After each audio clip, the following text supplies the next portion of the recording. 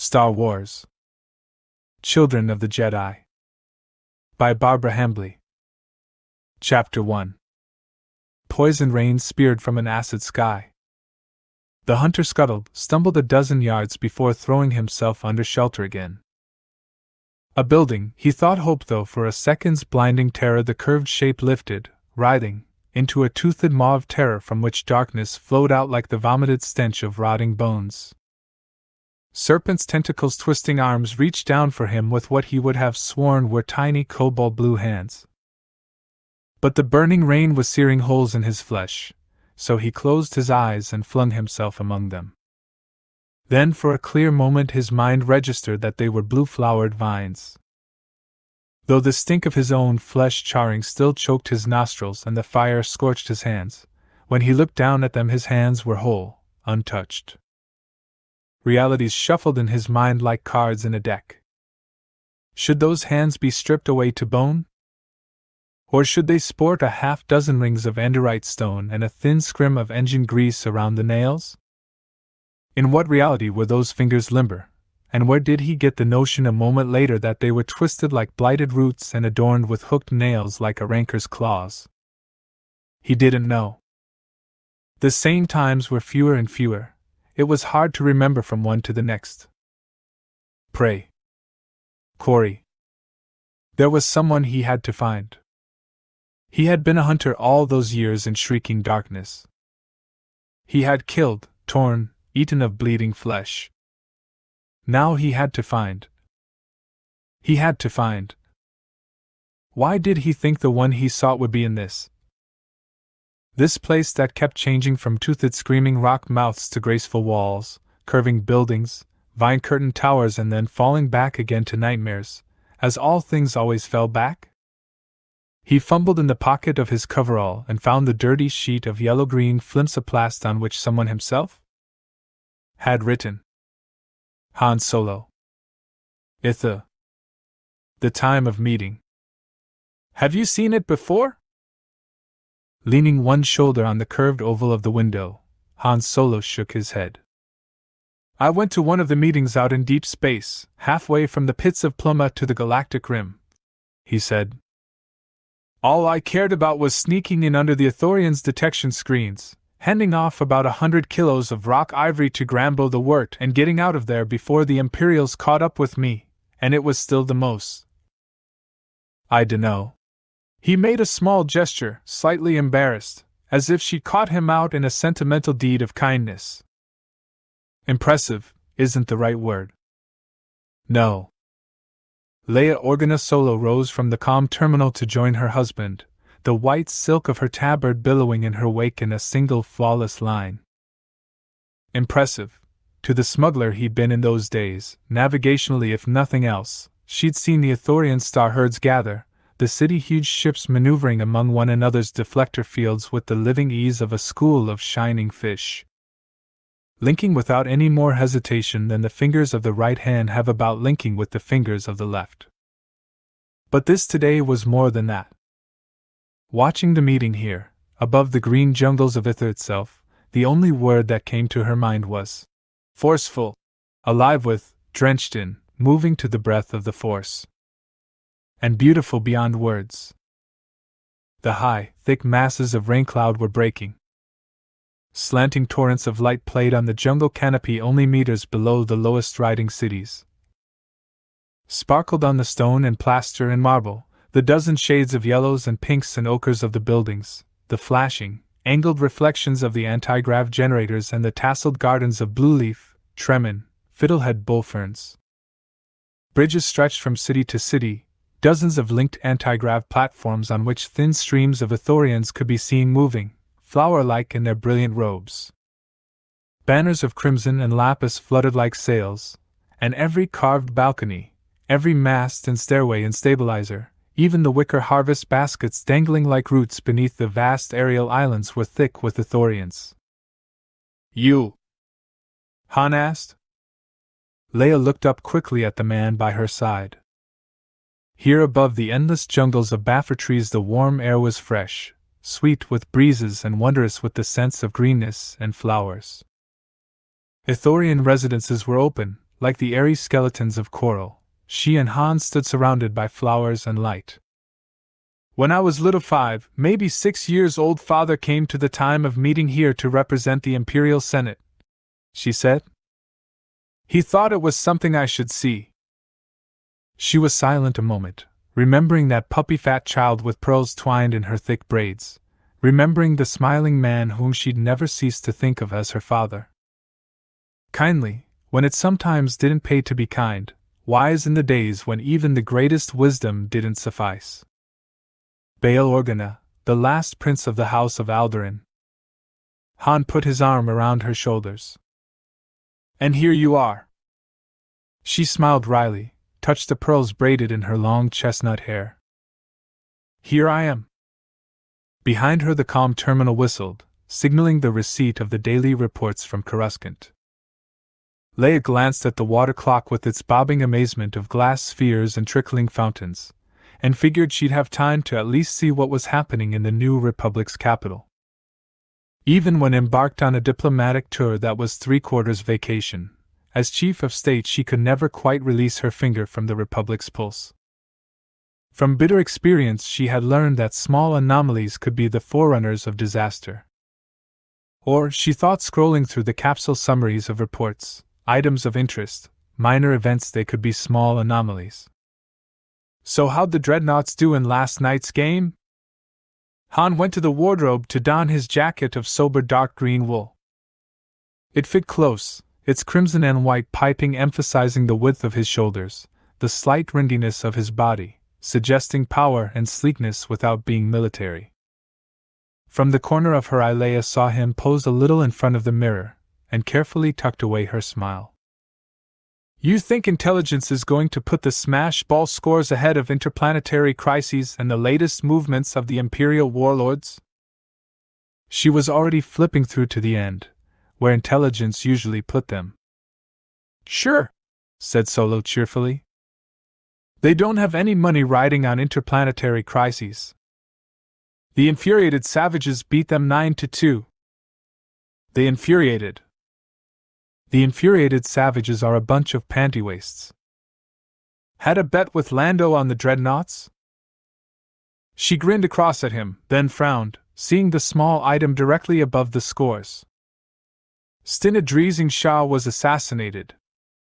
Who? She used to teach at the Magrity Institute. She was one of Nastra Magrity's pupils. She was Cray Mingla's teacher. Luke's student Cray? Han came over to her side. The blonde with the legs? Leia elbowed him hard in the ribs. The blonde with the legs happens to be the most brilliant innovator in artificial intelligence to come along in the past decade. He reached down past her shoulder to key for secondary information. Well, Cray's still a blonde and she's still got legs. That's weird. That anybody would assassinate a retired theoretician in droid programming? That anybody would hire Flyga's Grin to assassinate a retired theoretician. He'd flip the highlight bar down to suspected perpetrator. Flyga's Grin's one of the top assassins in the core worlds. He gets 100,000 credits a hit. Who'd hate a programmer that much? Leia pushed her chair away and rose, the chance words catching her like an accidental blow. Depends on what she programmed. Han straightened up, but said nothing, seeing the change in her eyes.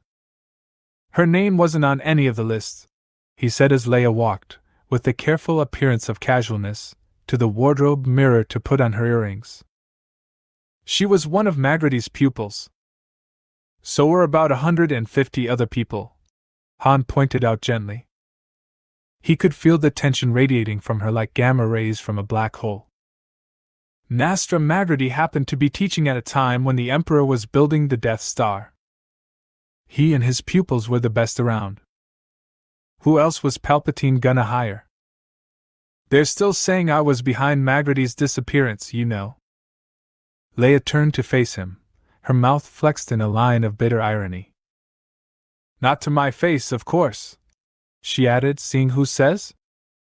Spring to her husband's lips and hot anger to his eyes. Don't you think I have to make it my business to know what people whisper? Since that was back before I held any power in the Alliance, they say I got my smuggler friends to kill him and his family and hide the bodies so they were never found. People always say that about rulers. Han's voice was rough with anger, seeing the pain behind the armor of her calm. It was true about Palpatine. Leia said nothing. Her eyes returned for a moment to the mirror, to readjust the hang of her tabard, the braided loops of her hair. As she moved toward the doorway, Han caught her arms, turning her to face him, small and slender and beautiful and not quite 30, the rebel princess who'd turned into the leader of the new republic. He didn't know what he wanted to say to her, or could say to her to ease the weight of what he saw behind her eyes. So he only brought her to him and kissed her, much more gently than he had first meant to do. The awful thing is, said Leia softly, that a day doesn't go by that I don't think about doing it. She half turned in his grip, her lips set in that cold expression that he knew hid pain she could not show even to him. The years of enforced self-reliance, of not giving way in front of anyone, had left their mark on her. I have the lists. I know who worked on the Death Star, who Palpatine hired in his think tanks, who taught at the Almwat Orbital Training Center, and I know they're out of the Republic's jurisdiction.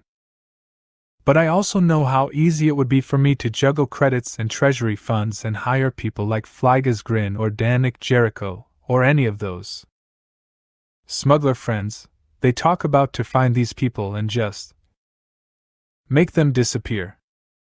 Without a trial. No questions asked? No possibility of release on a technicality. Just because I know they're guilty. Because I want it so. She sighed, and some of the pain eased from her face as she met his eyes again. Luke talks about the power that lies in the dark side. The Force isn't the only thing that has a dark side, Han. And the tricky thing about the dark side is that it's so easy to use and it gets you what you think you want. She leaned close and kissed him again, thanking him. Outside, the movement of wind filled the sky with light and the sound of chimes. Leia smiled. We're on. The herds ingathered. Cities themselves, they linked and joined to form one great shining city of bright stone, dark wood, flashing glass, exuberant with greenery. Segmented bridges stretched like welcoming hands to join clan platform to clan platform, house float to house float. Balloons, gliders, kites skated the air between the platforms. Arborals, tree skimmers, the gaudy fauna of the jungle's top canopy clambered insouciantly up the harvest baskets from the trees below, chattering and whistling on trees and balconies, while the Ithorians made their way to the Cloud Mother's central square. The Cloud Mother, the herd best known for its hospitals and glass manufacturing, had been voted the site of the reception of the Republic's representatives. Mostly because it had the best guest facilities and the largest shuttle port, though it was also true that it was one of the most beautiful of the herds. Leia had the impression, as she stepped out into the clear, burning sunlight of the top platform of the meeting hall's steps, that the huge square before her was a garden, packed with brilliant silks, wreaths of flowers, from which emerged a forest of wide, leathery necks and gentle eyes. An ululation of applause and welcome rippled from the crowd, like the song of a million birds at morning. Ithorians waved scarves and flowers, not rapidly but in long, swooping curves. To human eyes they appeared ungainly, sometimes frightening, but here in their home they had a weird, graceful beauty. Leia lifted her hands in greeting, and beside her she saw Han raise his arm to wave. Behind them, solemnly, the 3-year-old twins, Jason and Jaina, released their nurse Winter's hands to do the same. The toddler, Anakin, only stood, holding Jaina's hand and gazing about him with round eyes. The leaders of the herd stepped from the crowd, over a dozen of them, ranging in height anywhere from 2 to 3 meters and in color from darkest jungle green to the bright yellows of a pelata bird. Atop the broad necks, the T-shaped heads with their wide separated eyes had an air of gentle wisdom. Your Excellency, Amwam Malis, Ithorian liaison to the Senate, dipped her neck and spread her long arms in a graceful gesture of submission and respect.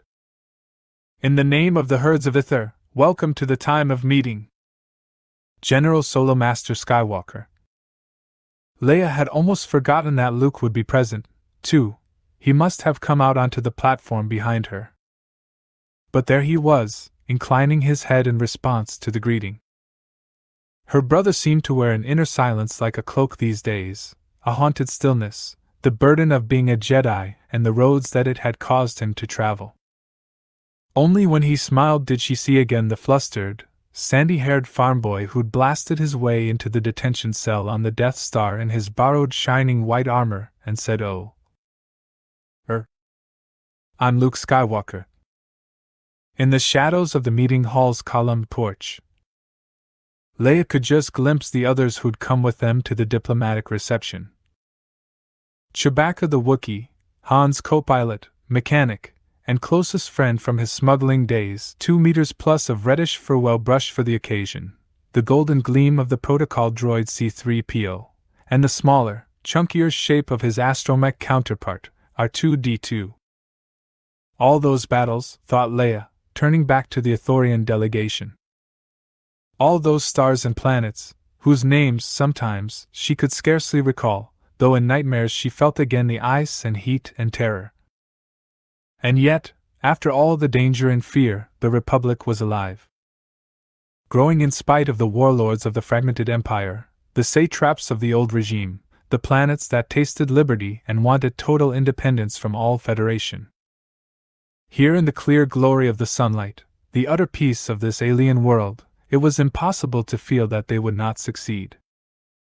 She saw Luke move, swing around as if at some sound, scanning the 2-level arcades that flanked the meeting hall, and she felt at the same moment the terrible sense of danger. "Solo!"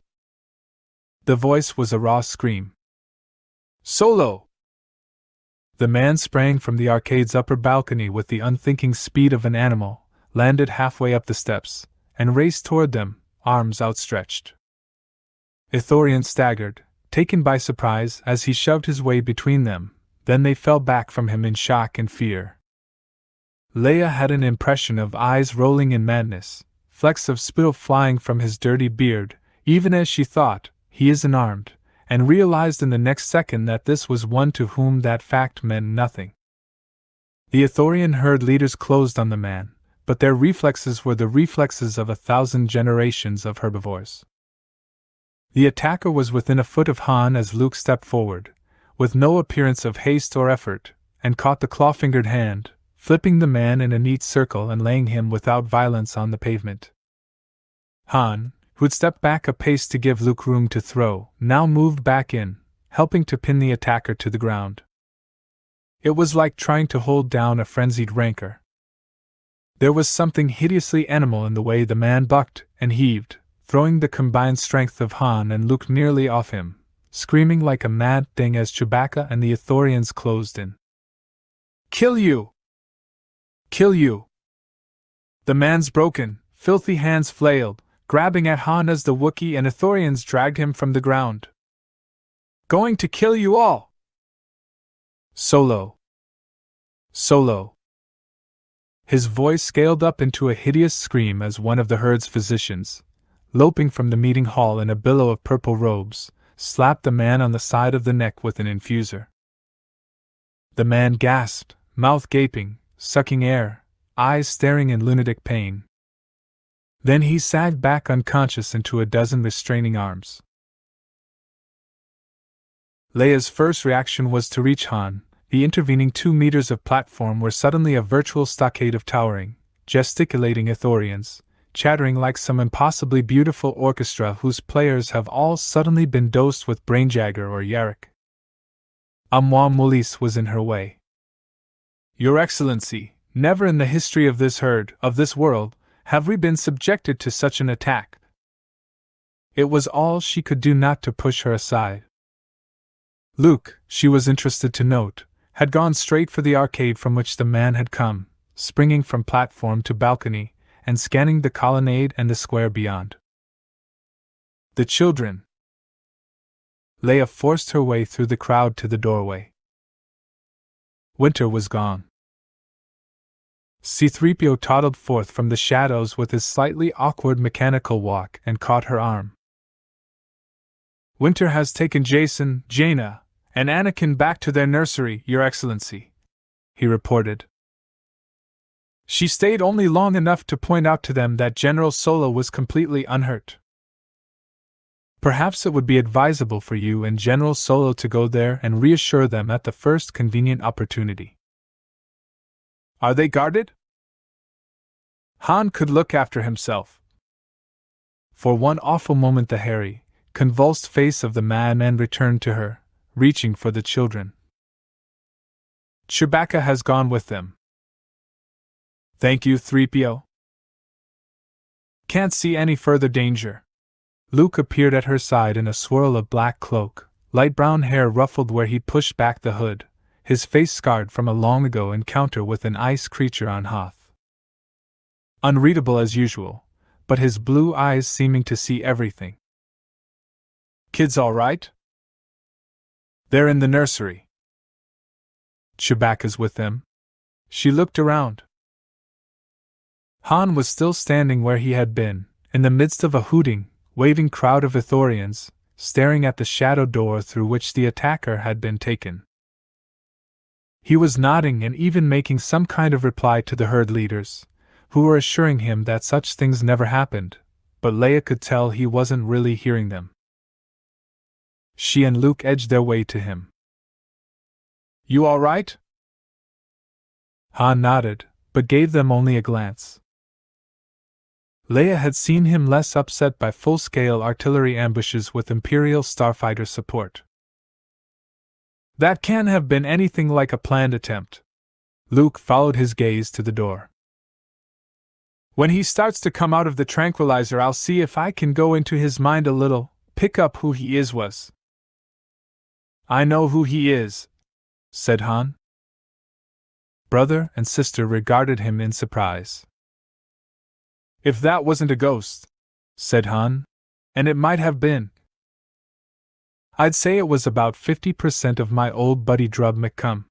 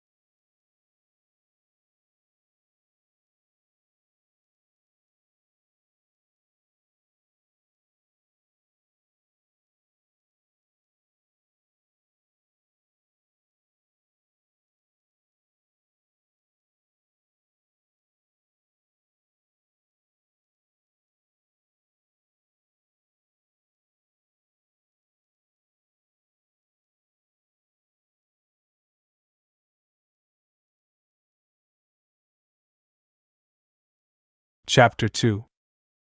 Children! The man lashed to the diagnostic bed mumbled the word as if lips, tongue, and palate were swollen and numb. Blue eyes stared blankly up from an eroded moonscape of wrinkled flesh. Above the padded table, small monitor screens traced jewel-bright patterns of color. The central one, Leia could see, indicated that the smuggler was in no physical pain. With that much gylocal in him, he couldn't possibly be, but the right-hand monitor showed a jangled horror of reds and yellows, as if all the nightmares in the galaxy held shrieking revel in his frontal lobe. Children! He muttered again.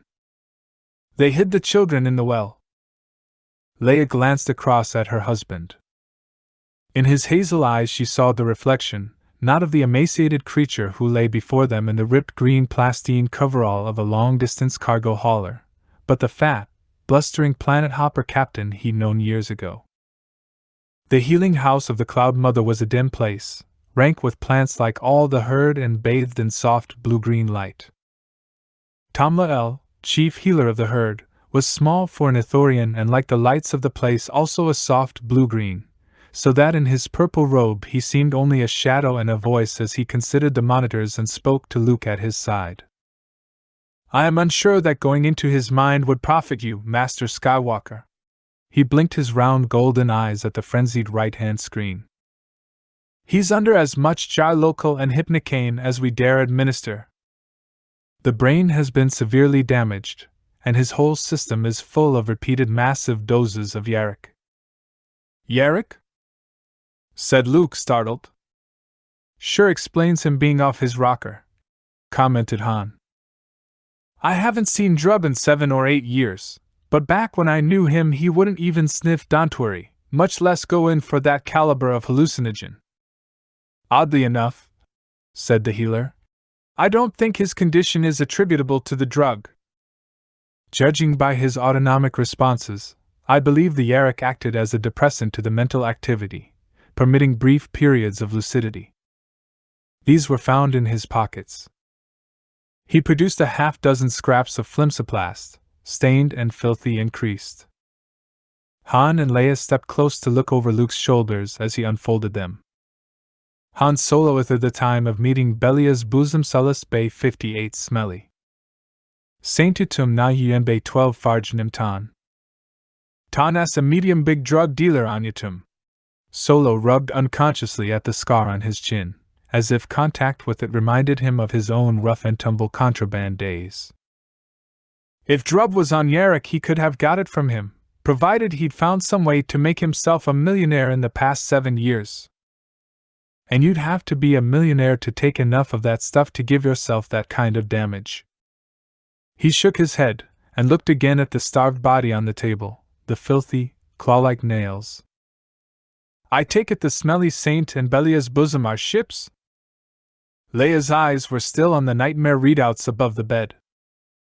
The saint runs rip-off copy agri-droids out of the Kim systems, sometimes slaves from the Senix sector.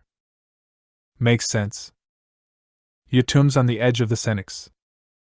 He shook his head again, staring down at what was left of the man he had known. He used to be bigger than the 3 of us put together. I kidded him about being Jabba the Hutt's younger, cuter brother.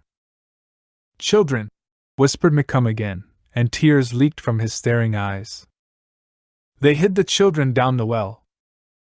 Plet's well. His head jerked, spastic, face contorting with pain. Han. Kill you. Kill you all. Got to tell Han. They're there. Got to tell Han, repeated Luke softly. That doesn't sound like a threat. Pletzwell. Leia wondered why the name tugged on her mind, what it reminded her of. What voice had said it, and who had hushed the speaker at the sound of those words? He's definitely suffering from severe and prolonged malnutrition, said Tamla El, surveying the line of numbers on the bottommost readout screen. How long since you saw him last, General Solo? 8 years, 9 years, said Han.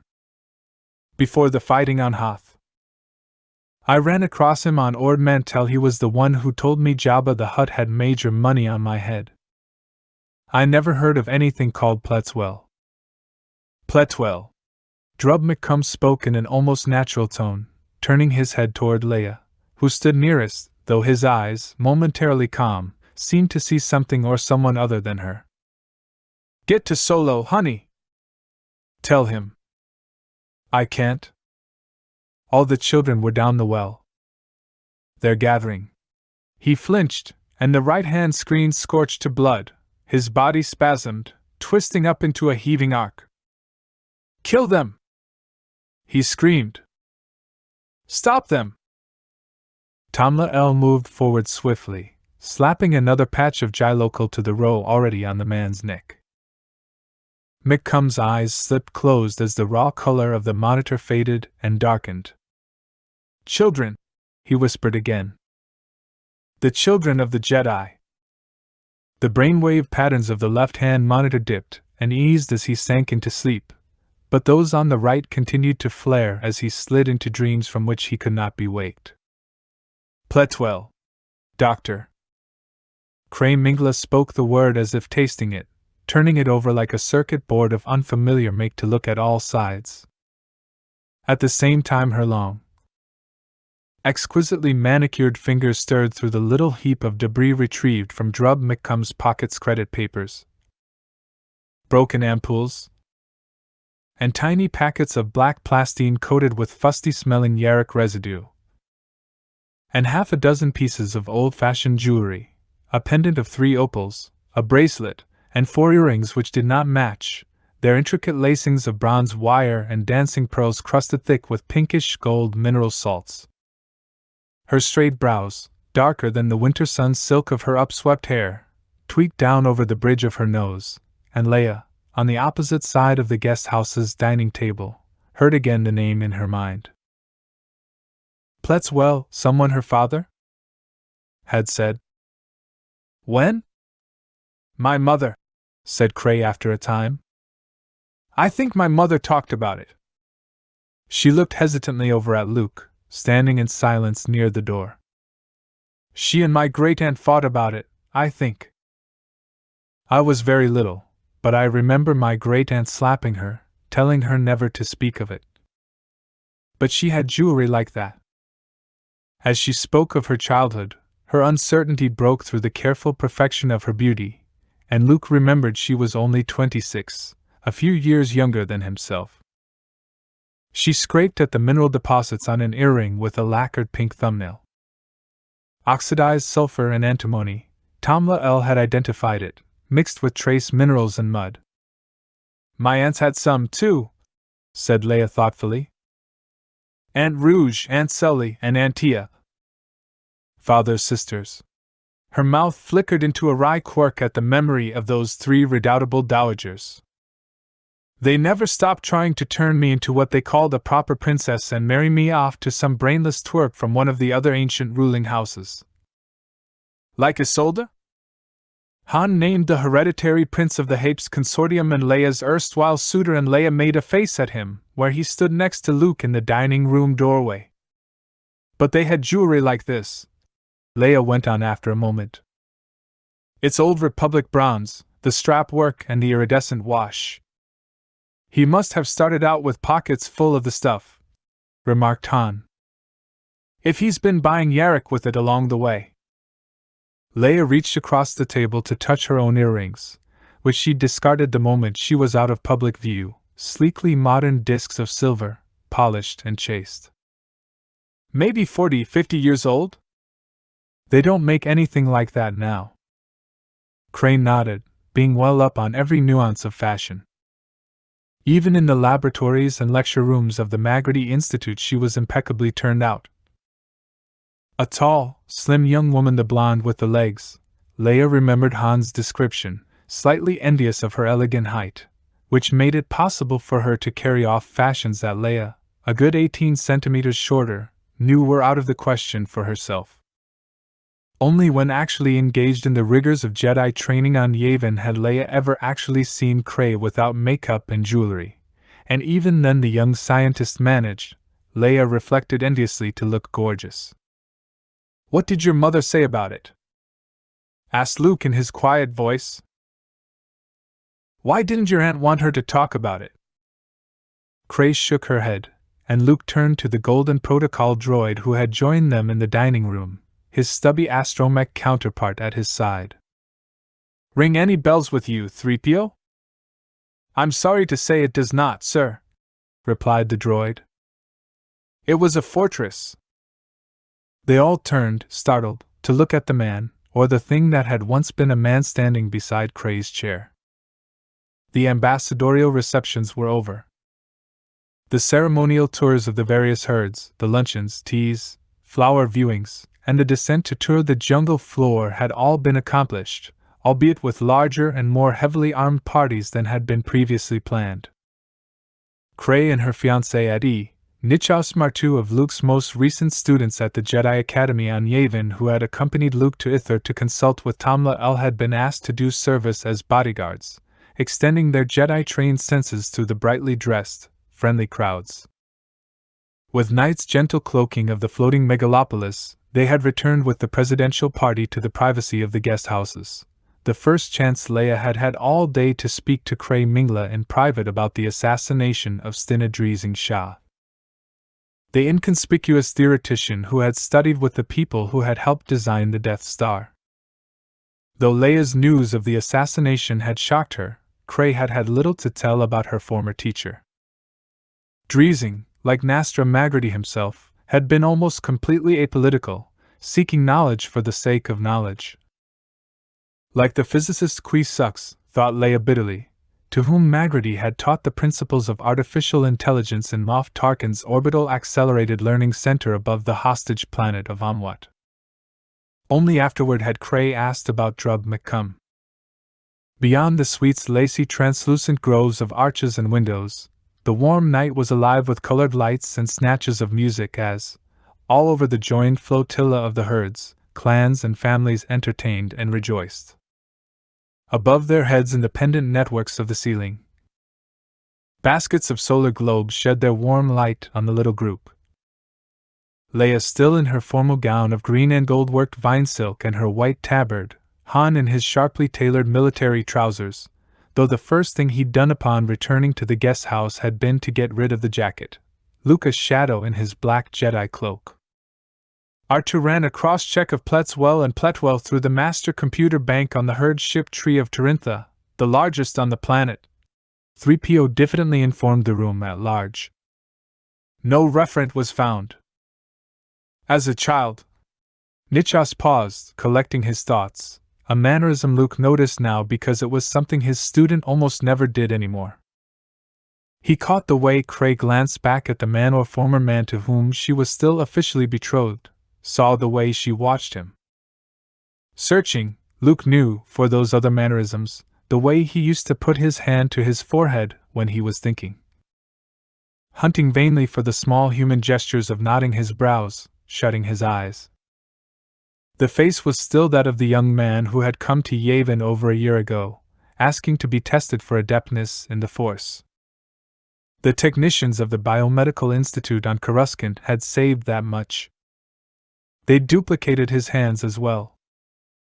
Luke recognized the scar on the little finger of the right one, which Nichos had gotten the first time he tried maneuvering an edged weapon with the Force.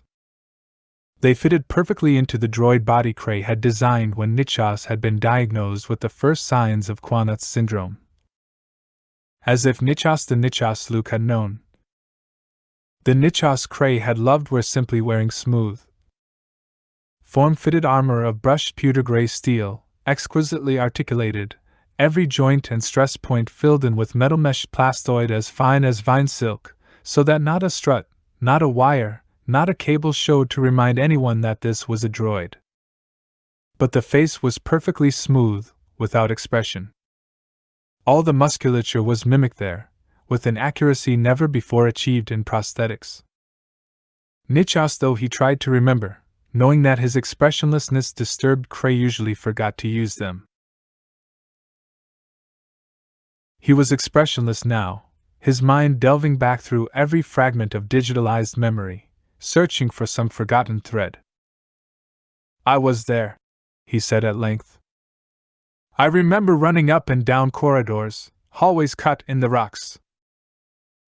Someone had raised a mental barrier, an illusion of dread, to keep us out. Some of them had used the Force to do it. The Kretch would eat us, someone said, the Kretch would eat us. But we'd dare each other. The older kids Lagan, Ismarin, and Hadas. Haddag? Umgil, I think their names were, said we were looking for Pletzwell. What was the Kretch? Asked Cray, into the silence that followed. I don't know, said Nichas. Once he would have shrugged. Something that ate kids, I guess. Someone raised a mental barrier with the Force to keep you out of tunnels where you weren't supposed to go. Leia leaned forward, the earring still in her hand. I think so, yes, said Nichas slowly. Or used the Force to instill an aversion in us. I didn't think anything of it at the time, but looking back, it was the power of the Force. You have to try that with Jace and Janie, remarked Han, and Chewbacca, sitting heretofore silent on his other side, groaned in assent. How old were you? Asked Luke. Do you remember any other names? Beside him, Artur whirred softly as he recorded data. Nichas's blue eyes, artificials, but they duplicated the originals exactly, stared blankly in front of him for a few moments. A living man would probably have closed them. Cray looked aside. Brigantes, he said after a moment. Us two. She was a Hodin, almost 2 meters tall, and the loveliest pale green. A woman girl named Margolis looked after us. I was extremely young. Margolis was my mother's name, said Cray softly. There was another silence. The children of the Jedi, Luke whispered. A colony of them? A group? Leia shivered, wondering why that sounded so familiar. My mother. Cray hesitated, smoothed back a tendril of ivory pale hair with one long-fingered hand. My great-aunt was always watching my mother, criticizing her. Later I put together that my mother's mother had been a knight, and Aunt Safra was afraid mother or I would show signs of sensitivity to the Force as well. Mother never did. I told you about that when Nichas first brought me to Yavin, Luke. Luke nodded, remembering Nichas's shining grin, the most brilliant AI programmer at the Magrity Institute, and strong in the Force as well. Like Uncle Owen, he said softly. The worst yelling at I ever got in my life was the one time I guess I found something using the Force. Aunt Bera had lost the little screwdriver she used to fix her mending stitcher. I shut my eyes and said, It's under the couch. I don't know how I knew that. Uncle Owen claimed he punished me because the only way I could have known was if I'd put it there myself, but now I think he knew it was the Force, and that's why he was mad. He shrugged. I must have been about 6. I sure never did that again. I didn't even remember it until I was with Yoda on Dagobah. Yes, said Cray. Aunt Safra was like that with Mother. And I must have picked it up, because until Nichas and I talked about it, it never even occurred to me I might be sensitive to the Force. Nichas remembered to smile, and put his hand on her shoulder. Luke knew they'd even got the body temperature right, in the hands and face at least. They hid the children down the well, said Leia softly. Do you think when Vader and the Emperor started hunting down and killing the Jedi, some of the knights, I don't know, smuggled their spouses and children to some place of safety? Did you talk to Drub about the Jedi, Han? About the Force? I don't remember much about the conversation, admitted Han. Especially not after we got drinking. But I remember telling him about Luke, and about old Ben. Drubb wouldn't let it get in the way of business, but he always did want to see the rebels win. He shrugged, embarrassed. He was kind of a romantic. Leia hid a smile and her own private reflections about smugglers who let the rebellion interfere with their business, and returned her gaze to Luke. They must have been scattered later, she said. But if there was a group of the families of the Jedi hiding out in Pletzwell or Pletwell, they might have left records of where they went. And who they were. She picked up the earring again, turning it to the light. You say Yatum's on the edge of the Senix sector. Sullust is between Yatum and here. Most of the credit papers here are Celestin. What would the Smelly Saints range be?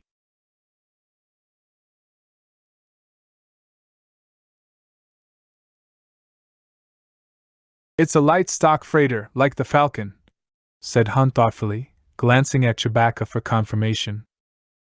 The Wookiee nodded.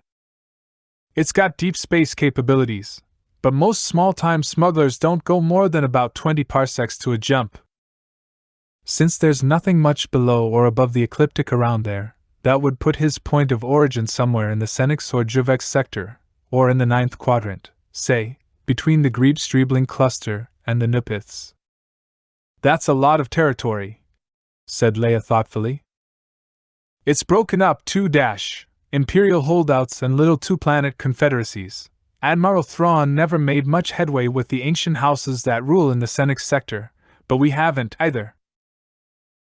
I know the House Vandren runs slave farms on Carfedian, and the House Garanan gets most of its revenue from strip mining asteroids under pretty scary conditions. Even back in the old days there were always questions in the Senate about rights of sentience in those areas. It doesn't sound like someplace that would be easy to search for word of the Jedi, said Cray. No place will be easy, said Leia. Because we can jump from one hyperspace point to another. We forget how much distance, how many thousands of light years lie between one inhabited system and the next. People can hide anywhere, or be hidden anywhere. All it takes is for one line, one collection of phosphor dots, to get dropped out of a computer somewhere, and they're lost. Completely. Forever. You can't really search. Surely there are backup records somewhere. Cray looked uneasy at the concept of such possibilities for loose ends. Leia gathered that with Luke's teaching, Cray wasn't as firmly wedded as she had once been to the principle that all things were ultimately controllable by intelligence, but she had a long way to go. She looked over at Luke. Have you tried to go into McComb's mind? Luke nodded, flinching from the memory. Whether because of the Yarick, or the brain damage, or from some other cause, he had encountered none of the normal human barriers that prevent invasion by telepathic force, but neither had he found in the old smuggler's mind anything for his own seeking thoughts to link to, nothing to ask, to see. Only a burning chaos of pain, through which hideous shapes came slamming, rending monstrosities, scalding streams of acid, noise that beat and hammered in his ears, and fire that suffocated him. He'd come to shaking all over, Tamla El holding him up and gazing at him in deep concern, fractions of a second after he tried to go in. Could you go into mine? Asked Nichas. I only remember what a child would see, but at least you could narrow down your field of search. I was human then, he added, and remembered again to smile. And at the time, I was able to touch the Force. Only Cray and Leia accompanied Luke and Nichas down the curving sweeps of narrow stairs and across the small rear garden to the suite Cray and Nichas shared. Though Han and Luke were both fairly certain now that Drubb McComb's intent had been warning rather than assassination, Han was unwilling to assume that they knew everything he'd been trying to say.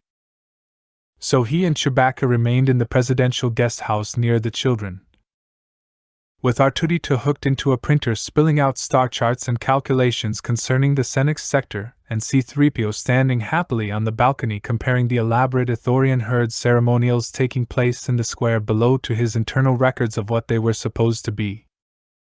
We knew that he'd at least temporarily lose his ability to use the Force when he was transferred. Cray spoke quickly, with a slight brittleness in her voice, as if admitting that a contingency had been expected would somehow give her power over it. She glanced ahead at Nichos and Luke, walking side by side, the tall, silvery shape of the one-time student almost dwarfing Luke's black cloak's lightness. The terrace outside the guest quarters faced away from the dances in the square, and their passing footfalls sounded loud on the elaborate lapis and gold of the star map pavement. I know Luke and KYP Duran, and some of the others who studied the holocron, think the Force is completely a function of organic life, but I don't see how that can be necessarily so. It isn't like he's a construct, like 3PO or R2. Nichos is as alive as you or I. She kept her head up, her voice brisk, but by the light of the sun globes half hidden in the branches of their parent trees, Leia saw the telltale silvery gleam of suppressed tears in the younger woman's eyes. Right now I'm working on crunching and cubing hypersmall micros, in order to duplicate what can be reconstructed in X-rays from the brains of the other students in the academy. The good thing about what I've done with Nichos's brain is that the information can be transferred to more efficient processors as I improve and fine-tune the design. She touched her hair again, as a cover for a quick brush at the corners of her delicately colored eyelids. Hers was a perfection that would admit neither grief nor doubt. He's only been in that body for 6 months? Leia hated herself for holding out a comfort that in her heart she suspected was false. Quite sincerely, she added, "It's a miracle he's alive at all." Crane nodded once, briefly, taking no credit as they passed through a vestibule of lacy air walls and stalactites, like a sea cave festooned with flowers. And he wouldn't be, if it weren't for some of the research Stina Driesing Shah did on captured SS Iruk wreckage. On transferring the actual person, not just a data print, into an artificial construct. She was very hopeful about the work with Nichos, very helpful. She said the SS Iruk attachment process would have fascinated Magrity. Calm her teacher, and he would almost certainly have come up with better answers than she did about the relationship of organic and artificial intelligences, but he'd have gone by that time. She shook her head. I can't imagine who would have wanted to hurt her. She was quiet again as they entered the pleasant, grotto-like central chamber of her suite, and Nichos took a seat at the table, with Luke opposite him under the dim pinkish light of the few sun globes embedded in the translucent network of the low ceiling. A sinuous divan shaped for human contours nestled in a niche. Leia and Cray settled on it, Leia reaching up to unhook another sun globe's cover, to shed soft pinkish light around them. Cray went on, low enough not to be heard by the men at the table. I was just glad that when they diagnosed him, she shied from any mention of those memories. I was glad I was able to keep him alive. That he had enough training in the Force to detach himself from his organic body. And analyzing how to transmit Force skills to an inorganic sentience will only be a matter of time. Some of Magrity's researches were pointing in that direction before he. Again she bit back the word. Disappeared. And Leia knew she, too, had heard the stories. The whispers? The rumors that she, Leia Organa Solo, had used her smuggler friends to take revenge on the man who had taught Qui Sux, Oren Kelder, Bevel Lemelisk, and the other designers of the Death Star. Going into Ashunikos's mind was one of the strangest things Luke had done. When he used the Force to probe someone's thoughts or dreams, they most often came to him as images, as if he were recalling or dreaming about something he himself had seen long ago. Sometimes the images took the form of sounds, voices, and, very occasionally, a sense of heat or cold. Eyes closed, Luke sank now into the light trance of listening, searching. He was aware of Nichos's mind, open and receptive to his as the meditations of the Jedi taught. Aware of the personality of the young man who had come to him with such ability in the Force, with such open-hearted determination to use it responsibly and correctly. Luke had had far more powerful students, but though Nichas was Luke's elder by a number of years, seldom a more teachable one. Under Luke's grip, Nichas's hands felt warm like his own prosthetic, heated by minute subcutaneous circuitry to exactly body temperature, so that those who touched them might not be disconcerted. Luke was aware that Cray and Leia had fallen silent, was aware of their breathing, and of the faint, wonderful drift of songs floating on the night air from the city's 1,000 parties and balls. He was briefly aware, as he sank deeper into his probing trance, that Nichas did not breathe. He had wondered a little, on their way across the plaza, whether he'd be able to do this at all, whether, in fact, Nichas thought was the man he had known, the man who had come to Yavin to find him, saying, "I think I have the powers you seek." Cray Mingla, for all her relative youth, was one of the leading experts on artificial intelligence programming in the galaxy. She was in addition an apprentice Jedi herself, aware of the interaction of the Force, the body, the mind, and all of ambient life. She had followed Nastra Magridy's teachings, trying to close the gap between artificially constructed intelligence and the workings of the organic brain, had even studied what could be known of the technology of the forbidden SSI Rook, seeking to learn what the essence of human personality, human energy, actually was. But he still hadn't known whether this was Nichas Mar, or only a droid programmed with everything the man had known.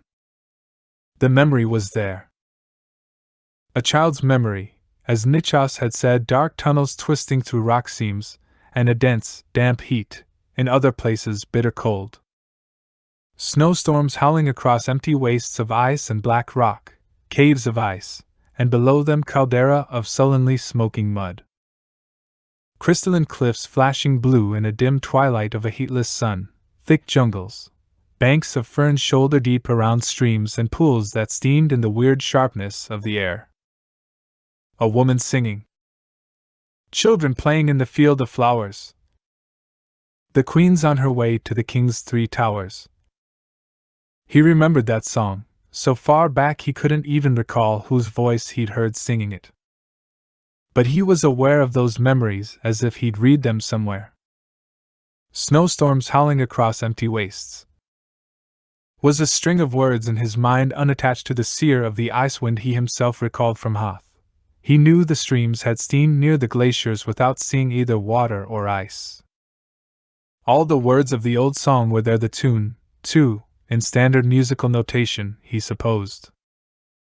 But no memory of the voice that had sung them, any more than he had himself.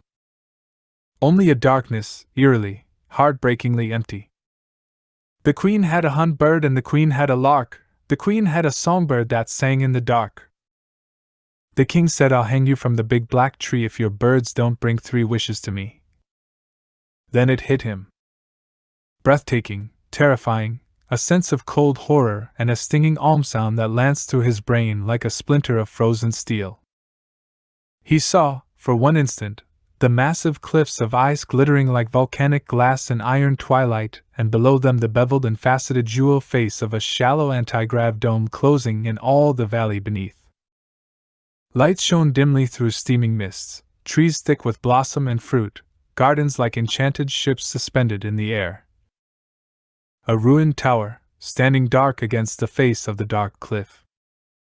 And something else. Some image, some shock. A wave of darkness that spread outward, reaching, searching, calling in all directions. A wave that chilled him, then folded in on itself before he could identify it, like a black flower growing backward into a deadly seed that vanished. And he was gasping, fully conscious once more and feeling the startled flinch of Nichas's hands under his. "What is it?" he demanded at once, as Cray sprang up and strode across the room. "Nick." The silvery man regarded him inquiringly. He'd felt Nichas's hands flail away from his, and Nichas was looking at them in some surprise. "You convulsed." Cray was kneeling by the chair, already checking the row of gauges on Nichas's chest. "What happened?" asked Luke. What did you feel? Nothing. Nichas shook his head, a fraction of a second too late to be natural. I mean, I have no recollection of any untoward sensation at all. I felt Luke's hands over mine, and then I was out of the trance and my hands had moved away from his. Did you see anything? Leia had come to stand at his other side. Cray was still checking gauges, though she knew their ranges by heart. I think it has to be Belsavi's. Luke rubbed his temples. The ache in them was different from the throbbing that sometimes developed when he'd used the Force to probe deeply against resistance, or to listen for something far beyond human hearing. I saw an anti-grav-supported light amplification dome of some kind over a volcanic rift valley. Belsavi's is the only place I know of that has one like that. But the dome was only built a dozen years ago, objected Cray. If Nichas was there as a child. Luke hesitated, wondering where that image had come from. Why he felt shaken, shocked. Why he felt there was some part of the vision he had already forgotten. No, it fits with other things as well, he said. The tunnels he remembers could have been geothermic vents. I think the rift valleys were all jungle before the fruit packing companies moved in. He glanced quickly at Cray, at the way her hands rested on Nichas's shoulders, her gaze on his face. No visual, no oral, no olfactory memories at all. Only that neutral knowledge of what had been. The sense of something forgotten tugged at his mind, but when he reached for it, it evaporated like light on water. Belsavi's is on the edge of the Senex sector, too, he went on after a moment. So it's within striking distance of Utum. What's the name of the valley where they built the dome? Do you know, Cray? There's 2 or 3 domed volcanic valleys in the glaciers, said Cray, seeing Leia's inquiring frown. The domes are standard light amp with apex-mounted anti-grav systems to take the stress. Brathflin Corporation built the first one 12 or 14 years ago over Plowell. She paused, as if hearing the word for the first time. Plowell. Pletwell, said Leia. Pletwell. How long have colonies been there?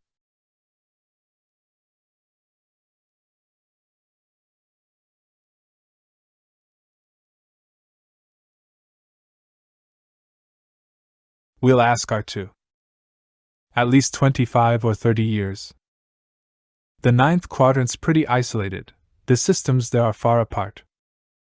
It would be the ideal place for the Jedi Knights to hide their families, once they knew the Emperor was out to destroy them. She straightened, the folds of her tabard falling into shimmering sculpture about her. They hid the children in the well, she repeated. And after that they scattered, and didn't even remember who they were. Leia frowned, a diplomat again. Belsavi's is an independent ally of the Republic, she said. They keep pretty tight security there because of the Vine coffee and Vine silk, but they should let me in to have a look at their records. Han and I can get the Falcon from Coruscant and be back before we were due home from the time of meeting. It's supposed to be beautiful there, she added thoughtfully. I wonder if the children was. No! Luke caught her sleeve, as if to physically stop her from taking her children. Both Leia and Cray regarded him in surprise. Don't take them anywhere near that place.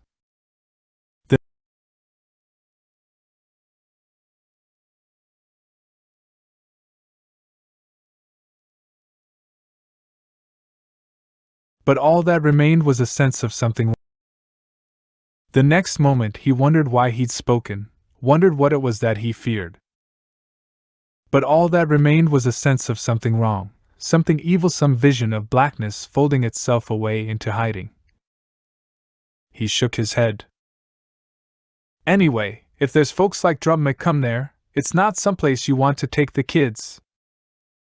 No, said Leia softly, seeing again as Luke saw the groaning figure strapped to the diagnostic bed, the jarring reds and yellows of agony on the monitor screens.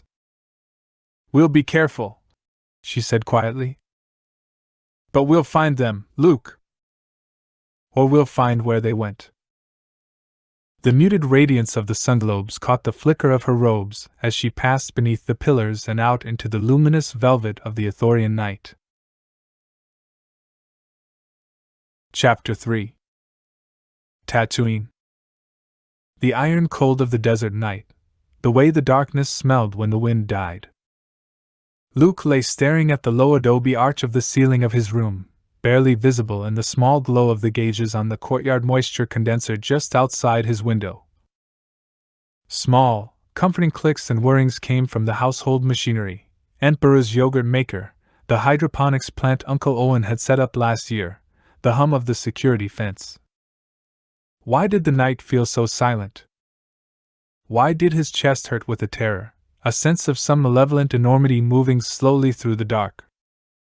He rose from his bed, taking his blanket to wrap around his shoulders.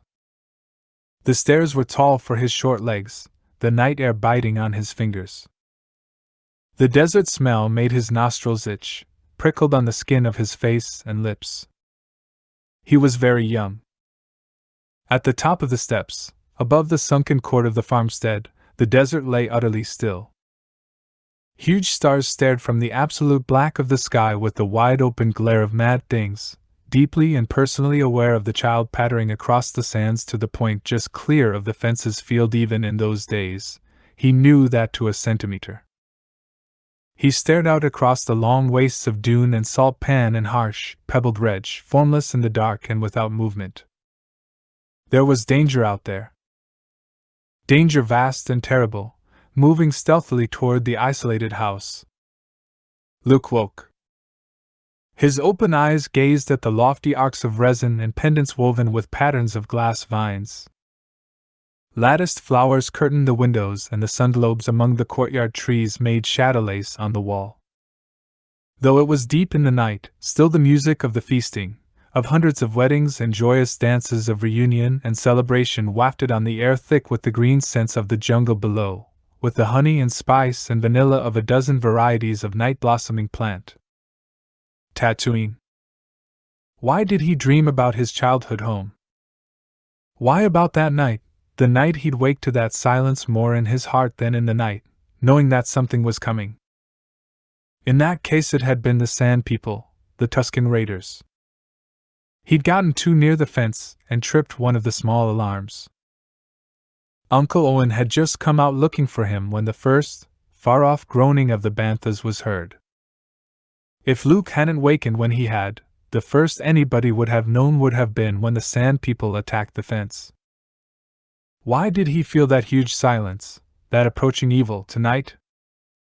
What had he sensed in that split second when his mind was open, reaching for the memories stored in Nichas's electronic brain? Luke got out of bed, gathered the sheet around his body as he had in the childhood he just experienced, and walked to the window. All was stillness in the courtyard, save for the whisper of an unseen fountain, the night conversation of trees. A bird warbled a few notes. The Queen had a songbird that sang in the dark.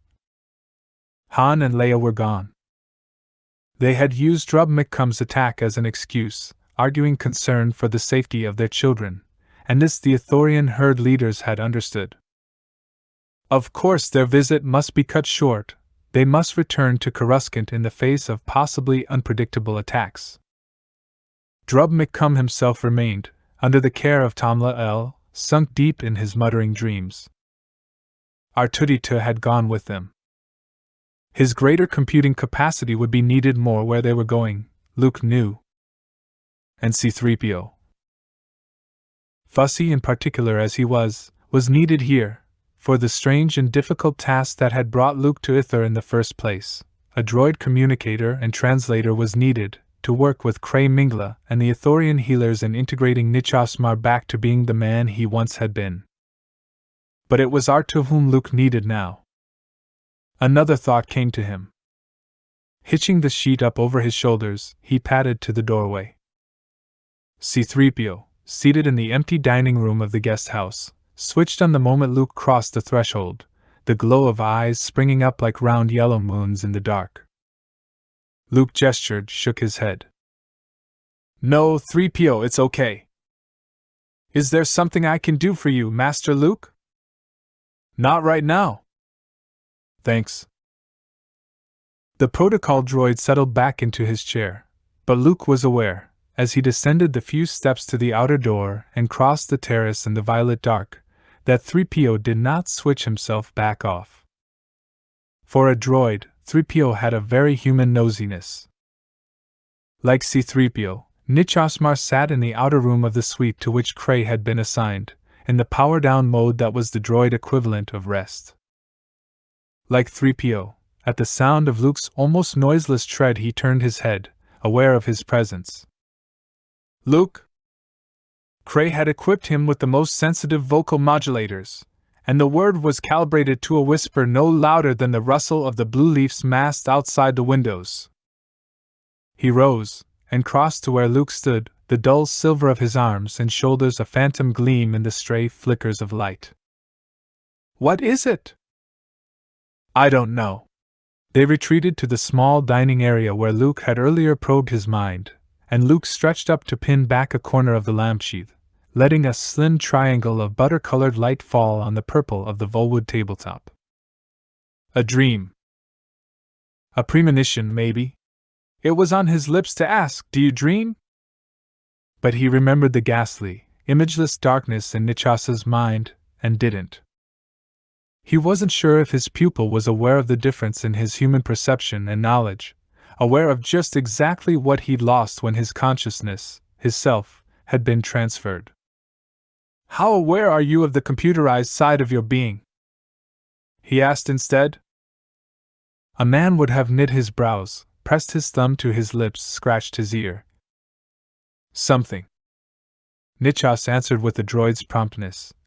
I am aware that it exists. If you were to ask me the square root of pi or the ratio of length to frequency of light waves, I would be able to tell you without hesitation.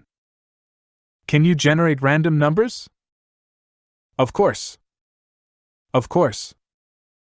When I probed your mind, read your memories of that childhood planet, I felt a disturbance. As if something were reaching out, searching. Something evil, something. Saying it out loud, he knew now what he'd felt. Something conscious. Could you place yourself in a receptive trance, as if meditating on the Force, open your mind to it, and generate random numbers? Random coordinates? I'll get you a stylopad, there's one connected to the terminal here. You were trained as a Jedi. Luke went on, leaning against the table and looking up into cobalt blue, artificial eyes.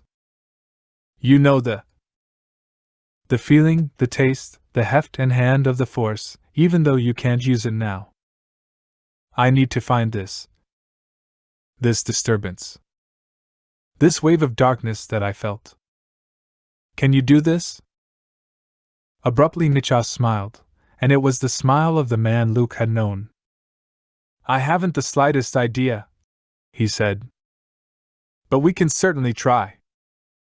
In the morning Luke excused himself from the expedition Tamla El had organized with Nichos and Cray to the Falls of Desier, one of the places on Ithra most renowned for its beauty and peace.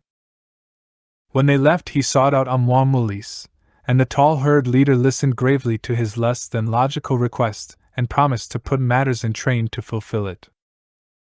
Then Luke descended to the house of the healers, where Drub McCum lay, sedated far beyond pain but with all the perceptions of agony and nightmare still howling in his mind. Kill you! He heaved himself at the restraints, blue eyes glaring furiously as he groped and scrabbled at Luke with his clawed hands. It's all poison! I see you. I see the dark light all around you. You're him. You're him. His back bent like a bow, the sound of his shrieking was like something being ground out of him by an infernal mangle. Luke had been through the darkest places of the universe and of his own mind, had done and experienced greater evil than perhaps any man had known on the road the Force had dragged him.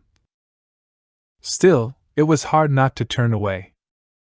We even tried Yarrick on him last night, explained the healer in charge, a slightly built Ithorian beautifully tabby-striped green and yellow under her simple tabard of purple linen. But apparently the earlier doses that brought him enough lucidity to reach here from his point of origin oversensitized his system. We'll try again in 4 or 5 days. Luke gazed down into the contorted, grimacing face. As you can see, the healer said, the internal perception of pain and fear is slowly lessening. It's down to 93% of what it was when he was first brought in. Not much, I know, but something. Him. Foam spattered the old man's stained gray beard. Who? I wouldn't advise attempting any kind of mind link until it's at least down to 50%, Master Skywalker. No, said Luke softly. Kill you all. And they are gathering. Do you have recordings of everything he said?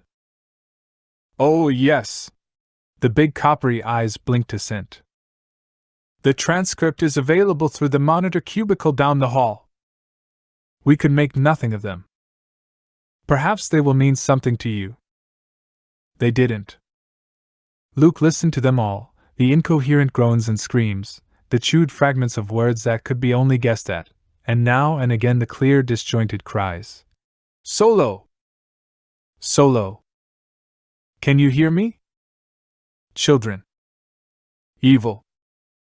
Gathering here. Kill you all! Punctuation is everything, thought Luke wryly, removing the jack from his ear. Is that one thought or 3? Or only the bleeding seepage of his dreams? From a pocket at his belt he took the strip of hard copy that the stylopad had extruded early that morning under Nichos's rapid generation of random numbers, and clipped to it the readout he'd had from the herd's central computer a few hours later. What it meant he didn't know, but the fact that it quite clearly meant something was intensely disquieting. Feet passed in the corridor, the sharp click of Cray's exquisite but intensely impractical shoes, and he smiled to himself. Even on an expedition to the jungles, Cray could be counted upon to dress fashionably if she could. He heard her voice, its usual brisk sharpness honed to the brittleness he'd heard in it more and more in the past 6 months. It's really just a matter of finding a way to quadruple the sensitivity of the chips to achieve a pattern, instead of a linear generator. She was the expert. Luke knew his own knowledge of droid programming and droid mind started and ended with how to talk 3PO out of his more impractical ideas for the care of Han and Leia's children.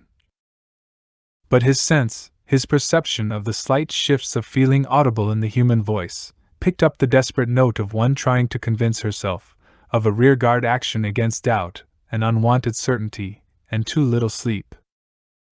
Haviland Vessel of the Technomic Research Foundation spoke in an article of going back to the old Xylem-based chips, because of the finer divisibility of information possible. When I returned to the Institute was. That's what I'm trying to impress on you, Doctor. Mingla Cray. Tomlael's voice was a murmuring concert of woodwinds. This may not be possible no matter how finely you partition the information. The answer may be that there is no answer. Nichos may simply not be capable of human effect. Oh, I think you're wrong about that. She'd gained back the smooth control in her voice. She might have been speaking to a professional colleague about programmatic languages. Certainly a great deal more work needs to be done before we can dismiss the possibility. I'm told also that in experiments with accelerated learning, at a certain number of multiples of human learning capacity, tremendous breakthroughs can occur.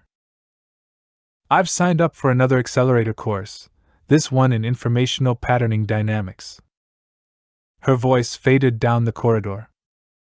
A great deal more work, thought Luke, hurting for her, pressing his hand to his brow. It was Cray's answer to everything.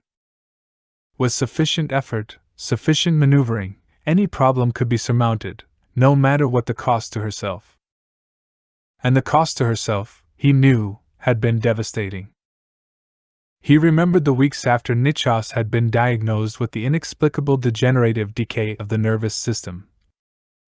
Remembered Cray turning up for her training every morning after nights spent with the learning accelerator therapies she'd had shipped to Yavin.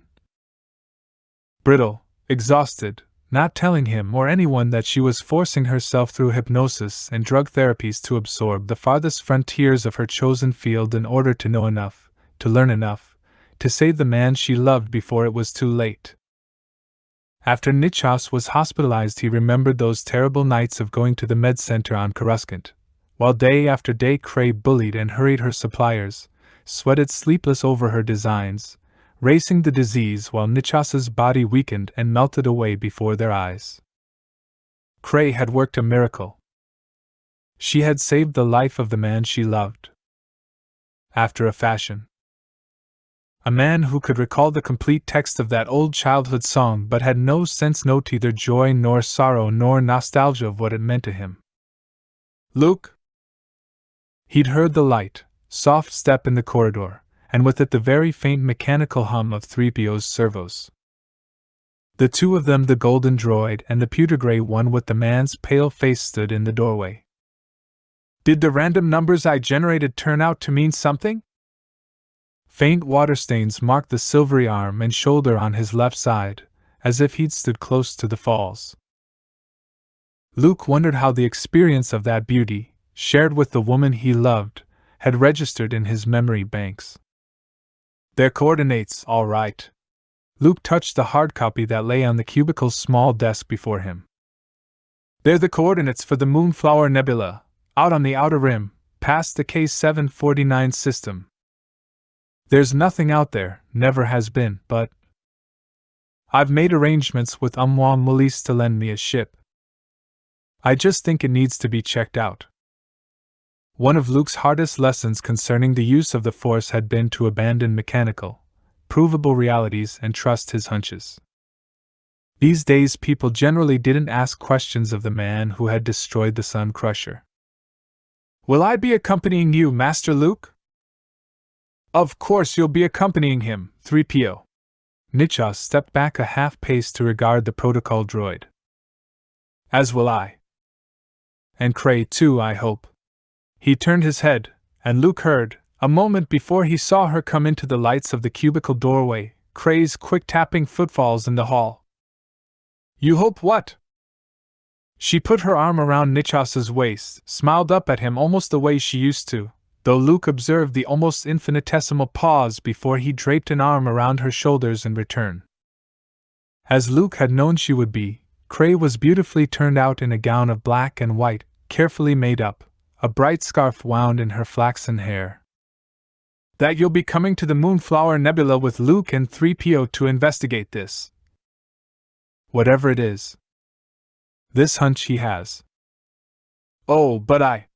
She stopped herself from saying something, probably, Luke guessed, from protesting that she had to continue Nichas's rehabilitation and rehumanization therapies with Tamla L. He saw her visibly rein herself in, and look at him again with concern in her face. What, Luke? Nichas told me this morning about the random number field. It may be nothing. Luke rose from the little table, switched off the monitor, and shoved the hard copy back into the pouch on his belt. The two of you came here to work to help you, Nichas. It's not was. You had work of your own to do back on Yavin. Cray met his eyes gravely, her brown gaze almost on level with his own. Yet you came here with us. You don't know what's out there, Luke. Nichas put a hand on Luke's arm. Between the warlords and Grand Admiral wannabes of the various parts of the Imperial fleet, and whatever princes of the ancient houses in the Senix sector who think they can grab a piece of power, they're coming up with new things all the time. Request Mulis to get you a bigger ship. The Outer Rim. Many years ago Luke had described his homeworld of Tatooine, one of the worlds in that very sparsely settled and marginally habitable region of the galaxy, as the point that was farthest from the bright center of the universe, with considerable accuracy. He had since visited places beside which Tatooine looked like Coruscant during Carnival Week, but his original definition would still hold up. And the same could be said for most of the rest of the Outer Rim as well. swollen crimson suns circled by frozen balls of methane and ammonia. Hot burning blue stars whose light and heat crisped their planets to cinders. Pulsars whose orbiting worlds alternately froze and melted, and clusters so filled with ambient radiation as to cook out any possibility of life on whatever bodies weren't torn apart by the conflicting gravitational fields. Everywhere in the galaxy were a lot of empty planets, balls of rock and metals too expensive to exploit because of heat, or gravity, or radiation, or proximity to strange hazards like gas cauldrons or fluctuating anomalies. As Leia had said to Cray, distances in space were vast, and it was easy to lose or forget about whole systems, whole sectors, if there was no reason to go there. In the Outer Rim, the Empire had never bothered much with local law. The armored explorer cruiser Hun Bird the Ithorians had lent to Luke came out of hyperspace a healthy distance from the luminous zone of dust and ionized gases listed on the star charts as the Moonflower Nebula. "Are you sure that's what the random coordinates were for?" asked Cray doubtfully, studying the readouts of all information on the area on the 3 screens immediately beneath the bridge's main viewport. "It isn't even listed in the registry." Might the coordinates have been for System K? 749, for instance? That's only a few parsecs away, and at least there's a planet there Zab. She read off the screen. Human habitable and temperate. The Empire could have had a base there, though there's none listed. "It's habitable," agreed Luke, tapping through instructions on the keypad with one hand and keeping an eye on the changing images on the central screen as he spoke. "But it was colonized way back in the days by Gamorreans, goodness only knows how or why. Anybody wanting a permanent base there would have had to spend a fortune in security." "A most unpleasant people, Gamorreans," agreed 3PO primly from the bench seat he shared with Nichas in the passenger area of the bridge. "They were difficult enough to deal with in the entourage of Jabba the Hutt. Procedures programs for visiting Gamor consist of a single line: do not visit Gamor." "Really?" "I don't know." Luke studied the view screen ahead of them. The reflective veils of dust picked up the light of surrounding stars, and glowed from within to indicate that somewhere in that vastness 2 or 3 stars were concealed, their rays diffused by the all-encompassing gases so that almost nothing could be seen. "Readings show a lot of rocks in there." He touched a switch, and a schematic manifested itself on one of the small screens. On it the zone was thickly speckled with what looked like grains of sand and pebbles held in uneasy random suspension. "Asteroid field," he said. "Looks like all sizes. Usual iron-nickel composition. Maybe a belt going all around one of the stars in there. I wonder if the Empire ever did any mining?" "It would cost a fortune, wouldn't it?" asked Nichas, getting up to step close and look down over their shoulders. Luke flipped through screen after screen, studying mass readings, spectrographic analyses, local gravitational fields, while all the time the glowing, shifting wall of light drew nearer, so bright that its soft colors streamed from the view screen over the faces of those grouped around the console. "It would help if I knew what I was looking for." "Whoa, looks like we got something in there." He accelerated gently into the first outstringers of the veils of light. Colors swirled and drifted, chunks of rock the size of office blocks on Coruscant floating suddenly out of dust banks and sandbars of brilliance, so that Luke had to maneuver slowly among them. "There we go." He toggled a switch, and before them they made out the shape of a cold gray worldlet, seemingly embedded in veils of chilly whites and greens, pitted with holes in which old crane arms and landing cradles could be seen. "A base of some kind," said Luke. "Probably mining, but it looks like scavengers have been at it for scrap and whatever parts they could float away. I'm surprised anybody bothered." Cray peered around his arm for a better view. "Can we get a readout on the rocks around us?" With all the interference we're getting from the magnetic and ion fields of the dust cover, this would be a swell place to hide. I'm not picking up anything, but that doesn't mean there's nothing here. Luke thumbed the viewer to show a couple of the larger rocks, in the 9-kilometer range, but ionization from the nebula's electrical fields blanked anything much out of visual range. Let's have a look around.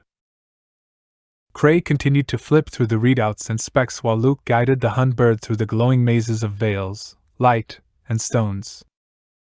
Few pilots would even venture into asteroid fields. The appearance of languid drift was an unsafe illusion to bank on.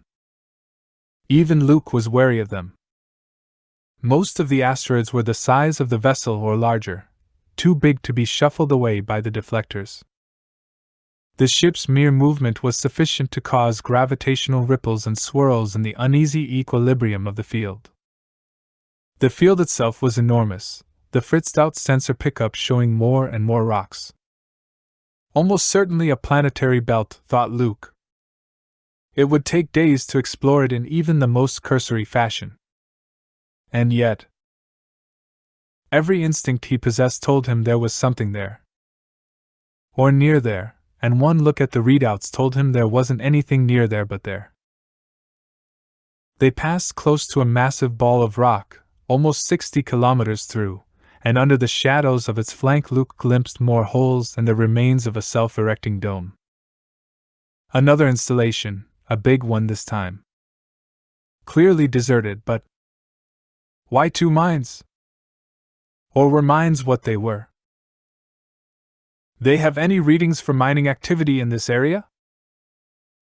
Nichos, who had quietly taken his place at the computer station, tapped the keyboard for a moment, then said, "There are no observation posts anywhere in this sector." "Funny," he added. "No records of any mining having gone on anywhere near here at all. Can you pick up any antimatter trails?" asked Luke, steering the Hun bird around a tight mass of large asteroids that had drifted into one another's gravitational proximity and now clung together, bumping and scraping with the silent, stupid clumsiness of ex-spouses at a party. Hyperdust? Any sign of ships coming through here at all? Trails would dissipate in a few weeks, Cray reminded him, checking anyway. Nothing. Drat this interference. We was. Shields!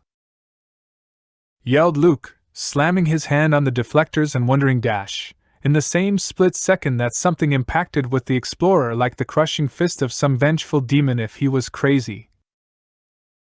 Purple-white light rammed through the viewport with an almost physical force, leaving blindness and the sickening jolt of the gravity going out. Light again, as a second plasma bolt smashed the ship in the same instant that Luke swung the helm. He smelled burning insulation and heard a sizzle, then Cray's cursing. She had a startling line of profanity for someone that proper and controlled. As his eyes readjusted, he saw that most of the board in front of him was black. Where are they coming from? The readouts weren't telling him. Sector 2, back behind, was there.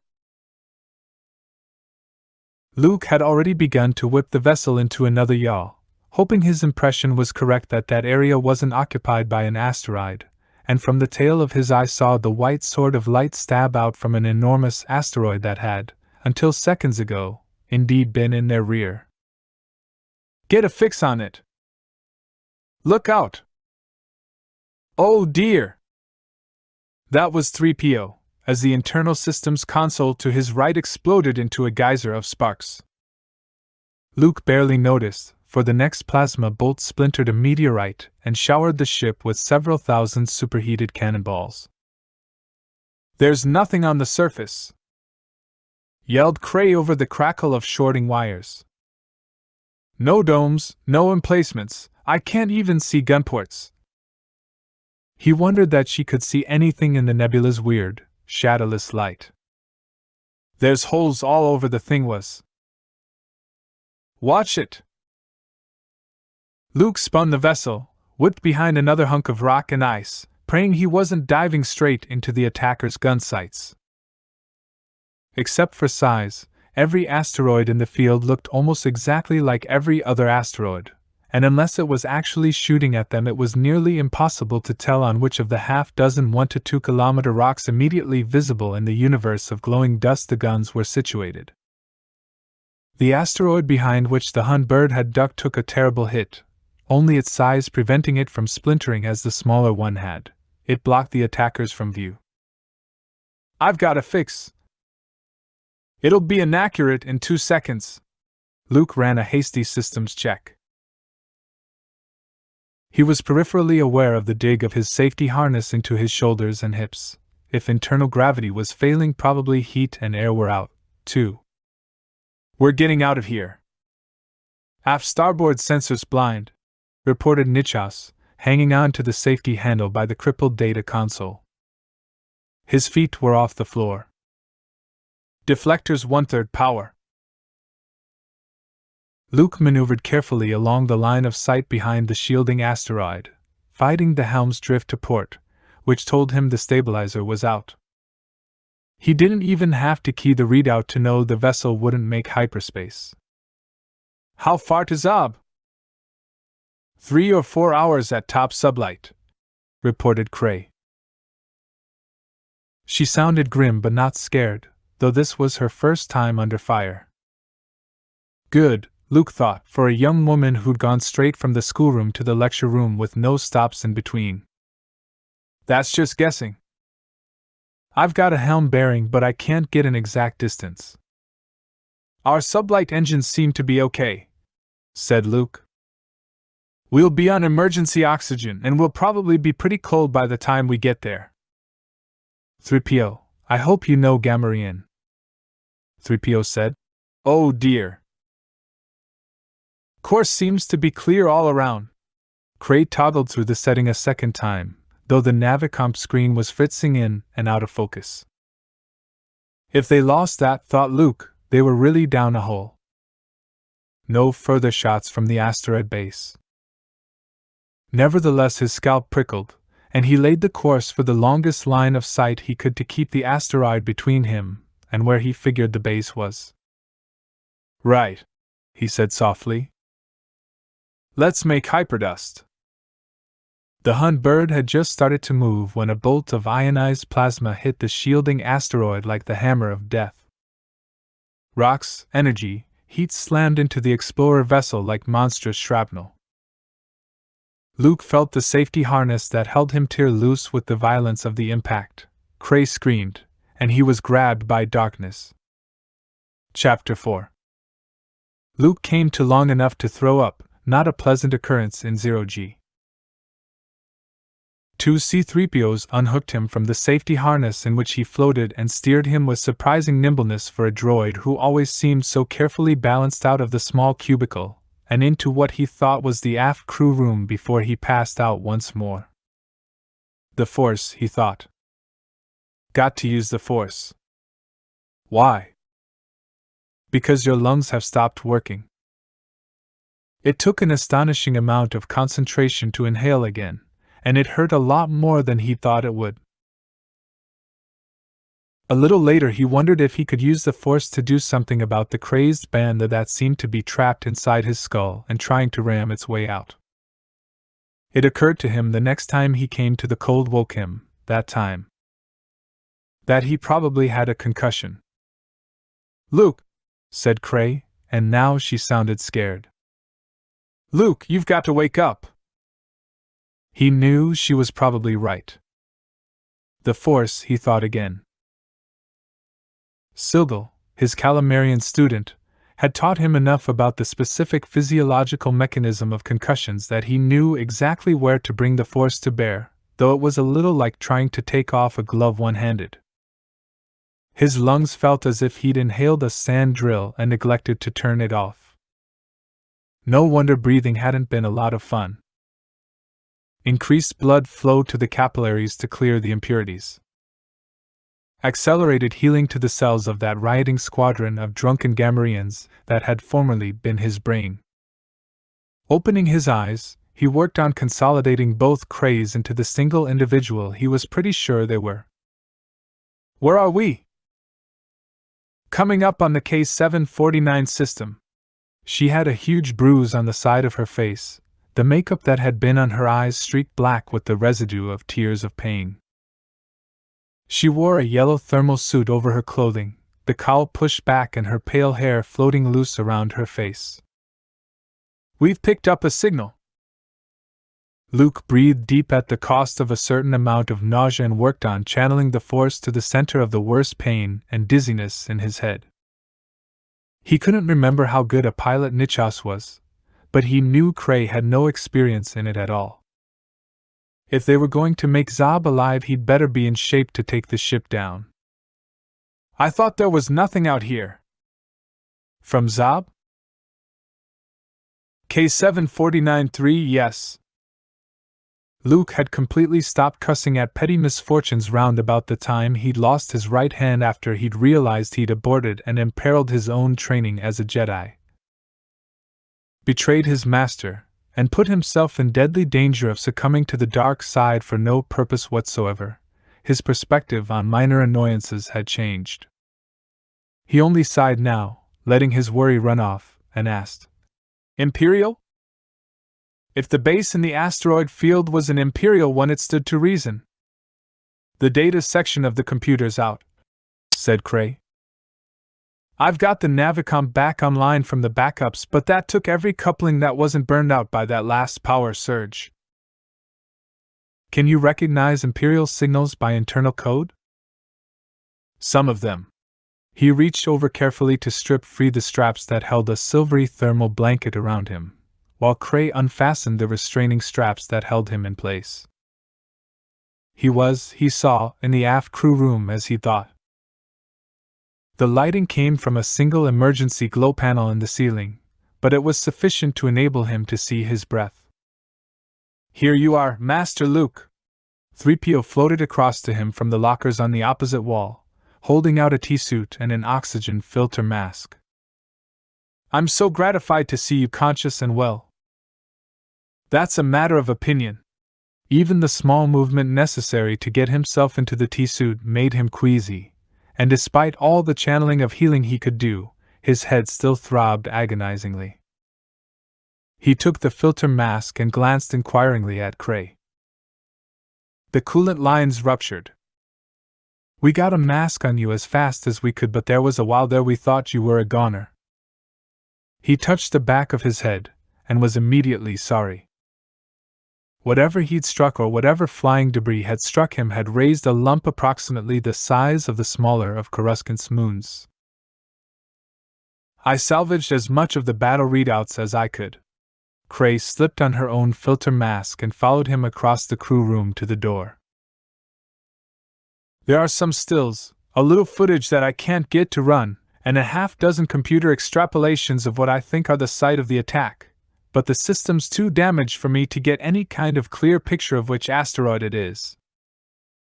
When we make port, and I can salvage the data, I'll be able to tell you more."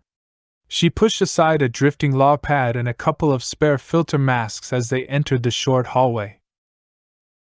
Those space-going vessels as a rule kept to a minimum objects that weren't strapped or magnetized down. There were always some comm links, stylos, coffee mugs, log pads, empty drink bubbles, and data wafers. The bridge was even colder than the crew room, and murky with pinkish coolant gas. Nichas had lashed himself to the safety bolts on the edge of the main console itself. The chair Luke had been sitting in was tied to a handhold on the far wall, having been ripped loose from its moorings by the impact that had torn Luke out of its harness. The lights had gone completely in here, and only the chalky starlight from the main viewport illuminated the room. Ferro-red or blinking amber power lights glinted like strange jewels in reflection from the silvery droid's arms and back. "The signal we're picking up from Zob isn't strong enough to reach into the Moonflower Nebula," reported Nichas, as Luke pulled himself close with a floating remnant of the safety harness strap. "Look familiar?" Luke checked the readout on the single screen left functional. "Not any Imperial signal I've ever seen," he said. "Which doesn't mean that whoever's sending it isn't allied with one or another of the warlords." It was odd, and a little disconcerting, to see Nichos without either mask or T-suit in what was rapidly becoming a frozen and depressurized coffin. "The Gamorrean colonists?" suggested Cray. "Or smugglers, maybe?" "The Gamorreans haven't stopped fighting each other long enough to set up a technological base of any kind on any planet where they've settled," said Luke doubtfully. "It might be smugglers, which doesn't mean they won't be allied with Harsk or Teradok or some other Imperial wannabe, or with one of the big smuggler gangs for that matter." But at this point, he added, toggling the readout back to the navicomputer and marveling a little that Cray had gotten the thing workable at all, "we don't have any choice.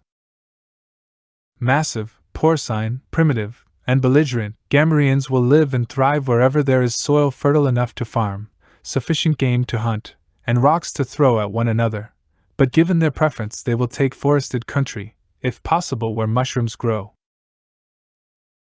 The woods surrounding the 4 or 5 acre fire scar in which Luke put the Hunbird down were monumental, dense, thick, old, and hugely tall, like the rain forests of Ither but heavier, and the shadowed, brooding silence beneath their leathery leaves made Luke profoundly uneasy.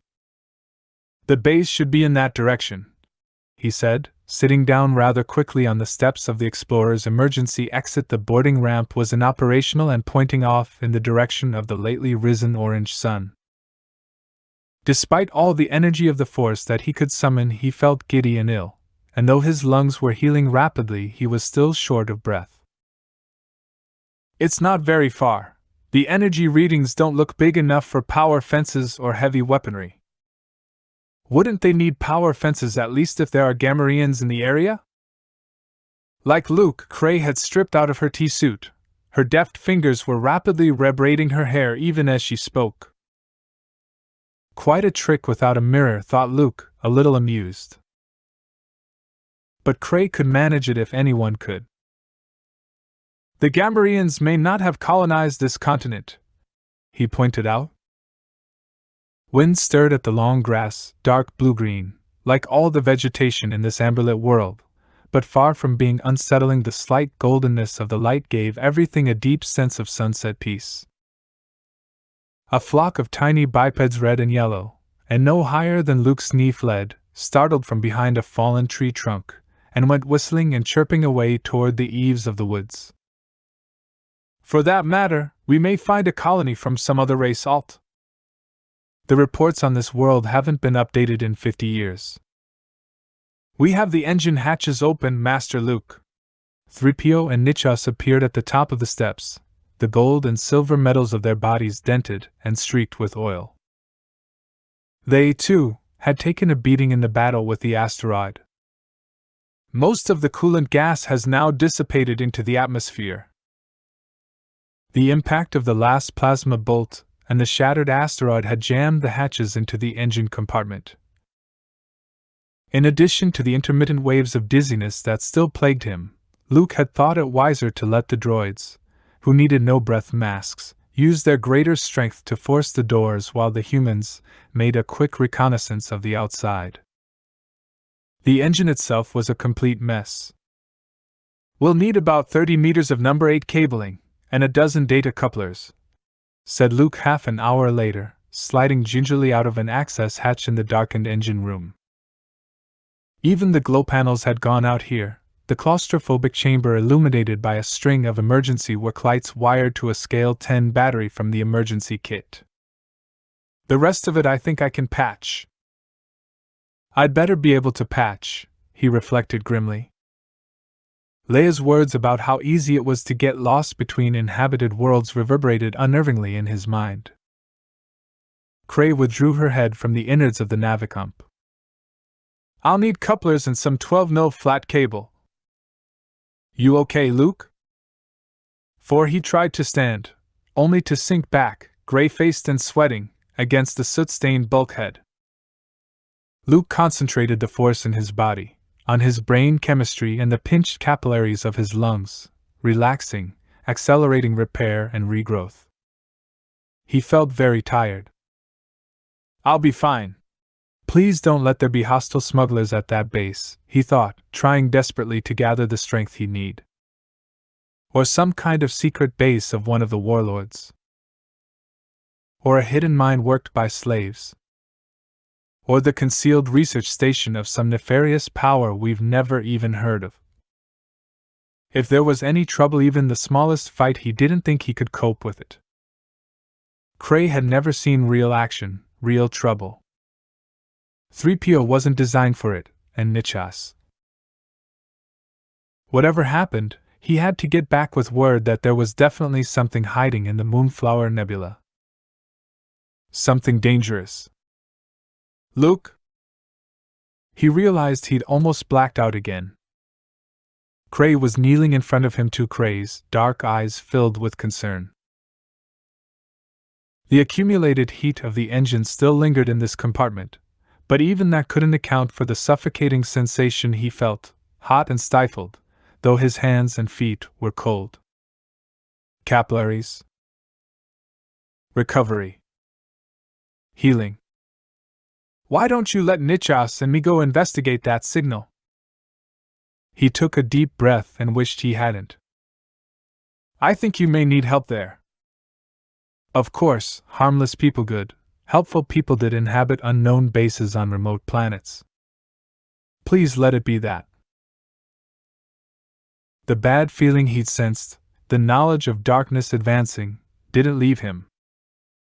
The sooner we can get a message out, the better, the young woman pointed out. Whatever's out in the nebula, we can't risk letting the Imperial warlords find it, and that risk grows every hour. I can scope out the settlement, or camp, or whatever it is, ask for the parts we need, and send out a distress signal while you rest a little, then start the patching part of the job as soon as you feel up to it. All right? Luke's head was swimming. He rested it against the bulkhead behind him, fighting for breath. Not all right, he thought. Not if there's any kind of danger in that camp or in the woods around it. The spark-charred units. The ruptured hoses dangling like dead limbs, the opened hatches of the compression accelerator and gyrograph systems, all seemed to be swaying gently, as if the ship were floating on deep water, and the hard rock miners in his skull had resumed their thermal blasting operations again. The thought of getting to his feet, of walking the 2 or 3 kilometers to the site of the signal, gave him a sinking feeling inside. I can do it, he told himself grimly. With the help of the Force. I think you'll need me there. He held out his hand, shut his teeth hard against nausea as Cray helped him to his feet. She eased him through the hatch, helped him down the steep, ladder-like steps. What makes you so sure there'll be trouble? I don't know, said Luke softly. But I can feel trouble of some kind. There's something. They stepped through the hatchway onto the bridge, turned, and found themselves staring down the muzzle of a blaster rifle held by a white-armored Imperial stormtrooper. Luke's hand shut around Cray's wrist as she went for her blaster. Cray, no! The trooper tensed. Luke raised his hands, showing them empty. After a moment, Cray did likewise. If he went for his lightsaber, Luke thought, the man might still catch them both in the rifle blast, and there was no way of knowing how many others were in the rest of the ship. From the faceless white helmet a buzzing voice demanded, State your name and business. Cray and Luke stepped back a pace, backs pressed to the wall. Dizziness hit Luke again. He tried to control it, tried to summon enough of the Force to pull the man's rifle from him if he needed to do it, but suspected it was more than he could manage. We're traitors, he said. We're lost, our ship was damaged. Blackness closed on his vision, and he felt his knees buckle. Cray tried to steady him. The stormtrooper sprang forward, dropped his rifle, and caught his arm. You're hurt, said the stormtrooper, helping him to sit and kneeling beside him. Nichas and 3PO, hands full of patching materials, appeared from the storeroom hatchway and stared in surprise as the stormtrooper pulled off his helmet, revealing a kindly, much-lined black face surrounded by a grizzled popcorn halo of hair and beard. "Oh, you poor folks, you look like you've had an awful time," said the man. "You come on over to my camp, I'll get you something to eat and a cup of tea." Bereft of his gleaming armor, Triv Pothman proved to be a trim, strongly built man in his mid-50s. "Though I admit the damp's getting to me and I'm not so quick as I used to be." He gestured to the racks of armor along the curved inner wall of his shelter. A low, white, self-erecting dome patched all over outside with black and salmon-colored lichens, rain-streaked and covered with the dirt of years. Second-growth trees, suckers, and vines surrounded what had been a clearing of Imperial military regulation size all around, though most of the sheds and shelters, and the long dead posts of the security fence, lay buried now under tangles of vines. 45 of us there were. There was something akin to pride in his voice. 45 of us, and I'm the only one left. The Gamorreans got the rest, mostly, except for that giant fight between the commander and Killiam Neb and his friends over. Well, that was a long time ago, and it cost some good men their lives. He shook his head regretfully, and poured water from a bearing housing hung over the fire into a spouted pot of painted terracotta. The smell of healing herbs filled the vine-hung dome. "And there they all are." He gestured to the helmets. "For all the good it ever did them." The old unit medkit was far more complete than what had been on board the Hunbird even before the impact had scattered and smashed half the vessels in the Explorer craft's sick bay. Pothman had dosed Luke with another 2 ampoules of antishock in addition to what Cray had given him right after the final blast and had hooked him for half an hour to a therapeutic respirator that still, for a miracle, worked. Looking around over the edge of the breath mask that covered his lower face, Luke was deeply grateful. From his days as a pilot in the rebel fleet, he knew too well that once you got injured, unless you got medical help soon, you were going to keep on getting injured as you became less and less able to protect yourself.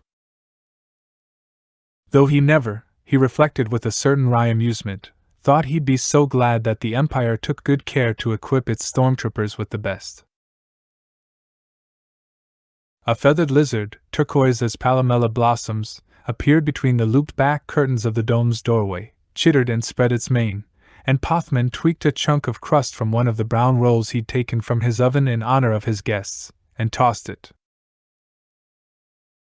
The lizard minced forward on delicate little feet, picked up the bread, and nibbled, watching the gray-haired hermit all the while with black jewels of eyes. "Sure is good to see human beings again." Pothman offered the plate of rolls and honey to Cray, who sat beside Luke on the edge of Pothman's bunk. He winked at her. "Sure is good to see a nice-looking young lady." Cray drew herself up and started to retort that she wasn't a nice-looking young lady. She held a full professorship at the Magrity Institute, but Luke moved his hand just enough to touch her arm. The stormtrooper had already turned back to survey the helmets along the wall. They were of an older style than Luke had known, longer in the face to allow for the earlier configuration of respirators, with a dark band of sensors above the eyes.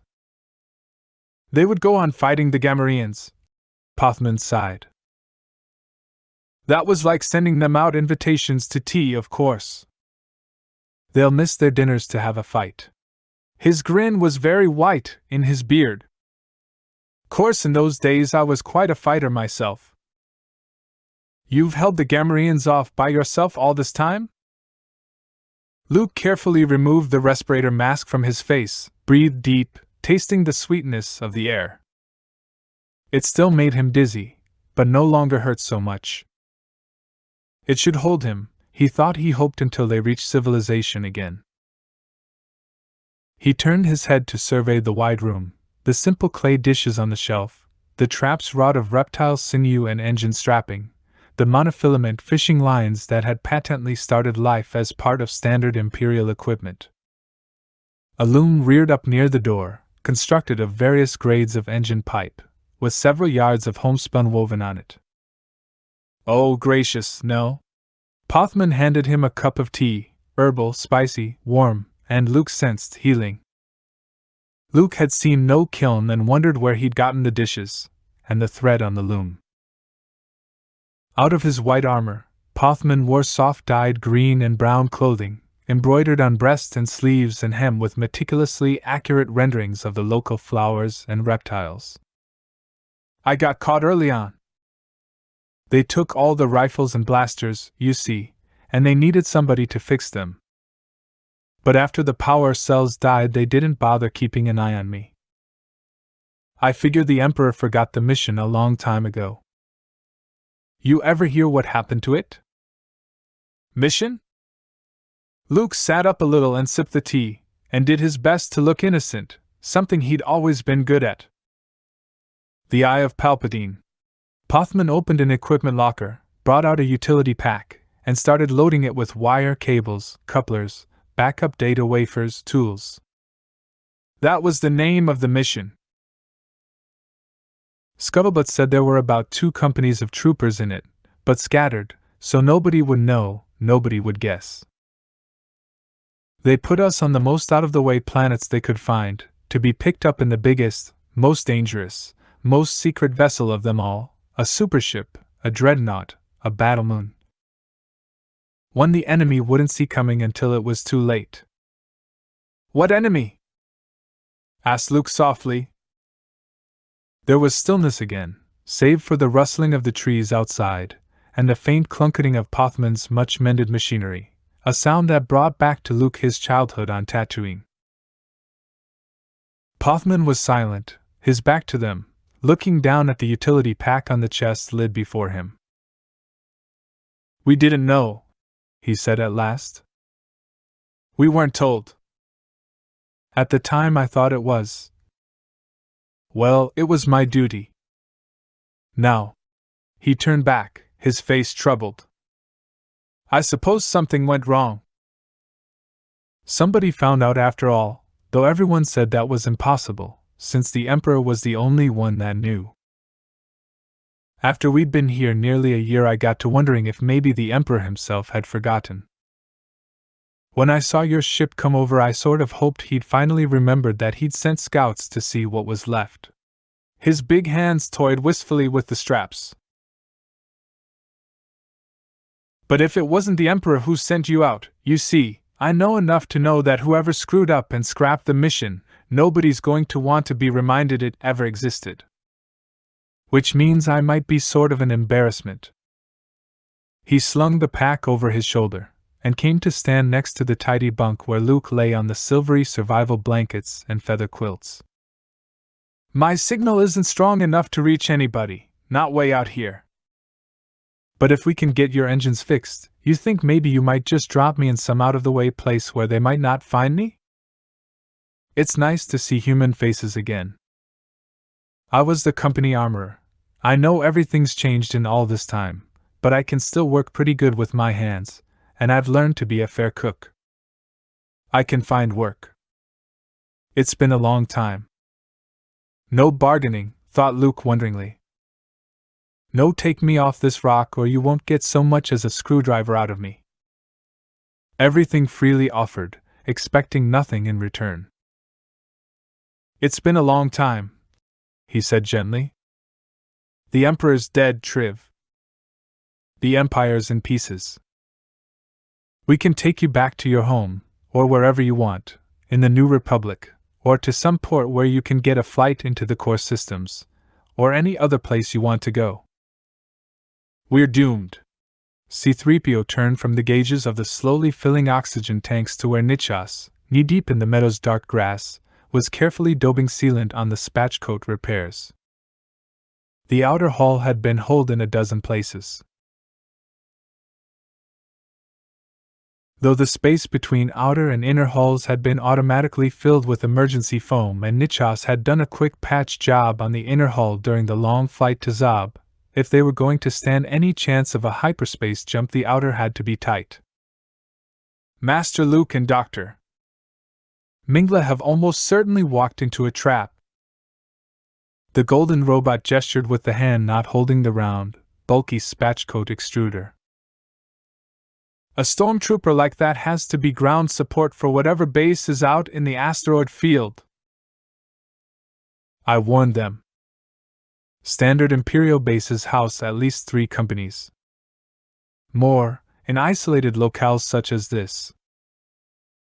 What can they do against 540 shock troops, with Master Luke injured as badly as he is?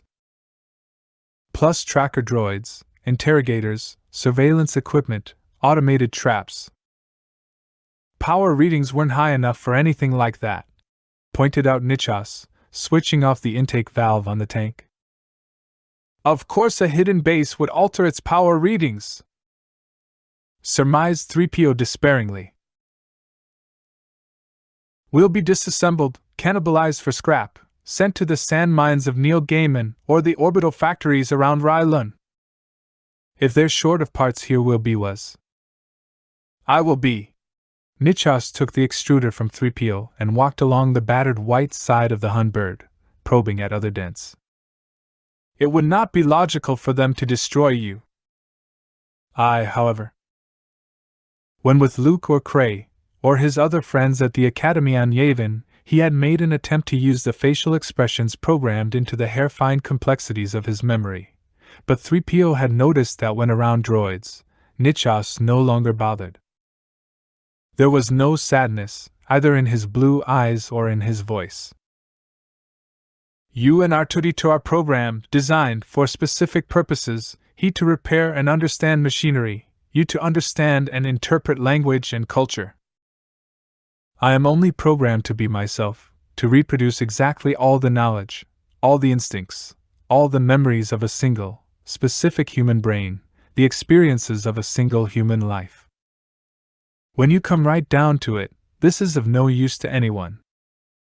3PO was silent. He understood that Nichas expected no reply, for conversation among droids tends to be largely informational with few social amenities. Yet, as when speaking with a human, he felt it incumbent on him to disagree if nothing else. But he also knew that Nichas was absolutely correct. So you see, the not-quite-man went on. If, as you say, Luke and Cray have walked into a trap and you and I are destined for capture as well, of the two of us I am probably the only one actually doomed. I think the metal here looks a little thin in the dent. He returned the spatch gun to the protocol droid's intricately mechanized hand. R2D2 or any other droid of 3PO's wide acquaintance would not have been able to make such a pronouncement without reference to an intraechoic micrometer.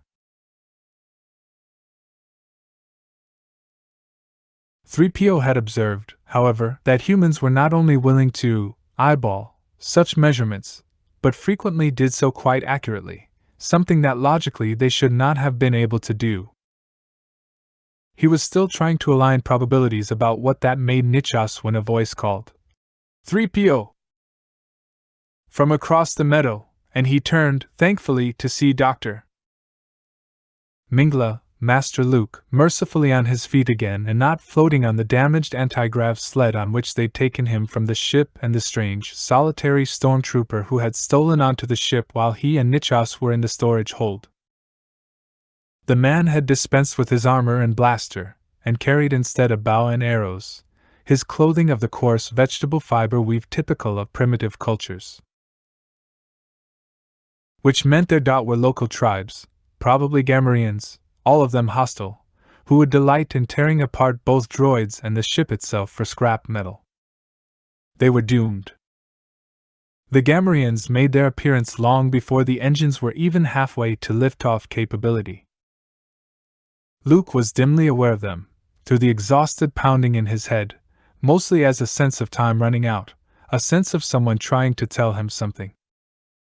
But between channeling the Force to his own healing and the dizziness that still remained whenever he moved too quickly, it was hard to understand.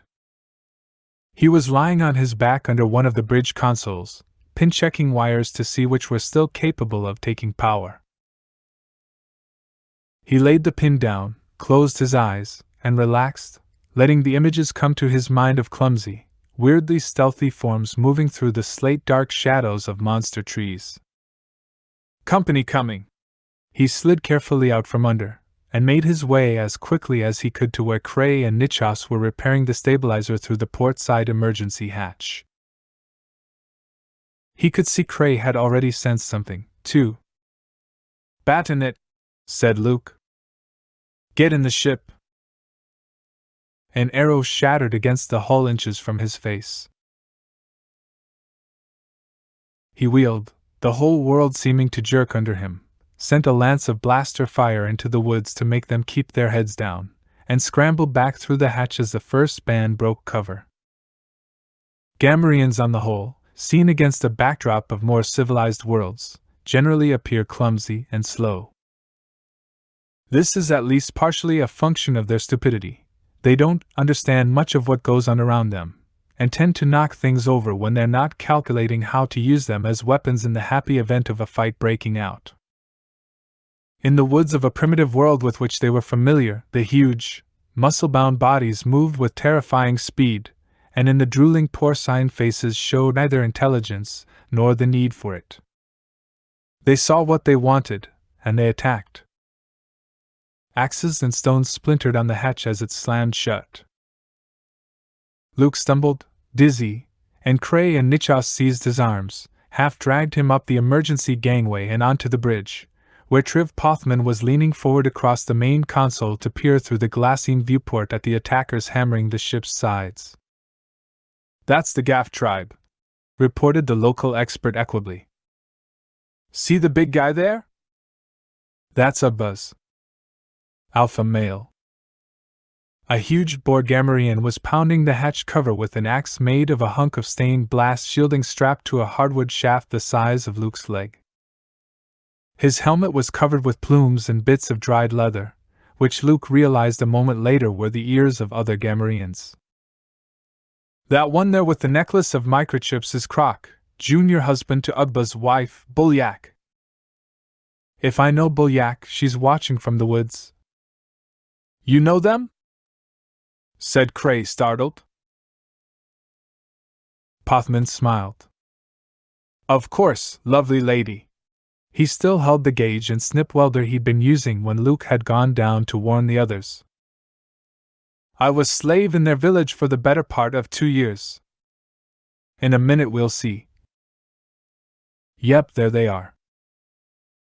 A second band had emerged from the trees on the opposite edge of the great clearing. Equally dirty, drooling, shaggy, clothed in spiked armor wrought half of bright-colored reptile leather, half of scrap metal clearly scavenged or stolen from the Imperial base that for 30 years now had rotted in the woods. "The Clags," said Pothman. "Look, back in the trees. That's Mughub, their matriarch. Like Bulyak, making sure they don't damage anything of value in their enthusiasm. And besides, he made a close-fisted mime of a manly muscle flex. Fighting just wouldn't be fighting unless the girls were along to watch." The new band of Gamorreans fell upon those already pounding on the side of the ship. Ugbuz and the other boars of the Gaff tribe turned on the newcomers, and in instance a full-fledged battle ensued.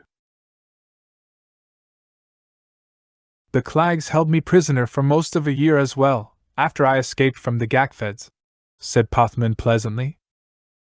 "Horrible people, all of them."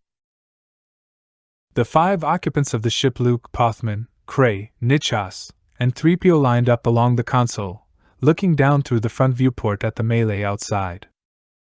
"We can go back to fixing the engines now," said Pothman after a few moments.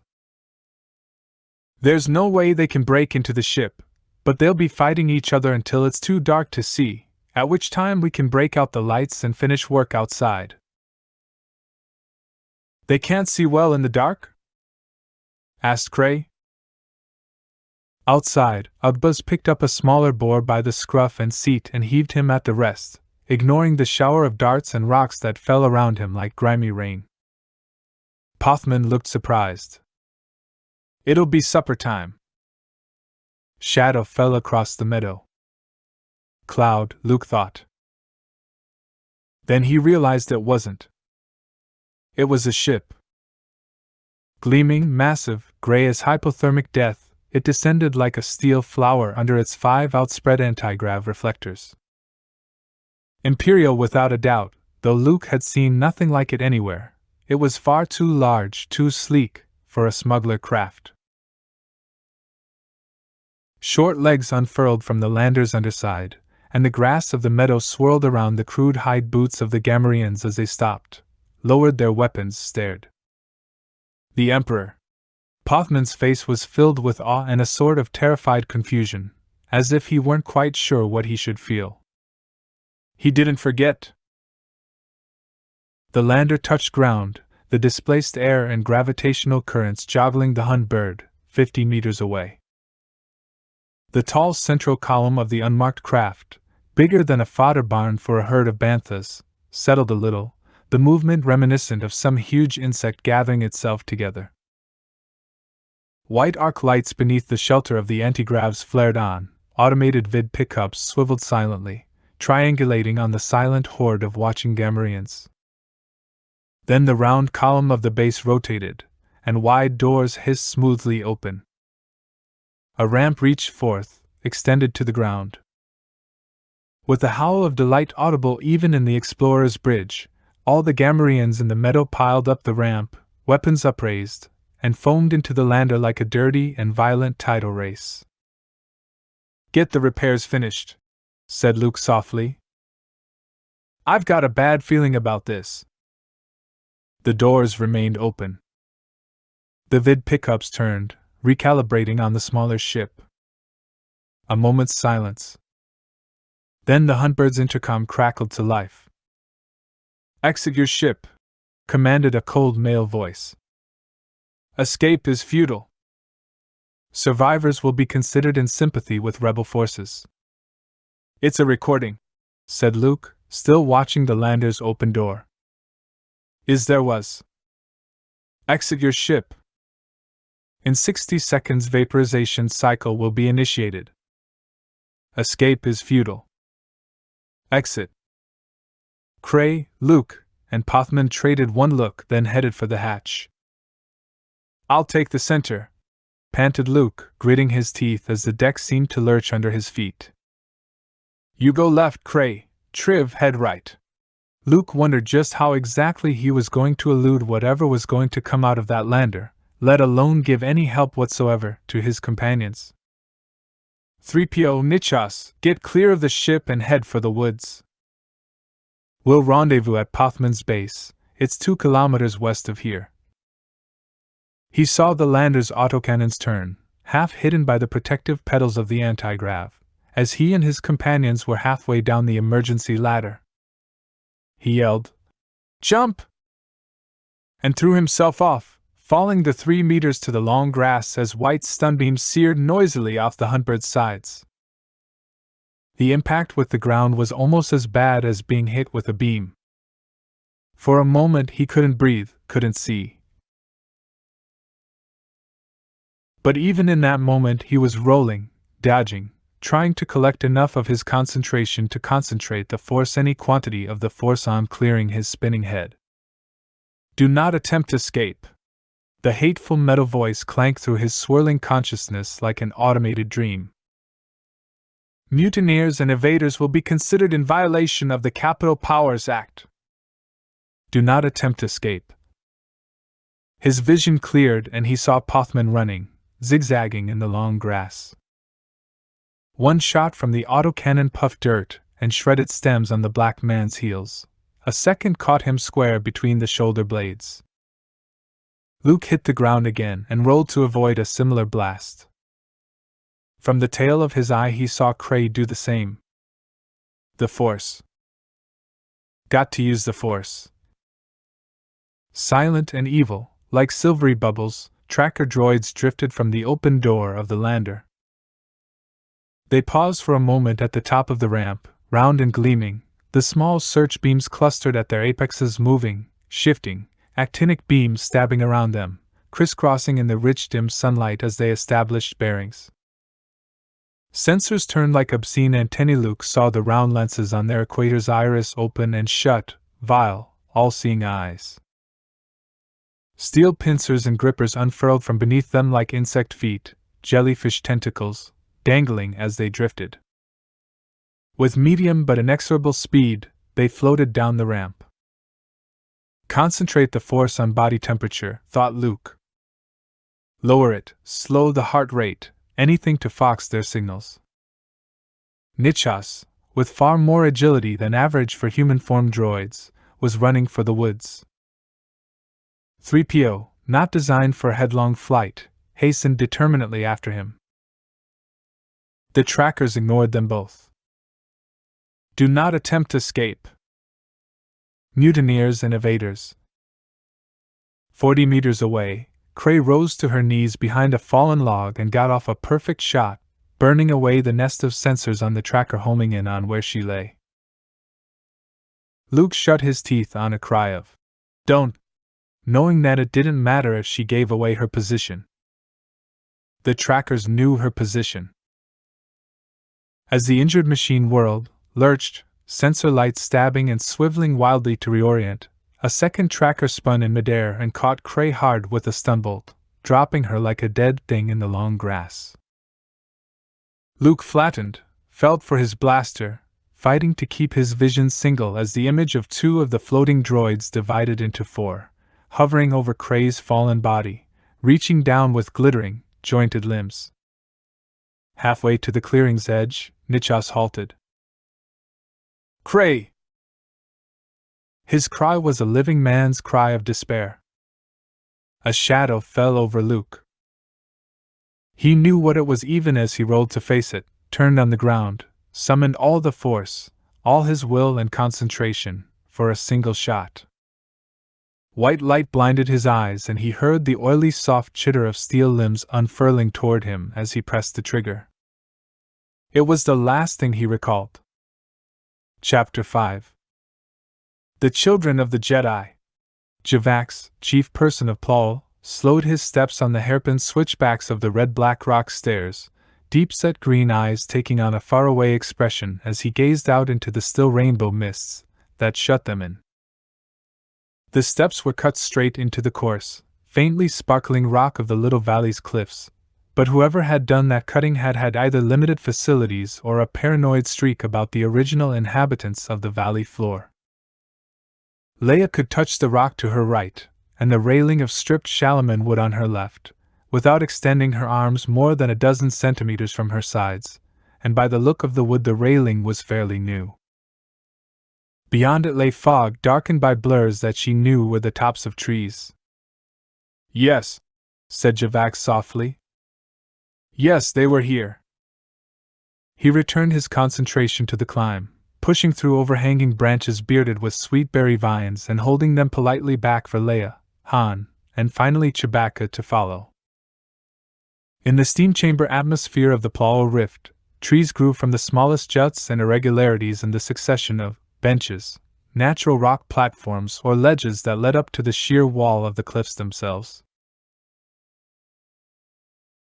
Dark leaves mixed with trailing gray curtains of moss that hung over the rock face, jeweled with speckled bough vines and blood-red sweetberry fruit. Leia shifted her shoulders under the baggy white linen of her shirt. The sticky heat was far worse than Ither, the humidity gruesome, though at least up at this, the higher end of the valley, the unpleasant sulfur tang that managed to get past the processing plants lower down was almost hidden under the heavy green sweetness of the leaves. Looking up, it was impossible to believe that 150 meters over her head, iron winds scoured glaciers deeper than the towers of most cities. Looking up, in fact, it was impossible to see anything except green, and more green, galaxies of starloom, riotous armies of orchids, fruits of every color, shape, composition, and degree of ripeness, all blurred and softened and hidden by the omnipresent density of the mist. "Do you remember them?" On the way to Belsavi she'd looked up statistics about the original population. The Mluki were adolescent at 7, old at 30. With his long white hair elaborately braided into crests down his back and arms, Javax would have been a child when the Jedi left. Not clearly. Javax, small among his peers, was still taller than Han, and would have been taller yet had his natural posture been straight instead of inclined slightly forward, long arms almost touching his bowed knees. He wore a great deal of jewelry, silver and iridescent blue shellwork imported from Ariadu, mostly in the form of earrings. His sarong-like breeches were printed in dark purple and black. Like nearly everyone in Plawel, he wore black rubber injecto-kit shoes of the kind manufactured on Sullust and sold by the freighter load in every corner of the galaxy, incongruous on the slumped, hairy, primitive form. The shoes had bright orange latches. It was years, you see, before any of us remembered the Jedi had been here at all. That quiet, Hun? Leia reached back to give Han a shove. They blotted your minds, didn't they? I think they must have. Javax led them around another corner, and up another knee-breaking screw of stairs. Trees and promontories of rock overhung the way, and Leia could see Chewbacca gazing up approvingly at the possibilities for defensive ambush. The mist shredded away around them, the pallid daylight almost blinding after the ghostly dimness of the rift floor. Matte gray cutouts of plants showed a cliff edge overhead, the tallest of the benches that graded up in the narrow end of what had originally been a small volcanic crevasse. I can't recall them doing so, of course, went on Javax, rubbing his head in rueful amusement. Nor could my mother. I was only 3. He smiled at the recollection. Funny, looking back. For 10 or 12 years nobody remembered them at all, though it's quite clear from examining the ruins of Plett's house that he'd been living here for some 70 years before the other Jedi brought their spouses and children here to hide. Lately a few people have remembered, small things, memories that don't seem to fit with what we all thought we knew. But it's as if. He shook his head, searching for a way to explain. It's as if for years we just didn't think about our past. I know people who run their lives that way, remarked Han. He didn't add dash, though he could have. Leia thought that for a good percentage of his life he'd been one of them. Well, it isn't that we didn't have plenty of present and future to think about, the chief person went on. The Jedi, bless their spirits, saw to that. The last turn of the stair took them above the level of the mist. As if they had stepped through a trapdoor, the atmosphere was clear and noticeably warmer. Strange small winds stirred at Leia's hair, rustled the gray-stemmed trees that grew like a stocky curtain along the cliff's edge. To her left and below lay a mingled sea of green and gray, trees like islands amid vaporous billows, bright-winged birds and insects flitting between them in the wan and shivery light. Leia looked up and gasped. The Jedi, said Javax, with shy pride, were responsible for that, we think. From the black rock of the ribbed volcanic cliffs sprang girders, supporting in their turn the webbed weight of durasteel with columns as thick as a man was high. Graceful as birds, the girders soared out over the nothingness of mist and flowers. Every crystalline facet of the intricate plex roof they carried beveled and angled, designed to catch and multiply the smallest gleams of the weak sun's light. Scrims of mist flowed like streams among the hanging garden beds that depended from the lacework of transparent steel vaults and domes. Pendant gondolas as big as houses. Some high in the swift shifting streams of mist just under the plex, others lowered on cables nearly to the level of the broken turret of the stumpy stone tower that stood on the lava bench that Javax and his party had just achieved, all that remained of the citadel of the Jedi. That's quite an engineering job for a bunch of folks who just ran around the galaxy with swords. Han, as usual, was determined not to be impressed. In running around the galaxy with swords, said Javax, smiling and tugging on the end of one white braid, I assume they encountered and befriended not only reliable engineers, but those trading corporations who were both interested in the exotic fruits and vegetable fibers our unique climatic conditions produce, and honest enough not to completely exploit the natives of this and the other volcanic rift valleys on the planet. The first representatives of Brathflin Corporation made their appearance, to the best of my calculations, within a year of the Jedi's departure. Galactic Exotics started development of Shalaman and Podden orchards here very soon after that. They joined with Imperial exports to Dome the Valley, mostly because of a plan designed by, I believe, the Jedi Master Plett himself, to grow vine coffee and vine silk on the adjustable platforms beneath the dome. He pointed upward. A large gondola, trailing festoons of pale, green-striped foliage, glided silently along one of the myriad tracks that followed the girders, halted under the center of the dome, and lowered itself with graceful ease a good 10 meters. In doing so, it put itself level with another hanging bed, from which tiny figures threw out a portable bridge made of a single line of chain ladder, and a second cable for handhold before they scrambled insouciantly across. Both plants depend on short cycle temperature swings of 30 degrees or more. Few environments can sustain them, and those that can are seldom habitable enough to make the investment worthwhile. Those aerial plantations support a good 30% of our total economy. Leia refrained from saying that a quantity of vine silk sufficient to make a decent dress would cost enough to support a good 30% of any planet's total economy. Which was why Han's gift to her of a gown and tabard of the stuff a short time ago had reduced her to speechlessness. Her friend Winter had picked them out. Han still had a weakness for clothing completely unsuited to the chief of state, and had learned not to trust his own judgment on things to be worn in public. Chewie, gazing upward, yowled appreciatively. Leia remembered her unnerving adventures on the Wookiees' home planet of Kashyyyk and shivered. So you think they arranged commercial development of the planet as a kind of thank you?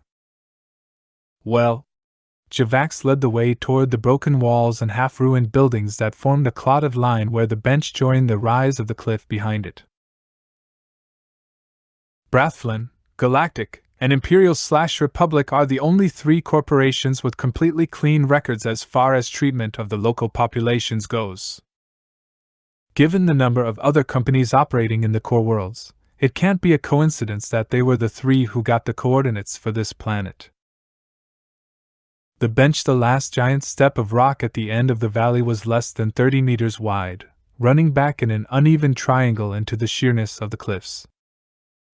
A jungle-covered slope of debris blunted the inner point of the triangle, before which rose the tower, its front wall broken out to reveal 2 stone floors and the remains of 2 more, reduced to little better than ledges around the tower's inner wall. What looked as if it might have been a curtain wall lay about 15 meters out from that, more or less halfway between the point of the triangle and the edge of the bench. It had been shattered in a dozen places, as if some huge creature had taken bites out of the stonework. Another curtain wall, reduced to a chain of dark rubble, skirted the edge of the bench itself, punctuated with trees, and between them lay a lush, rather unkempt lawn pitted with old blast craters in which thickets of lipana grew around small, silvery rain pools. How many of them stayed here? Asked Leia, making quick mental calculations and feeling a sort of shock of surprise and disappointment. It can't have been very many, that's for sure.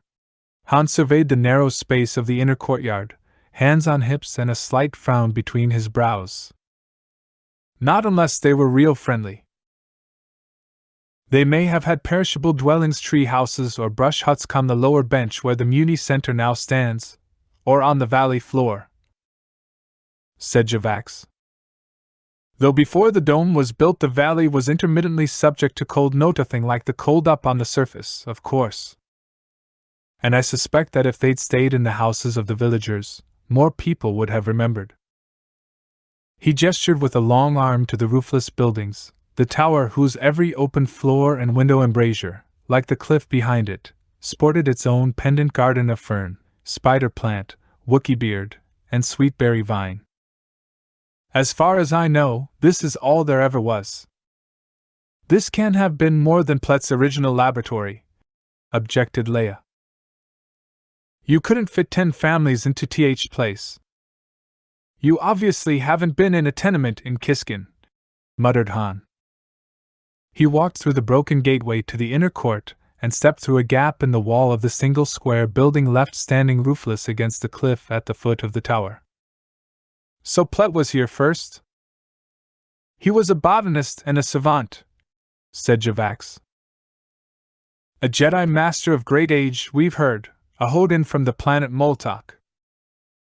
We've deduced by the growth of the lichens at the foot of the walls that he built this place about 100 years ago. And since many of the plants that grow in the valley have been genetically tailored to our climate of geothermic heat and low light, even to the microclimates of high acidity down in the more active lower end of the valley dash, we assume he was an ecologist and scientist of considerable skill. Legends say he could talk to birds and animals as well, and send away the storms that periodically swept down even into the valleys. Some of this we know from the original inhabitants of the other rifts, of what's in Batan, where, apparently, their memories were not tampered with. Meaning that the Jedi didn't stay there. Leia gazed around her at the square of heavy lava block walls, over a meter thick and the hue of old blood. Despite the fortress-like appearance of the place, Plett's house was filled with the most profound sense of peace she had ever encountered. Good people lived here, she thought, not knowing why the sense of it filled her so strongly, like the scent of forgotten flowers. Power, and love like a sun's light. She closed her eyes, overwhelmed with the impression that, if she listened hard enough, she could hear the voices of children playing. Exactly, she heard Javax say, his voice diminishing as he and Han walked around the chamber's inner wall.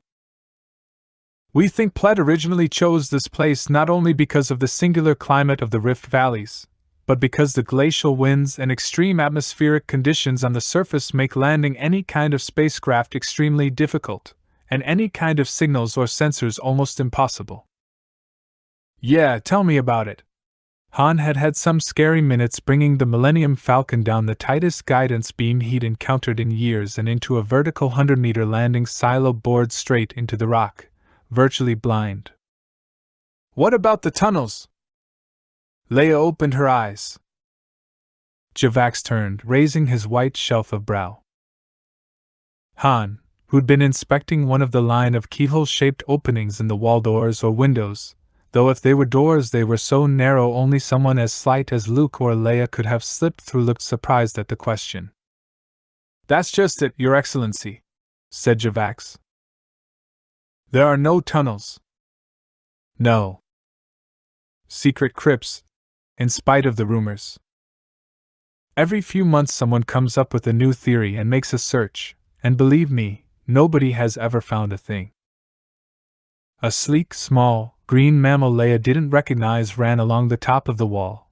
A yellow manalium perched in one of the window arches and fluffed its feathers, regarding the intruders into excess domain with bright ruby eyes. The manalium must have come in with the Ithorians of Brathflin Corporation, she thought automatically. She'd seen hundreds of them already, and she and Han had arrived only that morning. They hid the children down the well, she repeated softly. Nichos mentioned tunnels. I assumed Micum meant there were crypts of some kind under Plett's citadel. I suppose that's the well in question? She nodded toward the heavy disk of durasteel, sunk into the stone of the floor. One of them, said Javax. All of these rift valleys were called wells at one time, because of the hot springs. This? He gestured up toward the green-hung dome visible high above the roofless walls. The town hidden within the mist, the varying microclimates of hot springs, warm springs, and mud pots that ranged up and down the vent, the towering dark cliffs with their suspended volutes of fern and orchid, the trailing banners of mist, his. This is all Plett's well. He led the way through the empty doorway of the same keyhole shape as the windows, a characteristic of the old lava block houses that clustered in what had been the original town at the foot of the bench at the high end of the valley and out into the courtyard again.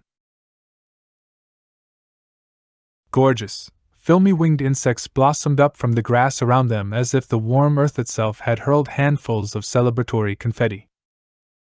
Leia said, "But the rumors persist." The heavy-browed, simian face widened into another smile. "Your Excellency, for all its beauty, Paul is a very dull place. The Central Library, the Municipal Archives, and all the city services rent space from the computer system that Brathlin, Galactic, Imperial/Republic, and Quat teamed up to install 12 years ago, and there's very little room for new entertainment. Those people who don't have families to keep them interested have only work in the canneries or the silk packing plants, and the bars along Spaceport Row. Of course, they'd like to think there are secret crypts under the only ruins in the town that aren't being used for the foundations of perfectly ordinary Sorosub prefab housing. One has to do something." He gestured around him again, the gluey breezes stirring the silky white fur of his long arms. "You're perfectly welcome to remain and search if you wish. I warn you, people have gone over the place with sensors of every variety. Research facilities in the archives won't be available until 1800 hours, which is when the packing houses shut down their systems for the night. After that, come down to the Muni Center and I'll give you whatever help you wish rooting around in the records." From a pocket of his utility belt he produced 3 laminated wafers, and held them out to Han, Leia, and Chewbacca. "These will open any room in the Muni Center. The spaceport, the city garages, or the elevators that lead up the shafts from the spaceport and out onto the surface of the glacier, though I strongly advise that you get me or someone else local to go with you if you want to go out onto the ice for any reason. Will you care to walk back to the Muni Center with me, or do you want to stay here a while? The only decent CAF at Ian Town is the Bubbling Mud, by the way, off Brandiford Court." "We'll stay a while, thanks," said Han doubtfully. "One more thing." Leia held up a finger. The chief person turned politely back. "Have you ever seen this man before?" The hollow cube of McCum, taken while he was asleep, showed a slack, shut-eyed, skeletally thin face not much like the ruddy pot roast of a man Han had known, but it would have to do. Drub McCum, like Han himself, had been in a business that discouraged accurate portraiture. Javax tilted his head, the white bar of brow curving in the middle with his frown. "I don't think so," he said. "You can try it in port records this evening, though if the man were a smuggler there would be no record of him. During the last decade or so of the Empire we had quite a problem with smugglers. The Imperial Governor kept only a small staff of tariff police. Lately even that slacked off." "I'll check port records." Leia returned the cube to her pocket. "Thank you, Javax." "Thank you for all your help." "Thank you, Your Excellency, General Solo." The Mlookie's ugly face brightened into another grin. "You've spared me an entire afternoon at the computer time reapportionment board, a gift more valued than Glitterstim." And he strolled off through the somber green grass, wreathed in bright insects, all his earrings twinkling in the pallid light. Chewie growled softly. "You're right," said Han quietly. "I think he was lying. Or someone lied to him." Han nodded toward the curving bites taken out of the inner wall. "If Imperials had meant business there wouldn't be a wall standing," he said. "This looks like 2 or 3 carriers and a bunch of ties tops. All the way out here with no assault wing? No destroyers? If they knew the Jedi were here, there'd be nothing but a hole in the ground." All right, he added at Chewbacca's gruff rumble. "So this place is a hole in the ground. You know what I mean. If they didn't mean business, why attack at all?"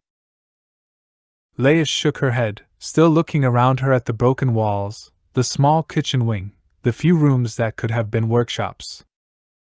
still haunted by that sense of vanished happiness, that deep, silent aura of rest.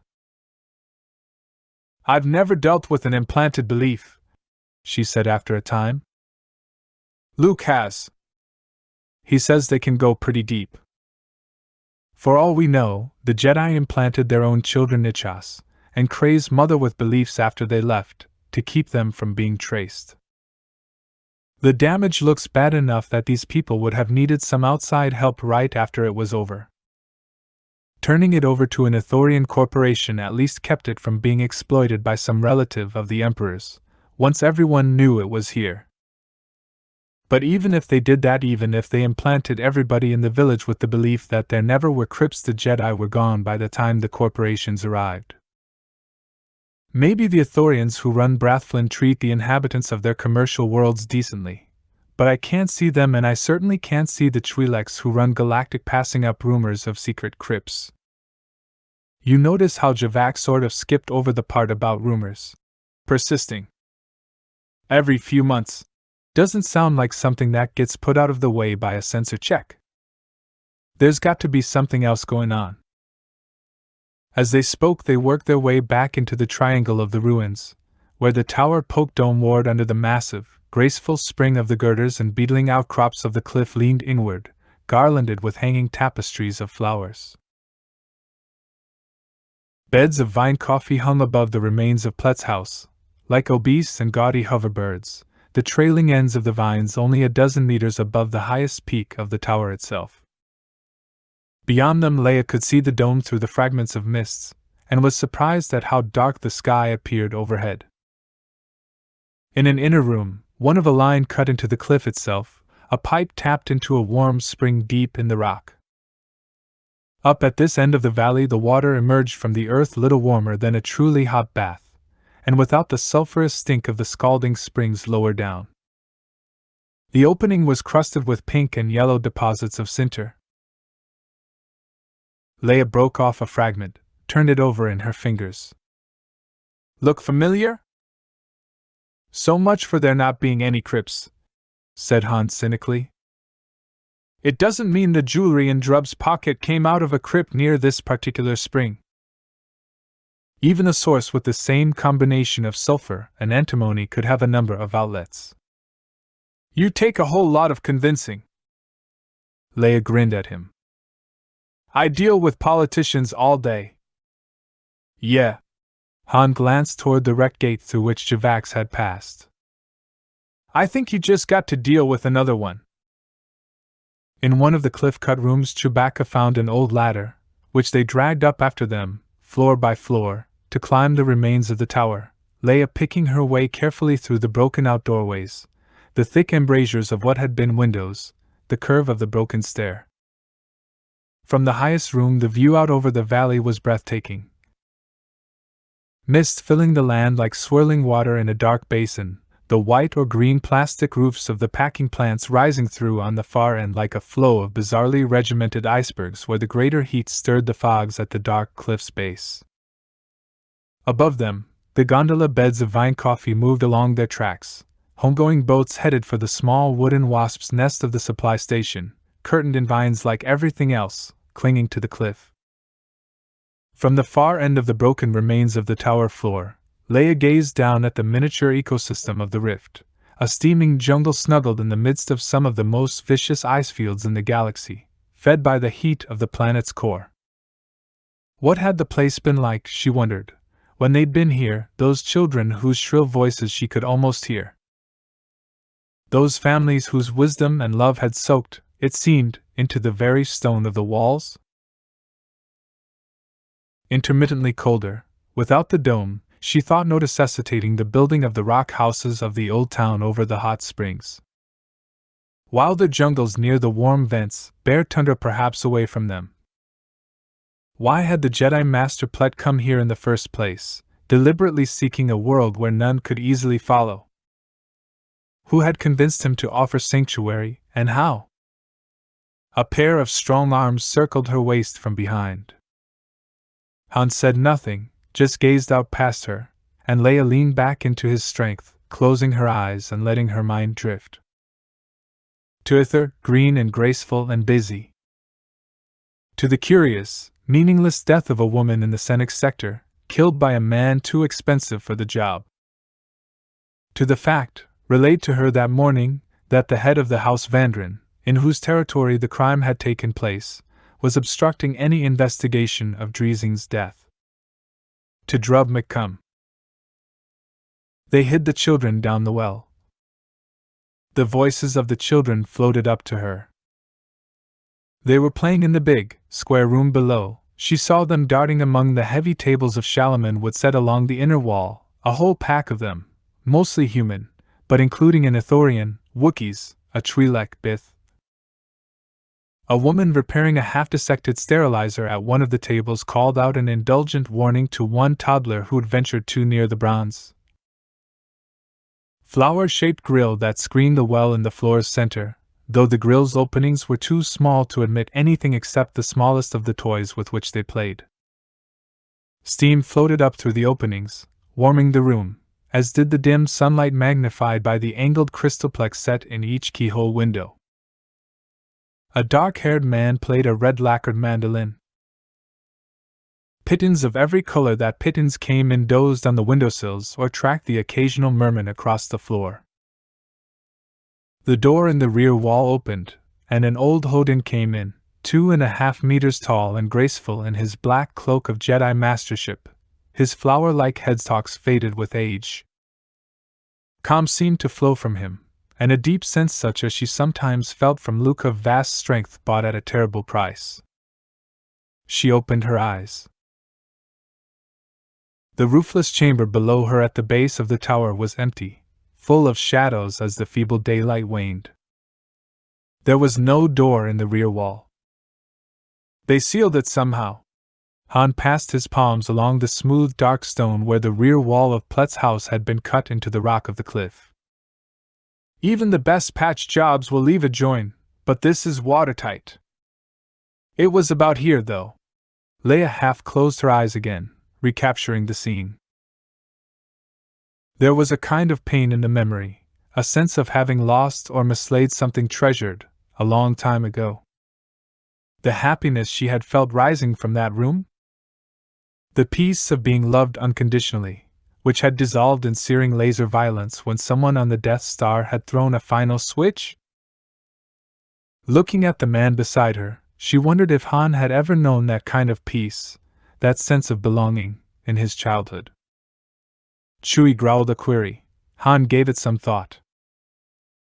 Yeah, I think we've still got the echolocator if Lando didn't borrow it the last time he flew the Falcon for some cockamamie treasure-hunting scheme. I wouldn't bet on even an echolocator finding the tunnel that Master came out of, said Leia. She turned to survey the empty chamber once again. The Jedi. She hesitated, thinking about the things Luke had taught her, the things the old Jedi Vimidabota had said. If the Jedi could cover their tracks to the extent of having everybody in the valley just forget they'd ever been there in the face of some pretty severe bomb damage, I don't think an echolocator's going to do us a lot of good. I think you're right. Han caressed the stone again, as if he half believed it was illusion rather than technology that concealed it. And perhaps, thought Leia, it was. But at least now we know 2 things. 2 things? That there was an entrance here, said Han grimly, and that it wasn't the entrance Drub used. Chapter 6. The Jedi Knights had murdered his family. A band of them had descended on the town where he'd grown up, summoning fog by the power of the Force in the dead of night, and moving through it in cold and shadow, wraiths of power and silence with eyes glowing green as marsh fire in the dark. He'd fled, gasping, the icy pressure of their minds clutching at his, trying to cripple him and bring him back. He'd lain in the trees outside of town. Trees? And seen them line up the women, laughing at their screams as they pulled their babies from their arms and sliced them to pieces with their lightsabers. He'd seen cauterized stumps lying on the ground, heard the shrieks that had echoed in the bitter night air. The Jedi had sought him, hunting him in speeders, whooping derisively while he fled over rocks and mud and streams. Mud and streams? I was raised in the desert. And then turned back to slaughter the children. He'd seen his younger brother and sister. What brother? Cut down while they pleaded for their lives. Who made this up? It was true. Every word of it was true. Or something very like it was true, anyway. Luke shut his mind, breathed deep through the pain that remained in his chest and lungs. He gathered the force to him, let the knowledge run off him like water from oiled armor. The memories were like those in Nichas's mind, he realized. Words, sometimes powerful words, but absolutely without images. Words that said they were the truth, that felt like the truth. His head ached. His body ached. His concentration wavered, darkened, and the feeling of betrayal, the bruised and savaged ache in his heart, returned. The Jedi had betrayed him.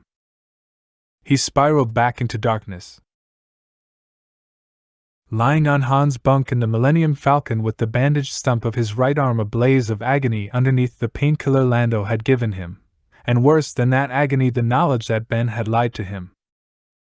Ben had lied. It was Darth Vader who had spoken the truth. Yes, revenge, voices whispered. Take your revenge for that. For a moment he was 21 again, his soul a bleeding pulp of betrayal. Why did you lie, Ben? Looking back, he knew exactly why Ben had lied. At 18, the knowledge that his father still lived, still existed in some form, no matter how changed, would have drawn him to that father as only an orphan could have been drawn. Would have drawn him to the dark side. At 18, he would not have had the experience, the technical strength, to resist. Ben had known that. The force flickered in him, like a single flame on a windy night. Luke! Revenge on the Jedi, on their harlots and their brats. Burn and kill as they burned and killed your parents. The image in his mind was of seared skeletons in the sand outside the demolished wreck of the only home he'd ever known. The stink of burning plastic, the desert heat hammering his head less terrible than the oily heat of the flames. The emptiness in his heart was a dry well plunging lightless to the center of the world. That farm in the desert hadn't been much of a belonging place, but it had been all he'd ever had. When he'd gone back to Tatooine to rescue Han from Jabba the Hutt, he had returned to that ruined farmstead on the edge of the Dune Sea. Nobody had taken up the land. Jawas had looted what was left of the house, probably as soon as the ashes cooled. The rooms around the sunken courtyard had collapsed. The whole place was only a crumbling subsidence, half filled with sand.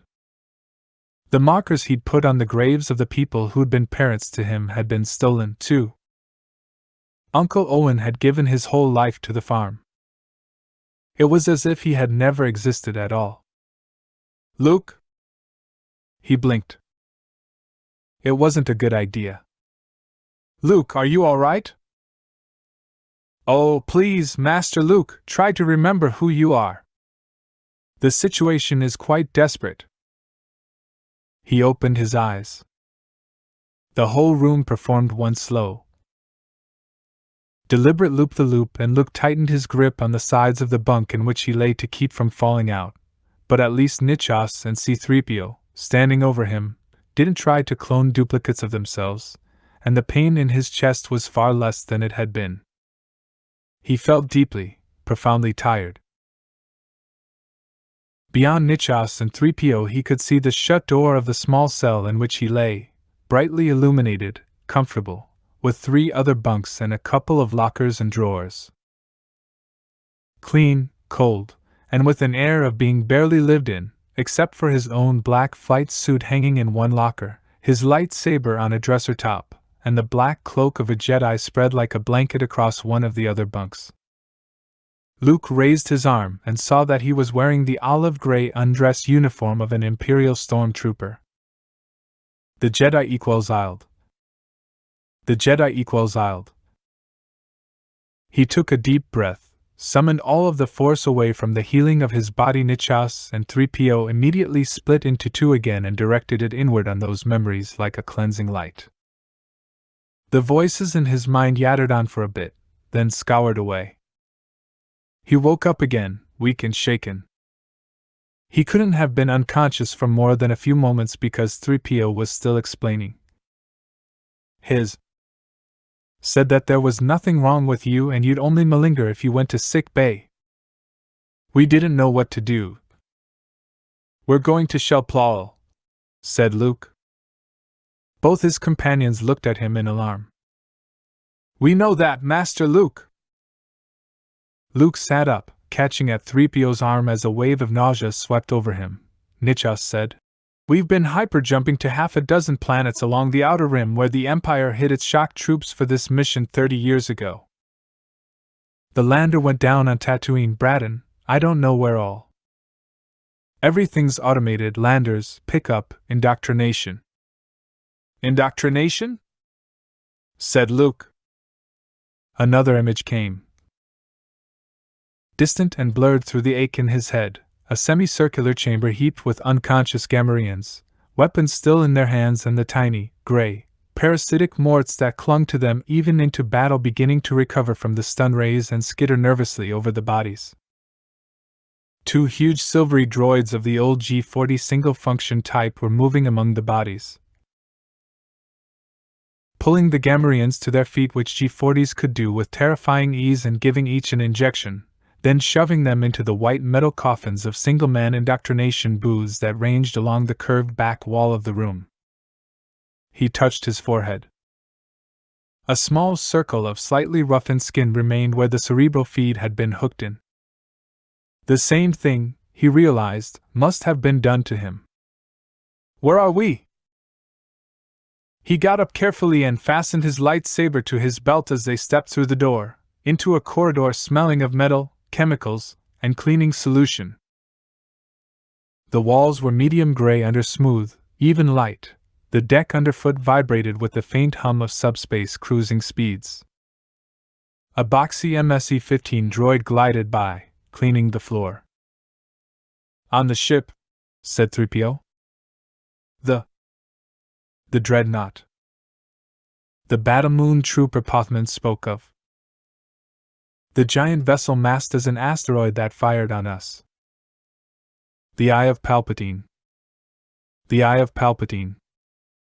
The name rang familiar in Luke's mind. The voices had told him all about it in that long, hazy spell of memories that were not his own. Somehow he knew the dimensions of the ship, huge, more vast than even the biggest of the superstar destroyers, bigger than a torpedo sphere, with firepower to waste a planet. Of course, he thought. It had been built back before the Death Star, when the Imperial fleet still thought bigger was better. It wasn't a base on that asteroid, Master Luke, explained 3PO. That asteroid dot was the ship, firing at us with an automatic gunnery computer. Are you sure? Luke could have sworn it had been a living hand on the guns. No computer had that kind of timing. Absolutely, said Nichas. Nobody can get up into the gun decks. And there's nobody on board who can handle weaponry, not this kind of weaponry, anyway. Nobody, said Luke. And then, they're picking up troops. He stopped himself, remembering the overgrown base in the forest, the 45 helmets staring emptily from the wall. Don't tell me there were still troops waiting. They stepped into the troop deck's main mess hall. 10 or 12 enormous, white, furry bipeds were clustered nervously around the food slots, pulling out plates and swiftly sucking up everything smaller than bite-size through short, muscular proboscis set under their 4 blinking black eyes. Several of them carried weapons, mostly legs wrenched off tables and chairs. It looked like, so Luke guessed, they had to be at least semi-sentient. There was a noise from the doors at the opposite end of the long room. The armed bipeds turned, raising their weapons. 7 tripedal creatures wandered in, bag-like body masses swaying weirdly down from the central girdle of bones supported by the long legs, the tentacles between the hip joints dangling loose. Eye stalks rising above the body mass wavered with a motion that even Luke could tell was disoriented. 2 of the furry bipeds reached into the food slots and gathered as many plates and bowls as they could carry, and, guarded by one of their chair leg-bearing mates, crossed cautiously to the newcomers. The larger of the 2 fuzzies raised a paw, hooted something in soft, unintelligible crooning, and, when the tripods made no response whatsoever, held out the plates. The tripods extruded feeding tubes from among the eye stalks and ate. Some of them reached confusedly up with the tentacles to take the plates. The white furries remaining by the food slots weeped and muffed to one another. The taller of the food bearers reached out with a curious gentleness and touched Dash, patted the nearest tripod in a gesture Luke knew at once was reassurance. "That'll be enough of that, trooper!" The room's third set of sliding doors hurched open, and a gang of about 15 Gamorreans strode in. Some of them had wedged themselves into pieces of the largest stormtrooper fatigues obtainable by cutting out the sleeves, or had fastened chunks of the shiny white armor onto their arms and chests with silver engine tape. Others wore naval trooper helmets, and others still had the short-faced white stormtrooper helmets perched on top of their heads like hats. Ugbuzz, in the lead, had donned a scuttle-shaped black gunner's helmet, and under it his warty, snout face looked surprisingly sinister. All were armed to the tusks with blasters, forespikes, axes, and bows. "The man's malingering!" Everyone had a physical before signing up. That's fleet regulations, and there's no excuse for this kind of thing. Too many damned malingerers on this ship. Ugbuzz snapped his fingers. Another Gamorrean croc, Luke thought, headed for the food slots and coffee machines with the heavy, rolling stride typical of the race, while Ugbuzz and the others took seats at a table. Luke saw that Cray and Triv Pothman were among them. Dim memories crowded back from the past several days. He remembered eating, sleeping, sometimes trying to convince his commanding officer to let him go to sick bay when the pain and dizziness got too bad. Practicing occasionally in the ship's gunnery range, though his head ached too much for him to shoot well. With other stormtroopers. In his memory they were all human. The white fluffies moved back a little to let the Gamorrean stormtrooper get coffee for himself and his mates, scratched their heads and made cooing noises as they watched the group around the table with puzzled unease. They, too, bore the fading singe marks of a cerebral feed, and Luke deduced that the indoctrination had taken on some species more firmly than on others. One of the tripods stumbled vaguely toward the stormtrooper table. It got too close and Triv Pothman swatted the thing with a vicious backhand, sending it stumbling among the chairs. The aging savant had shaved, and his face wore the hard expression of careless arrogance with which Luke was familiar among the troopers of the Empire, an utter sureness of position, the knowledge that whatever deeds he might commit, they would be sanctioned by those above. The same look was on Cray's face. Luke understood. He had felt like that himself for the past several days. He sighed, and picked his way between the tables toward them, wondering if he could channel the healing of the Force sufficiently at this point to lead Cray out of her indoctrination. His head ached and every limb felt weighted, but the pounding nausea of the earlier stages of the concussion was gone. In a pinch, he thought, he could rally enough concentration, enough power of the Force, to touch the Force within her. The Gamorreans, or at least the Gaff tribe of them, were obviously born to be stormtroopers. They seemed to have made themselves thoroughly at home. The floor of the mess hall was littered with plastic plates, bowls, and coffee cups, rising to a drift almost a meter deep near the food slots themselves. MSE droids moved over and around the mess like foraging vermin, but were mechanically unable to pick up the dishes and return them to the drop slots that would take them back to the automated kitchens. Near one of the several sets of sliding doors, a stolid SP-80 droid was methodically washing a spatter of food stains off the wall. "Captain?" Luke saluted Ugbuz, which returned the gesture with military briskness, then took a seat next to Cray. "Look!" Her greeting was casual, buddy to buddy. She'd cut off her hair, or Ugbuz, in his persona of a stormtrooper officer, had made her cut it. The centimeter-long bristle lay close and fine against her scalp. Without makeup, and in the olive-gray uniform only slightly too large for her tall frame, she looked like a gawky teenage boy. "Pull up a chair, pal, rest your bones. You figure the jump this morning was our last pickup? Get us some coffee, you," she added, with barely a glance in the direction of the two droids. "You want any, Triv?" "I want some coffee." The elderly man grinned. "But I guess I'll have to settle for that Gondar sweat those machines are putting out." Cray laughed, easy and rough. It was the first time Luke had seen her laugh in months, oddly enough, the first time he'd ever seen her this relaxed. "You on rotation for the holotapes, Luke?" she asked. "I dunno who stocked the library on this crate." "Nothing later than was." "I need to talk to you, Cray." Luke nodded toward the open door to the hallway from which he'd come. "In private." She frowned, her dark eyes a little concerned, though it was clear to him that she saw him as a fellow trooper. She probably remembered after a fashion that they'd been friends for some time, the same way she remembered her name was Cray Mingla, but probably didn't think much about it. Luke knew that at the height of the Emperor's power the Imperial troopers had been highly motivated and fanatically loyal, but this depth of indoctrination was something he never before encountered. An experiment that hadn't been followed up. Something in use for this mission alone because of its intense secrecy?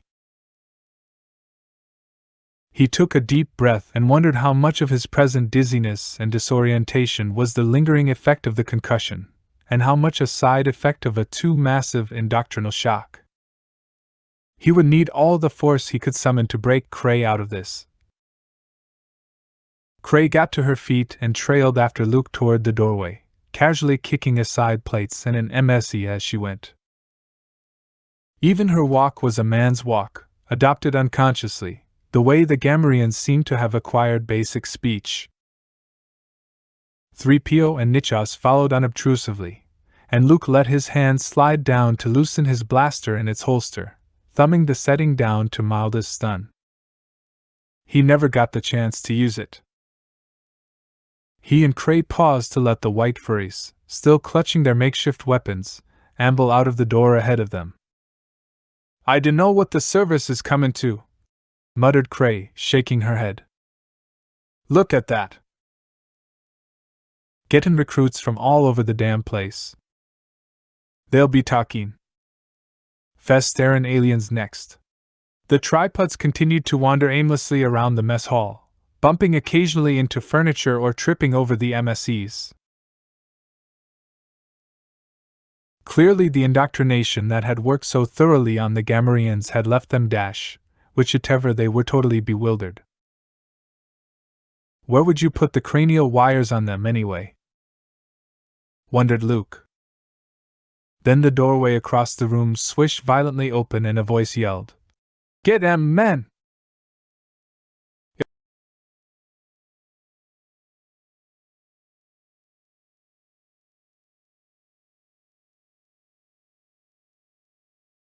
Ugbuz and his Gakfeds upended tables, dropped behind them as blaster bolts blazed and spattered wildly around the room.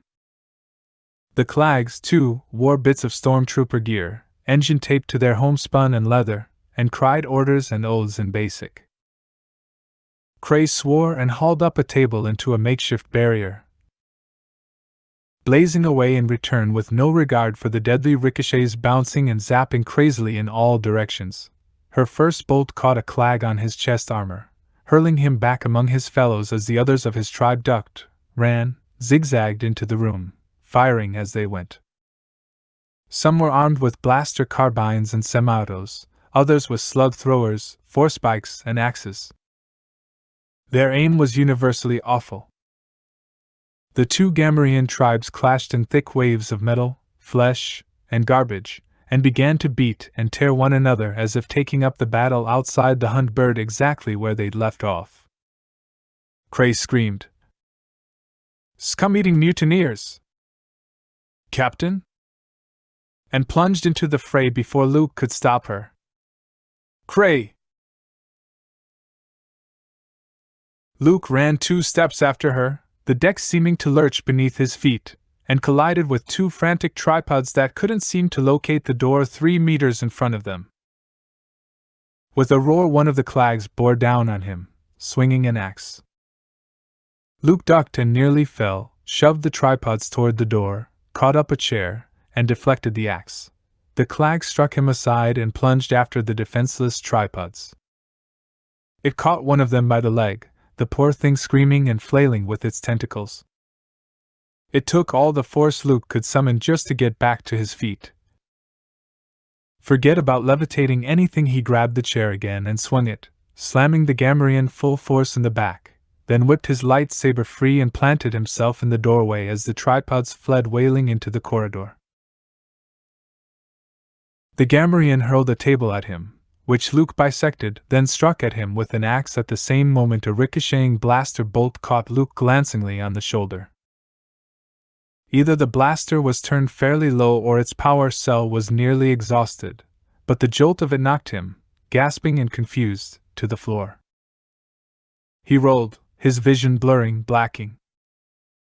Cut at the Gamorrean, who'd been joined by a friend, also wielding an axe. Double vision.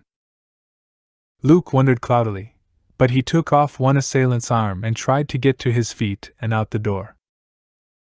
He couldn't. His head was swimming too badly for him to figure out why, and he could only slash upward at his remaining assailant, cleaving in half the table that slammed down on him before it could crush his bones. The cold, sick weakness of shock and the sensation of something being wrong with the gravity. Then the clags were gone, leaving a shambles of blood and broken furniture. Luke stayed conscious just long enough to switch off his lightsaber. Pain brought him to as if someone had drenched his left leg with acid. He cried out, clutching at the greasy mess of blankets on which he lay, and someone slapped him hard enough to slam him back down, breathless and dizzy and almost nauseated with pain. "Shouldn't you get something from sick bay for that?" Ugba's voice. And in reply a vicious, squealing snuffle, and warm drool spattered down onto Luke's face and bare chest. More pain, as someone jerked tight a bandage around his left leg. Not a bandage, he thought, identifying another sound, the slick, shrill searing noise of engine tape being pulled off a roll. A familiar sound. If it weren't for engine tape, the rebellion would have collapsed in its first year. Cold air on his thigh, his knee, his foot. And rough, clawed hands taping a splint onto his leg. The wrench of it made him cry out again, and Ugba said, "Suck it up, trooper."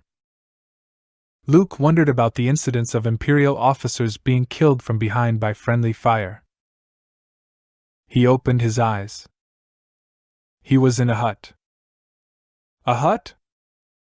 The ceiling, only a meter or two above his head, was made of plastic piping roofed with pieces of stormtrooper armor and mess hall plates held together with wire and engine tape. Glow rods dangled from the piping rafters, their trailing wires plugged into a backpack-sized scale 20 power cell in the corner, providing the only illumination. Beyond the doorway, curtained with a silver tea blanket on which the words "Property of Imperial Navy" were clearly visible, could be seen the vague gray steel walls of some larger space, a gym or a cargo hold. Ugba stood in the doorway, arms folded, looking down at him where he lay on a bed made of dirty blankets, and above him, taping the splints to his leg, knelt the enormous, vicious-looking Gamorrean sow whom Pothman had pointed out to him as Bull Yak, head female of the Gaff tribe. "Now I'll have no malingering in my unit, mister," grunted Ugbuzz, when Bulyak turned away. "We've had some losses, and we've had some injured, but those mutineers aren't going to interfere with our mission." He thrust a metal flask at Luke. The fumes alone would have dropped a band in its tracks. Luke shook his head. "Drink it." "I don't trust a man who won't drink." Luke put it to his lips but didn't let the alcohol go any farther than that. Even that movement throbbed hideously in his leg.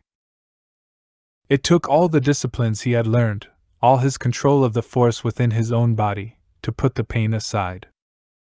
The axe, he thought. The clags who'd attacked him had both carried axes. Had one struck him in the final melee? He didn't recall, but remembered not being able to get up. His head hurt, too. For the first time, the desperate importance of getting injuries seen to immediately was brought home to him. He'd be even less able, now, to protect himself, and it was quite obvious that he'd have more need to do so. Why was the great hold around them dark? "What about Trooper Mingla, sir?" "Skinny blonde kid?" Ubba's tiny eyes squinted harder at him in the gloom of the hut. "Friend of yours?" Luke nodded. "Missing. Festering mutineers. 2 men killed, 3 missing. Sons of sows. We'll get 'em."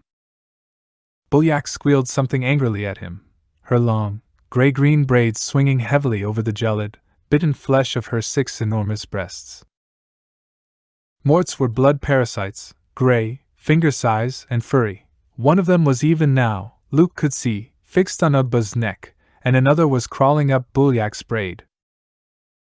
The pinny glitter of their eyes flickered all around the hut, in the corners, in the rafters. The blankets stank of them.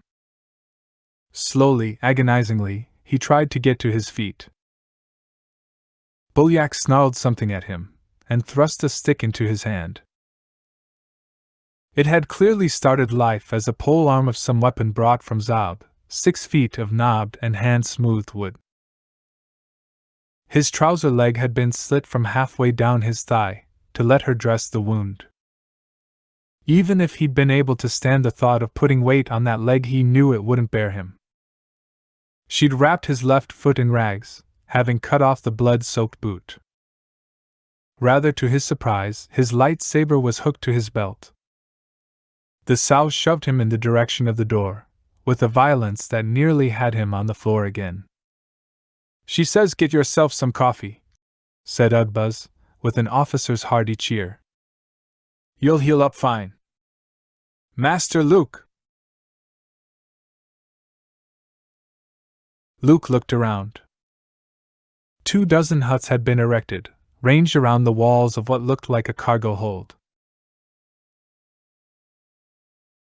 Doors, pieces of metal paneling, plastic and corrugated crate sides had gone into the construction, as well as blankets, bits of armor, mess hall plates, wire, cable, pipe, and the ubiquitous engine tape. More plates and coffee cups littered the metal decking, and the place had a faint, garbagey smell in spite of the best efforts of the MSEs buzzing and puttering around the open square in the center. There were few Gamorreans in sight. In the dark, open doorway of the vast chamber, 3PO stood waiting. Had he been programmed to do so, he'd have wrung his hands. Slowly, every step an acid jolt of suppressed agony, Luke limped the 15 meters that separated them. 3PO made a move as if he would have come through the door to help him, but seemed to think better of it. "I'm terribly sorry, Master Luke," apologized the droid. "But the Gamorreans don't permit droids in their village." The SP-80s have tried repeatedly to dismantle the huts and put the pieces away in their proper places and... Well... Luke leaned against the wall and laughed in spite of himself. "Thanks, 3PO," he said. "Thanks for following this far." "Of course, Master Luke." The protocol droid sounded shocked that there would have been any question of it. After that dreadful fracas in the mess hall. Did you see what happened to Cray? Ugbuz says she's missing. She was carried away by the Clag tribe. They seem to regard the Gakfeds as mutineers, and vice versa. Nichos went after them. She was putting up a good fight, but I'm afraid she was no match for them, sir. He clanked softly along at Luke's side as Luke started to walk again, limping down the corridor, and grimly blocking his mind against the pain in his leg. Simply keeping the agony at bay took enormous amounts of his concentration, far more than he'd channeled against the effects of his concussion. He had to find sick bay, and fast. At least with so obvious an injury, Ugbuz couldn't argue that he was merely malingering. Any idea where they're headquartered? I'm afraid not, sir. Captain Ugbuz has sent out scouts to locate their stronghold, so it's quite clear he has no idea either. They shouldn't be too hard to find. Luke was checking every door they passed, mostly cargo holds in this part of the ship. Owing to the eye's configuration as an asteroid, the ship possessed long stretches of hallway unbroken by doorways. The lights were on here, gleaming coldly off the gray metal walls. Here and there a plastic plate or coffee cup from the mess hall made a bright spot in the monochrome, and once they passed a tripod, wandering vaguely through the hall gazing around with its 3 thick-lashed green eyes. I'm not so sure of that, sir. The SP-80 cleaner droids were very diligent about scrubbing all trace of their trail from the walls and floors. Luke stopped, and leaned back against the wall, his head swimming. Did other Jedi Masters have to go through this? What happened here? He opened his eyes again. The stretch of hallway before them was dark, as the Gakfed's village hold and the area around it had been, the glow panels of the ceiling dead for easily 100 meters in front of them. A hatch cover had been ripped loose halfway down and wires and cables trailed out into the hall like the entrails of a gutted beast. As he limped nearer, Luke smelled a familiar odor, faint and distant now, but distinctive. Jawas? If 3PO had possessed lungs, he would have heaved a long-suffering sigh. I'm afraid so, sir. It appears that on such planets where the Empire posted troops to be picked up for this mission 30 years ago, the automated landers collected whatever sentient beings they could find. Oh, great, sighed Luke, bending carefully to study the frame of the gutted hatch. It was grubby with small handprints. He wondered how many of the meter-tall, brown-robed scavengers the lander had picked up on Tatooine. Those were Tals we saw in the mess hall, from Alzok 3. I have not been very far afield, Master Luke, but I know there are also Afatekans from Dombradan aboard, and the Maker only knows what else besides. Great, said Luke again, limping on. So in order to blow up the ship before it reaches Plal, I'm going to have to find the troop transports and somehow get everybody on board. I suppose I could always tell the Gamorreans its orders, but... He hesitated, remembering the vicious skill of the ship's gunner, the one 3PO insisted did not exist. Whatever else might be automated on the Eye of Palpatine, there might very well be one member of the original mission crew still on board. Here. This looks like what we're after. They had traversed the blacked-out section of corridor to the lighted area beyond. A small office on the right had clearly belonged to a supercargo or quartermaster. A black wall-mounted desk bore a large, curved keyboard, and the staring onyx darkness of a monitor screen gazed gravely down above. Luke sank gratefully into the leather padding of the chair. Definitely a quartermaster, he thought, propped his staff against the desk, and flipped the on toggle. Let's see if we can talk this thing into giving us some idea of how much time we have before we do anything else. He typed in mission status request. It was a common enough command, involving no classified information, but even knowing when the eye was expected to reach Paul would tell him how urgently he had to move. Mission time consonant with the objectives of the will. Han? Luke typed in menu. The will requests objective of this information orientation, typed Luke. Current status aligned with timetable of the W. No further information necessary. They really didn't want to risk anyone outside finding out about their mission, did they? Murmured Luke. The screen grayed and swam before his eyes, and he drew the force to him, wearily clearing, strengthening the slowly healing tissues of the brain. Sick bay, he thought tiredly. Right after this, sick bay.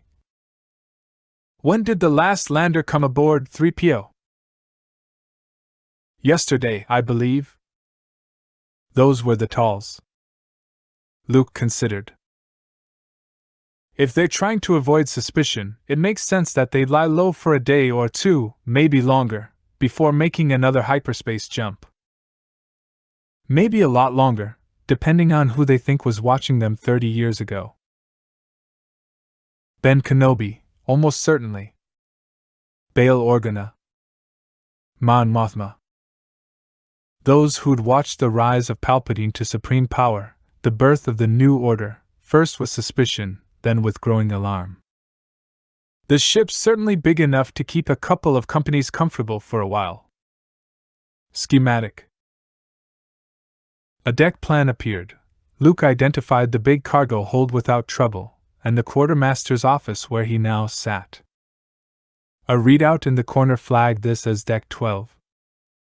He keyed the command for the deck above, and the one above that, noting the irregular shapes of the decks. Sick bay was 2 decks below. The decks were huge, but presumably after 2 or 3 days Udbuzz wouldn't be sending scouts for rival tribes on his own deck. The computer refused to display the schematic for Deck 9. Keying down, Luke could only get displays for Decks 10 through 13. Total schematic. The will requests the objective of this information location of alien life forms. All things are within parameters defined by the W. There are no unauthorized life forms aboard. Oh, there aren't, hun? Again, Luke keyed in total schematic. The will requests the objective of this information damage control. The will is in control. The will ascertains no damage in any area. All the lights browned out, and the pale blue letters of the monitor shrank into a tiny dot and blinked away. From the blackness of the corridor outside came the shrill chitter of Jawa voices, the scrabble of fleeing feet. Luke sighed. I've got a bad feeling about this. Chapter 7. Sick bay was dark, silent, and cold. Drat those Jawas, sir! Cried 3PO. Luke Skywalker had dealt successfully with battling a clone of himself, with being enslaved by the Emperor and the dark side, with wholesale slaughter and the destruction of worlds. A good deal of Han Solo's vocabulary did come to mind. Come on, he sighed. Let's see what we can manage. These were quite decent early 21Bs, sir, remarked 3PO, holding aloft one of the few emergency glow rods left in the rifled emergency locker on the wall. But of course the reason they are independently powered in modern ships, instead of hardwired into place, is painfully obvious here. Painfully, thought Luke, leaning against the self-conforming plastine of the diagnostic bed, was certainly the appropriate word for this occasion. All the cabinets had been frozen shut when the Jawas had pulled the main wall hatch in search of wire and components. Though none of the diagnostics worked, Luke was fairly certain by the way his left foot moved, and by the excruciating pain that shot up the back of his thigh whenever he put the slightest weight on it, that one or more tendons had been severed, which meant that even discounting the near certainty of infection, until he could get to a genuine medical facility he would be seriously lame.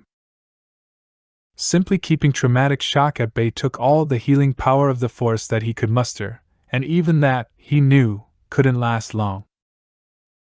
In addition to ripping free cover plates and hatches to get at the machinery within, the Jawas had carried off portions of the autodocs, taken the power cores out of the X-ray and E-scan machines, and tried to remove the temperature regulator from the Bacta tank, with the result that the tank itself had leaked half its contents onto the floor in a gigantic sticky pool.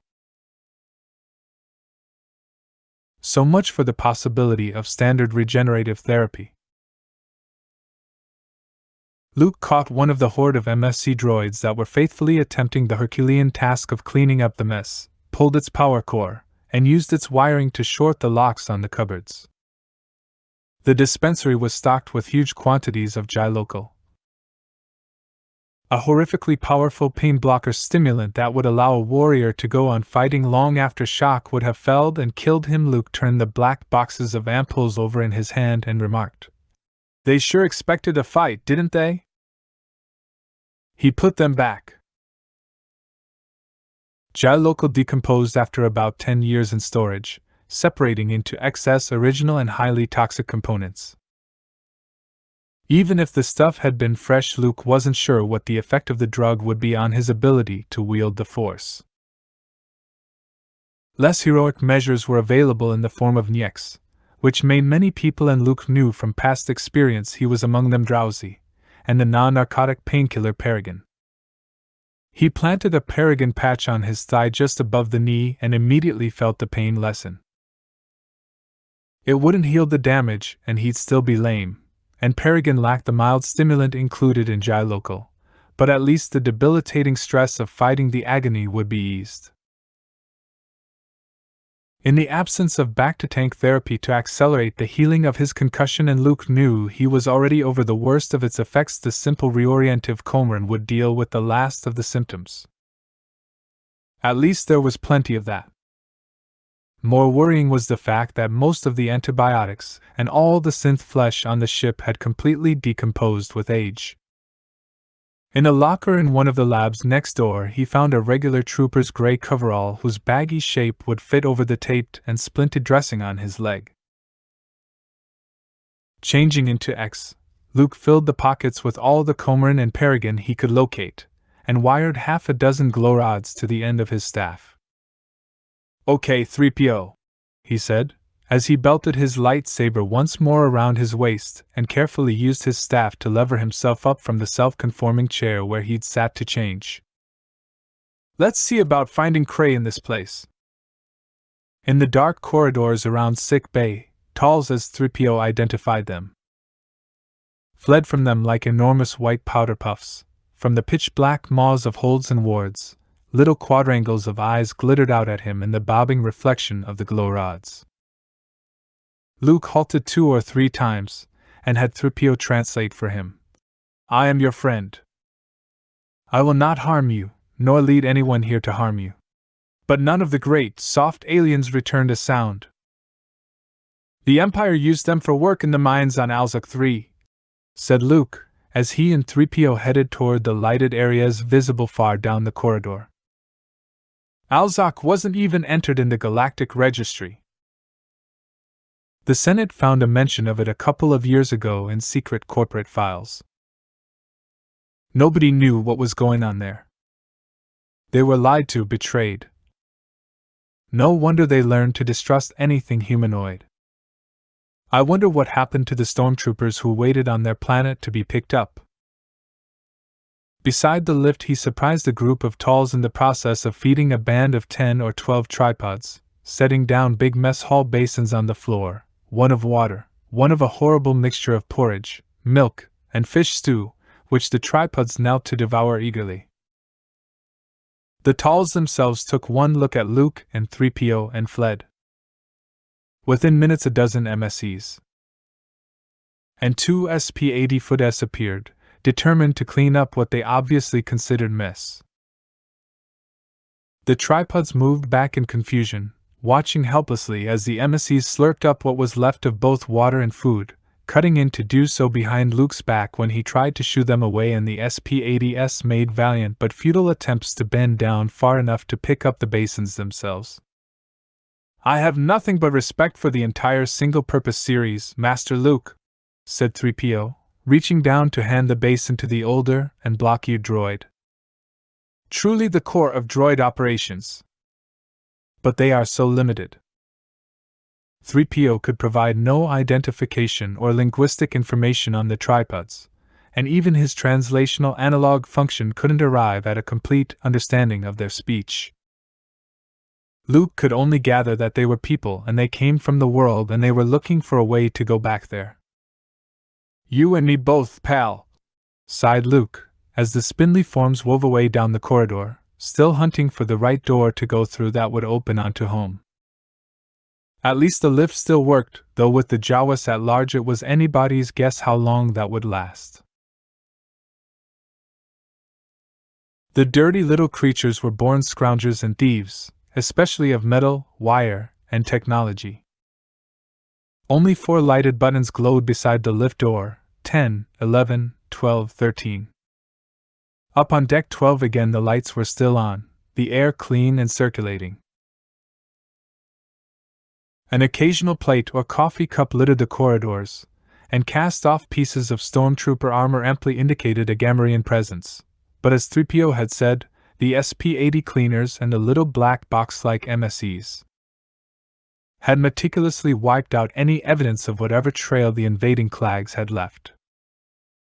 They came around a corner and Luke stopped, startled, to find the corridor in front of them dotted with what looked, at first glance, like blubbery, putty-colored mushrooms, 1 meter to 1.5 meters tall, lumpy, and smelling strongly like vanilla. A second glance showed him that they had arms and legs, though he could see no sensory organs whatsoever. 3PO said, "Good heavens! Kidanax? They weren't here yesterday."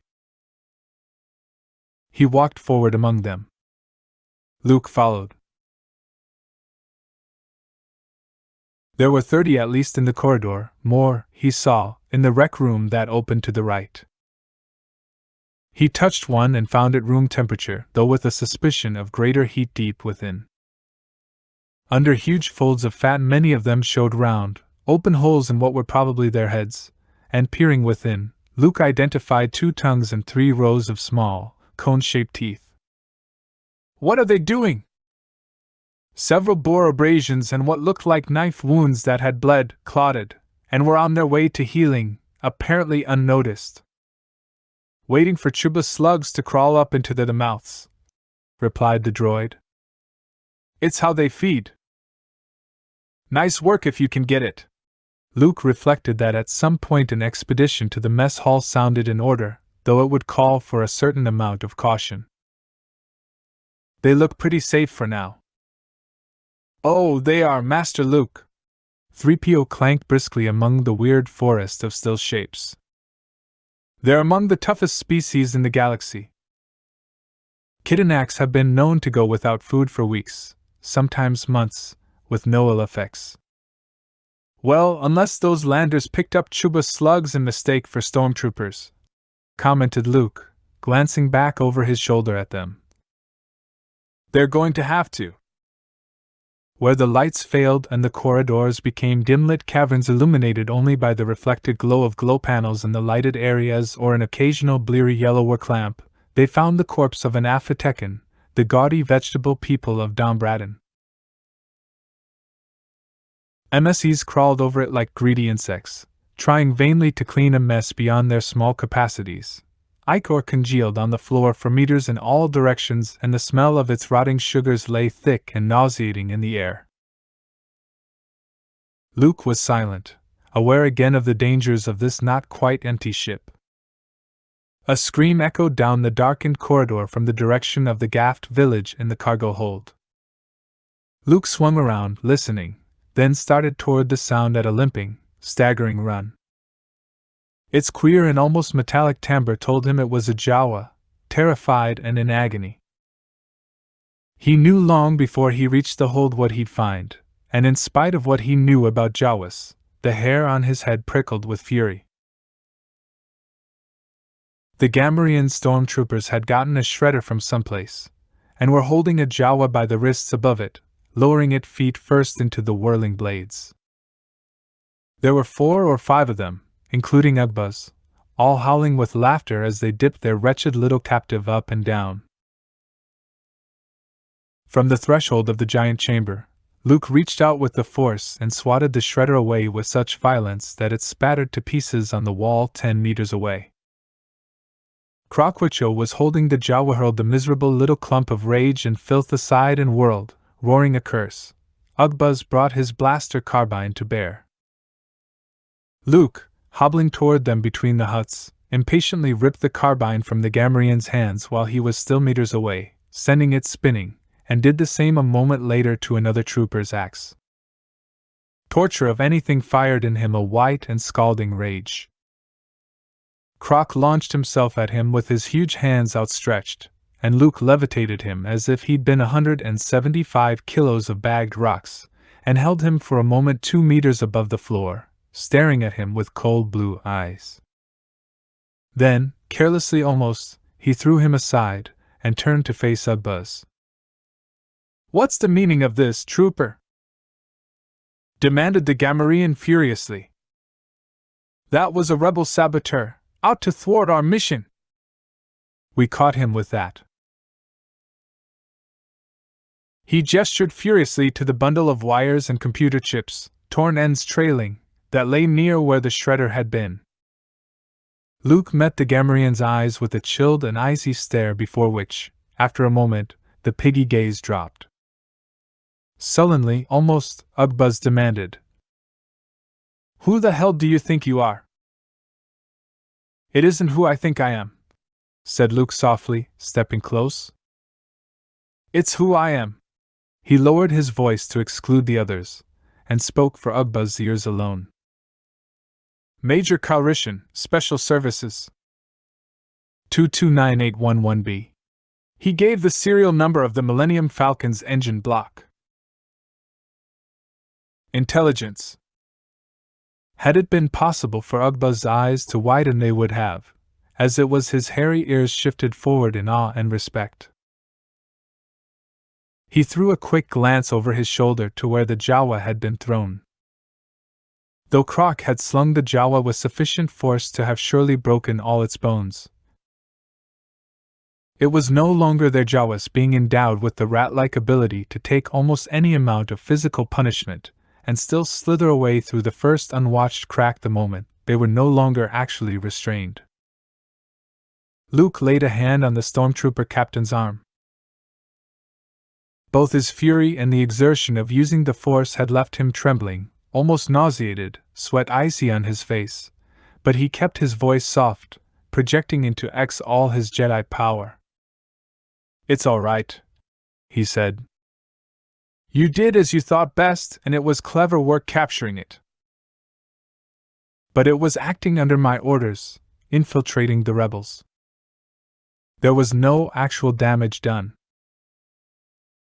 You did right to protect the mission, and I'll see your name shows up in commendations to the Ubictorate, but after this, let me interrogate prisoners." "Yes, sir." For a moment a thoroughly Gamorrean expression of disappointment crossed Ugbuz's tusked face. Then he was Captain Ugbuz of the Imperial Service again. He saluted. "You did well, Captain," said Luke, and used the Force to subtly project into Ugbuz's mind the pleased warmth that surety of approval brings. "Thank you, sir." The pseudo-stormtrooper saluted again and lumbered over to pick up his blaster carbine, stopping once or twice to look over his shoulder at Luke, who limped away in the direction of the door, leaning heavily on his light-clustered staff. "Very good, Master Luke," said 3PO softly when Luke, weak with exhaustion, reached the door once more. "Though I must say, you really ought to find some way to discourage those Jawas from further depredations on the fabric of this vessel if we are not to all perish of cold and suffocation. They seem to have no idea of the damage they're causing to their own environment." Well, they wouldn't be the first, Luke remarked, leaning against the wall. He felt drained and beaten, his head aching in spite of the coumarin. If in immediate danger of death by freezing, he doubted he could have summoned enough of the force to light so much as a candle. "If you'll come this way, sir," said the droid, "I believe I have found a partial schematic of the ship." The schematic of decks 10 through 13 was etched onto 4 crystoplex panels in what was probably the office of the physical plant manager, showing the locations of lifts and gangways, power lines marked in red and water trunks, shower facilities, coolant lines, fire controls, sprinklers in blue. The asymmetry of the ship's form made it difficult to remember.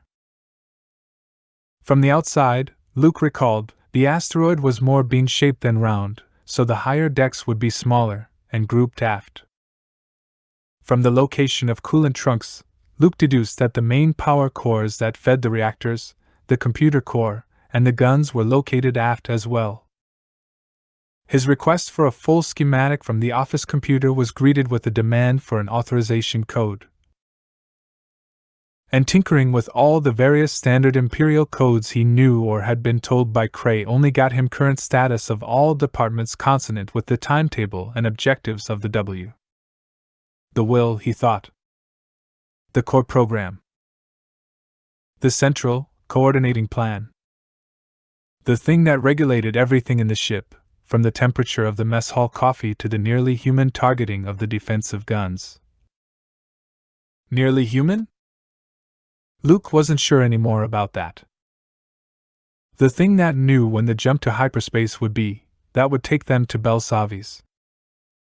That knew what the battle plan was for destroying that undefended town. Without human knowledge, he thought. Therefore, there was no one who could have been forced, or coerced, or coaxed to talk had they been captured. Only the W. He went back to studying the schematics it would show. "They've got to keep the lines to the fuel tanks and the power chargers short," he explained, limping along the corridor again a few minutes later with 3PO clanking softly at his side. "That means all the main hangars are going to be in one area, or at most 2 port and starboard. Now sick bay is port side on deck 10, and next to that a series of decontamination chambers, so I'm betting that big rectangular chamber that's unmarked on the deck 10 schematic is the hangar where the lander came in." So it proved. The lander's engines were dead and nothing Luke could do could revive them. Well, why not? They fulfilled their purpose. And in any case, there was no way of manual steering or controls. The G-40 droid stood silent and dead, one already half dismantled by Jawas who couldn't carry it off. The silvery, bubble-shaped trackers were nowhere to be seen. By judicious manipulation of the controls on a service lift using, again, the power core and wiring of a somewhat indignant MCLUKE, managed to freeze the lift car between decks 10 and 9 and to get the doors open at least somewhat. While 3PO fretted and predicted doom in the deck 10 hangar, Luke attached 100 feet of emergency cable from a locker around one of the lander's legs and scrambled, with considerable difficulty, down through the lift car and into the hangar immediately below on deck 9. The lights were out there, the bay a vast, silent cavern illumined only by the blanched glow of the starlight beyond the magnetic field that protected the atmosphere of the hold. Through the huge bay doors, rimmed around with the rock of the concealing asteroid in which the eye had been built, Luke could stare into the endless black vistas of the void. A handful of asteroids had been brought along with the eye when it made its hyperspace jumps to pick up its long-vanished personnel, probably for cover, Luke thought, and a few of these drifted aimlessly in the middle distance, like bleached hunks of bone. The shadowy bay itself was designed to accommodate a single medium-sized launch, by the look of it. Cables from the power cell dangled from the ceiling and directional markings indicated where the vessel would stand, in the center of the bay, nose pointing toward the starry darkness that lay beyond the magnetic shield. But there was no launch there. Instead, to one side of the hangar, a charred and battered ally wing craft stood. The empty vastness of the hangar picked up the echoes of Luke's staff as he crossed the floor to it, and shadows twitched restlessly as he held up his staff with its glow rods to look at the open cockpit above his head. A two-seater. Luke couldn't see well from where he stood, but he thought that the pressure hookups from both stations had been used. It explains what happened.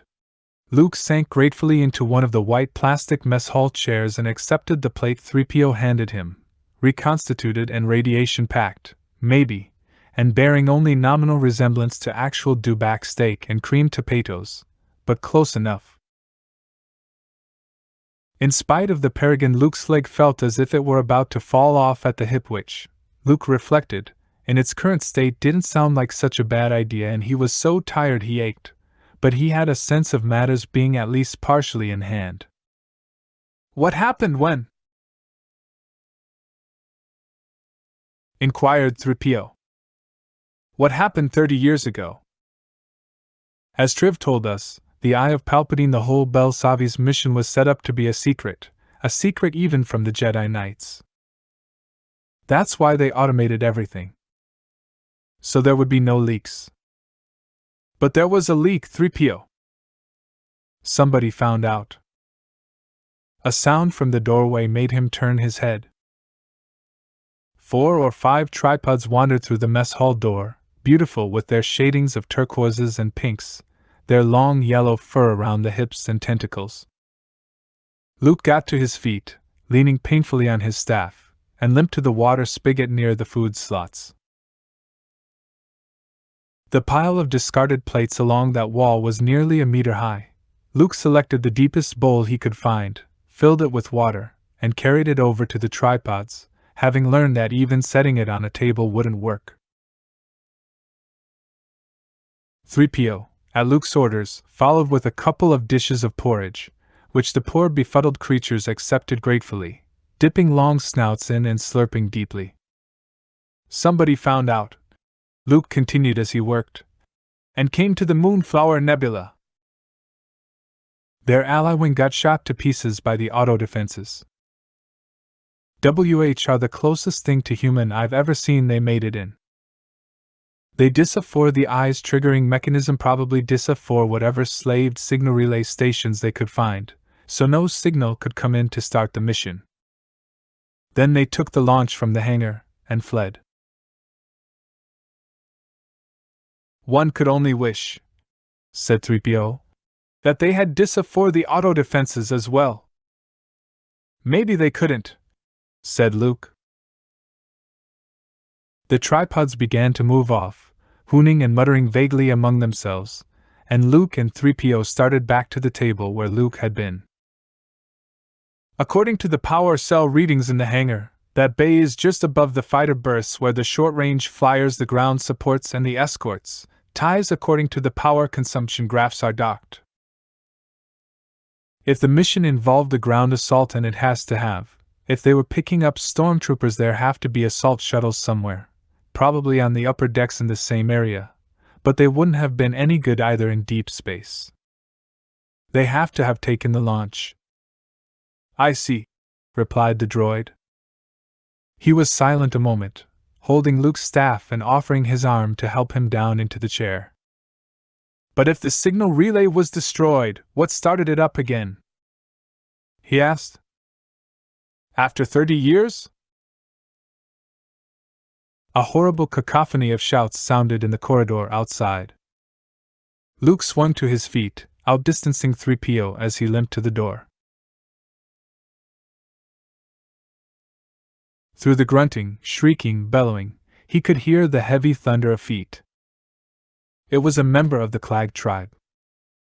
Luke recognized it instantly, for the Clags had all been wearing helmets and armor from regular Navy troopers rather than stormtroopers, bucket-shaped helmets and gray breastplates instead of the familiar white. Wherever their headquarters was, it was obviously close to different armories than the Gakfeds. However, Luke scarcely needed this observation, since the Clag was in full and terrified flight from 15 Gakfeds, howling, waving axes and forespikes, brandishing blasters and carbines, and occasionally letting off a shot that ricocheted wild and lethal along the corridors like a red-hot hornet. Luke said, "Come on." "I beg your pardon?" "He'll be heading back to his home territory." Luke crossed the mess hall to the opposite doors, knowing that the corridor down which the Gakfeds chased their prey led nowhere, and the Clag would have to double back. Sure enough, moments later Luke heard behind him in the corridor the thudding crash of a single set of feet, the snuffling, slobbering pant of the fugitive Clag. He led 3PO into a laundry drop room to let the Clag hasten by without seeing them, then stepped out again, following, listening. The Gakfeds seemed to have lost their prey, the echoes of their shouting ringing from corridors nearby, but Luke, listening ahead, could trail quite easily the solitary Clag's gasping breath and lumbering feet. Gamorreans weren't runners. With the use of both his legs, Luke could have outdistanced any Gamorrean ever littered, and even leaning on a staff he had little trouble keeping up.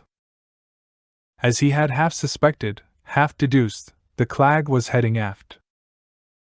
"They found some way to get above the crew decks," he murmured to 3PO as they crossed through chamber after chamber of armories, looted weapons holds, stores whose bins and crates had been broken to disgorge uniforms, boots, belts, and blast armor on the floors and down the halls. "Listen." He's doubling back on his steps. He knows he has to get a level up. He halted, looking cautiously around a corner. The Gamorrean stood in an open lift car, prodding angrily at the buttons there, obviously wanting one that read higher than 13 and not finding it. A moment later the pseudotrooper stepped out of the car again, looking around him, hairy ears swiveling as he listened, breathing clearly audible in the silence. There was an expression sweating like a Gamorrean, and Luke understood it now. The creature's body glistened and he could smell it from where he stood. The Gamorrean lumbered on. "Is he lost, Master Luke?" 3PO could gear his voter down to the faintest hum of almond audibility. "Looks like. Or the Gakfeds are cutting off the way he came down." There was a rumble of shouts, coming closer. The Clag increased his speed to a clumsy trot. He was still easy to keep up with, through corridors bright with the hard cold light of glow panels, or dark where the Jawas had looted the wiring. His ears kept swinging backward. Luke wondered how acute they were, and if he could pick up the faint scrape and click of the staff, and the soft creak of 3PO's joints. There was a black door, double blast sealed and surmounted with a crimson light. The Gamorrean jabbed at the switch, with no result, then pulled out a blaster and shot the whole mechanism. The door jarred a little in its socket, and a voice said, "Entry to upper levels in this area is unauthorized. Security measures are in force." The Gamorrean ripped loose the cover plate on the manual hatch by main force, and worked the dogged wheel within. Far down the corridor Luke heard renewed clamor, and knew the Gakfeds had heard the computer's voice. "Entry to upper levels in this area is unauthorized. Security measures are in force. Maximum measures will be taken." The red light began to blink. The door opened to reveal a gangway. Black metal steps, gray walls, a checkering of pale squares of opalescent light set in a curious, asymmetrical alm pattern that seemed at once impersonal and queerly sinister. "Maximum measures will be taken. Maximum measures will be taken. Maximum. There's the stinking mutineer swine!" As Udbuzz and his troopers appeared from a cross corridor 20 meters away, the Clag plunged up the gangway. Watching it, Luke reflected in the part of his mind not stunned with horror that it was very like the Empire to design a security measure that wouldn't take effect until the violator was too far into the gangway to turn back. The Gamorrean raced up 5 or 10 steps before the lightning started, thin, vicious fingers of it stabbing out from the walls, playing over the creature's body like a delicate, skeletal spider torturing its prey. The Gamorrean screamed, fell, his big body spasming, flopping on the black metal of the stairs. The pursuing Gakfeds skidded to a halt at the door, staring up in momentary shock. Then they began to laugh. Ugbuz let out a bellow of mirth, pointing as the Clag's flesh blistered and blood poured from 1,000 pinholes drilled by the lightning. The others whooped, doubled over, slapping their thighs and one another's shoulders in genuine amusement. Luke shrank back into the cross corridor where he and 3PO stood, sickened. The Clag, impossibly, was still trying to get to his feet, still trying to ascend the stairs, slipping in blood now, charring to death as he moved. Gamorreans were tough. And the Clag, quite clearly, considered the sizzling nightmare of the gangway a preferable fate to what the Gakfeds would do. Luke turned away, almost ill, and headed back toward the mess hall. He could hear the Gakfeds' laughter a long way down the hall. Armories, naval, regular search. Purpose of this information? Inventory control. All inventory consonant with the parameters and intentions of the will. Master Luke? Schematic search water piping. Purpose of this information? Master Luke, it's getting quite late. Emergency maintenance. All maintenance proceeding in accordance with the intent and timetable of the will. You lying water synapses, you've got lighting blacked out over half your crew decks and computers down everywhere you look. Master Luke, the longer you remain this far from the Gaff village, the greater your danger from a retaliatory Clag raid. There haven't even been talls or tripods in this Sector 4.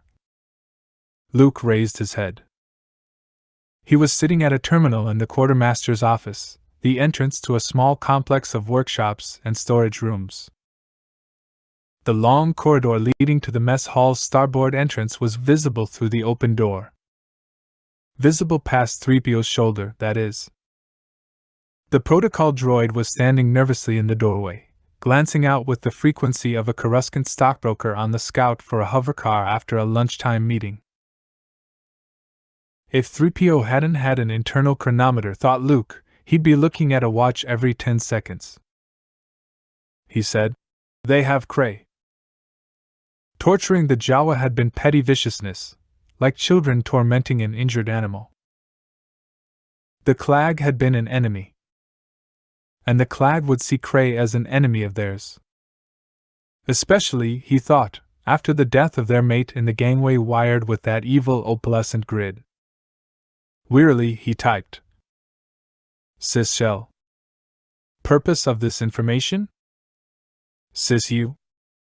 Purpose of this information? Revsies. Purpose of this.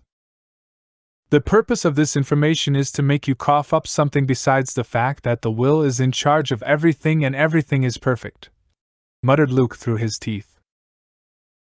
His head ached again, his whole body felt as if he'd fallen down a flight of stairs, and in spite of the Peregrine patch on his leg there was a suspicious, grinding inflammation deep inside that made him wonder how long he could summon the force to battle infection in the torn flesh.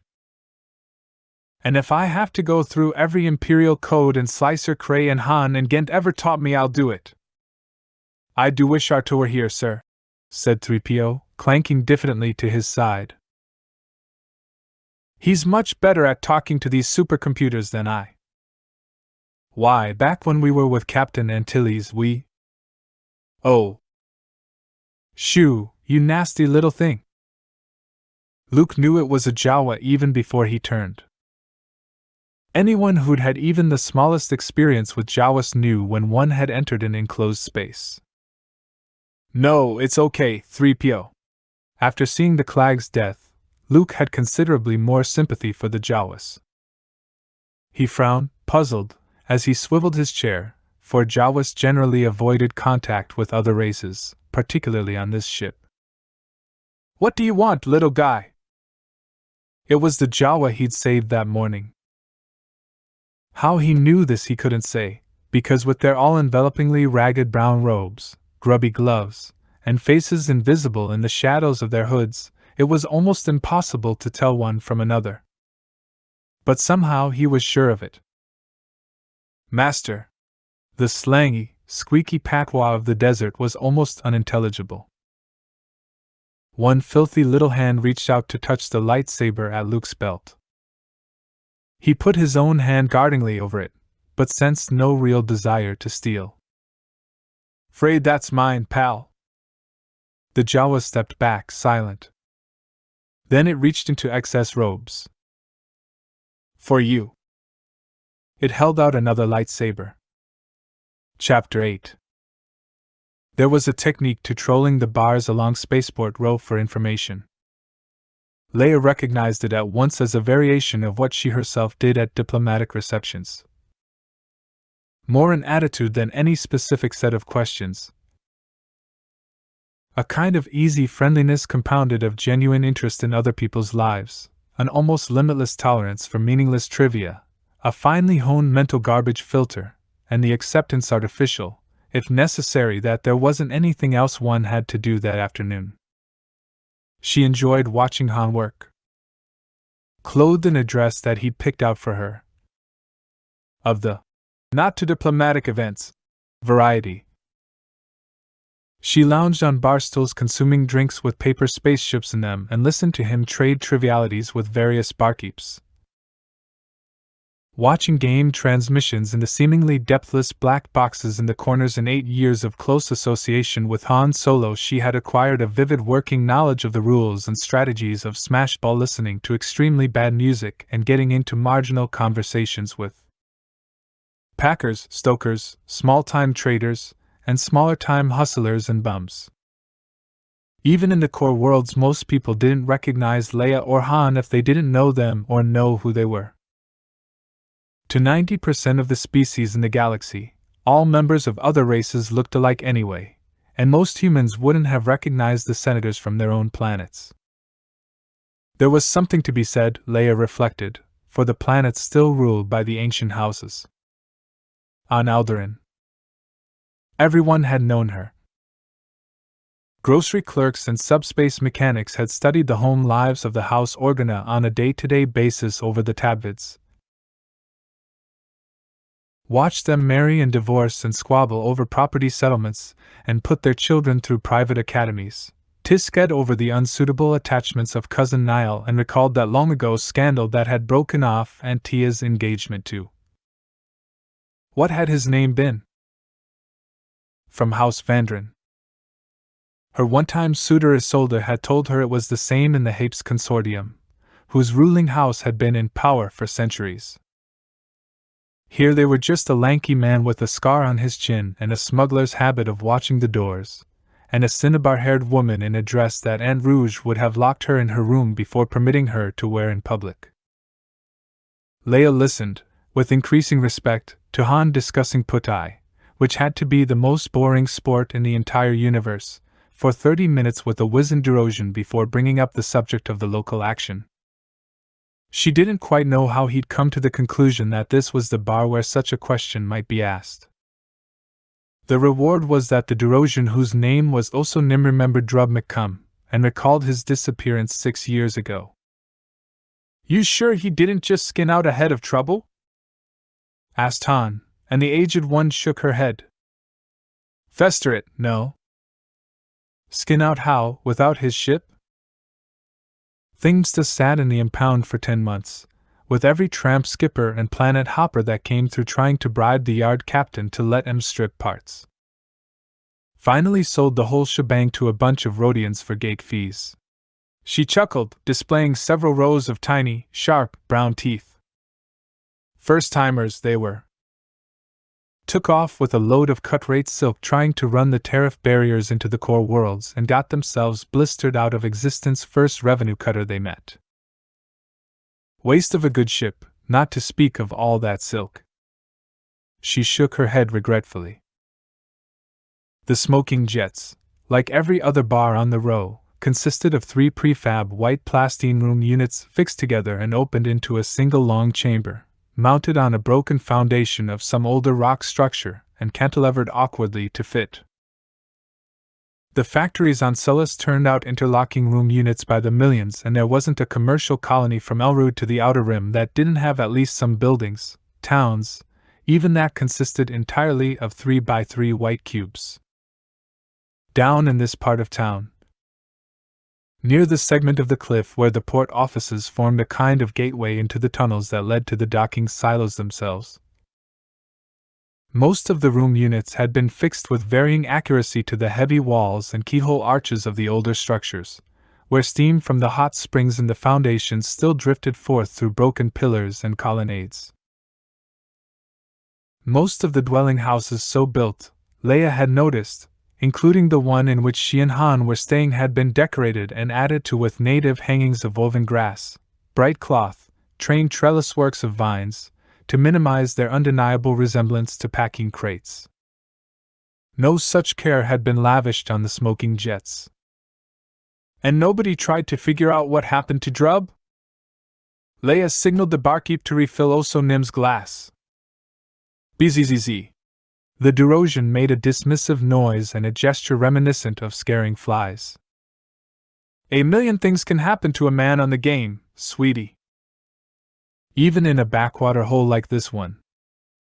It's sometimes 6 months before his friends figure out he hasn't disappeared on purpose, ship or no ship. And was it 6 months before his friends went looking?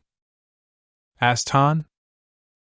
Osonim cackled and gave him a sidelong glance from iridescent orange eyes. In 6 months you know where your friends are going to be? Drub's mate and crew said he'd been on about crypts under the old ruin at the top of the town, and went poking themselves, but fester it, there's no crypts. People been looking for them crypts for years, and all they found was solid rock.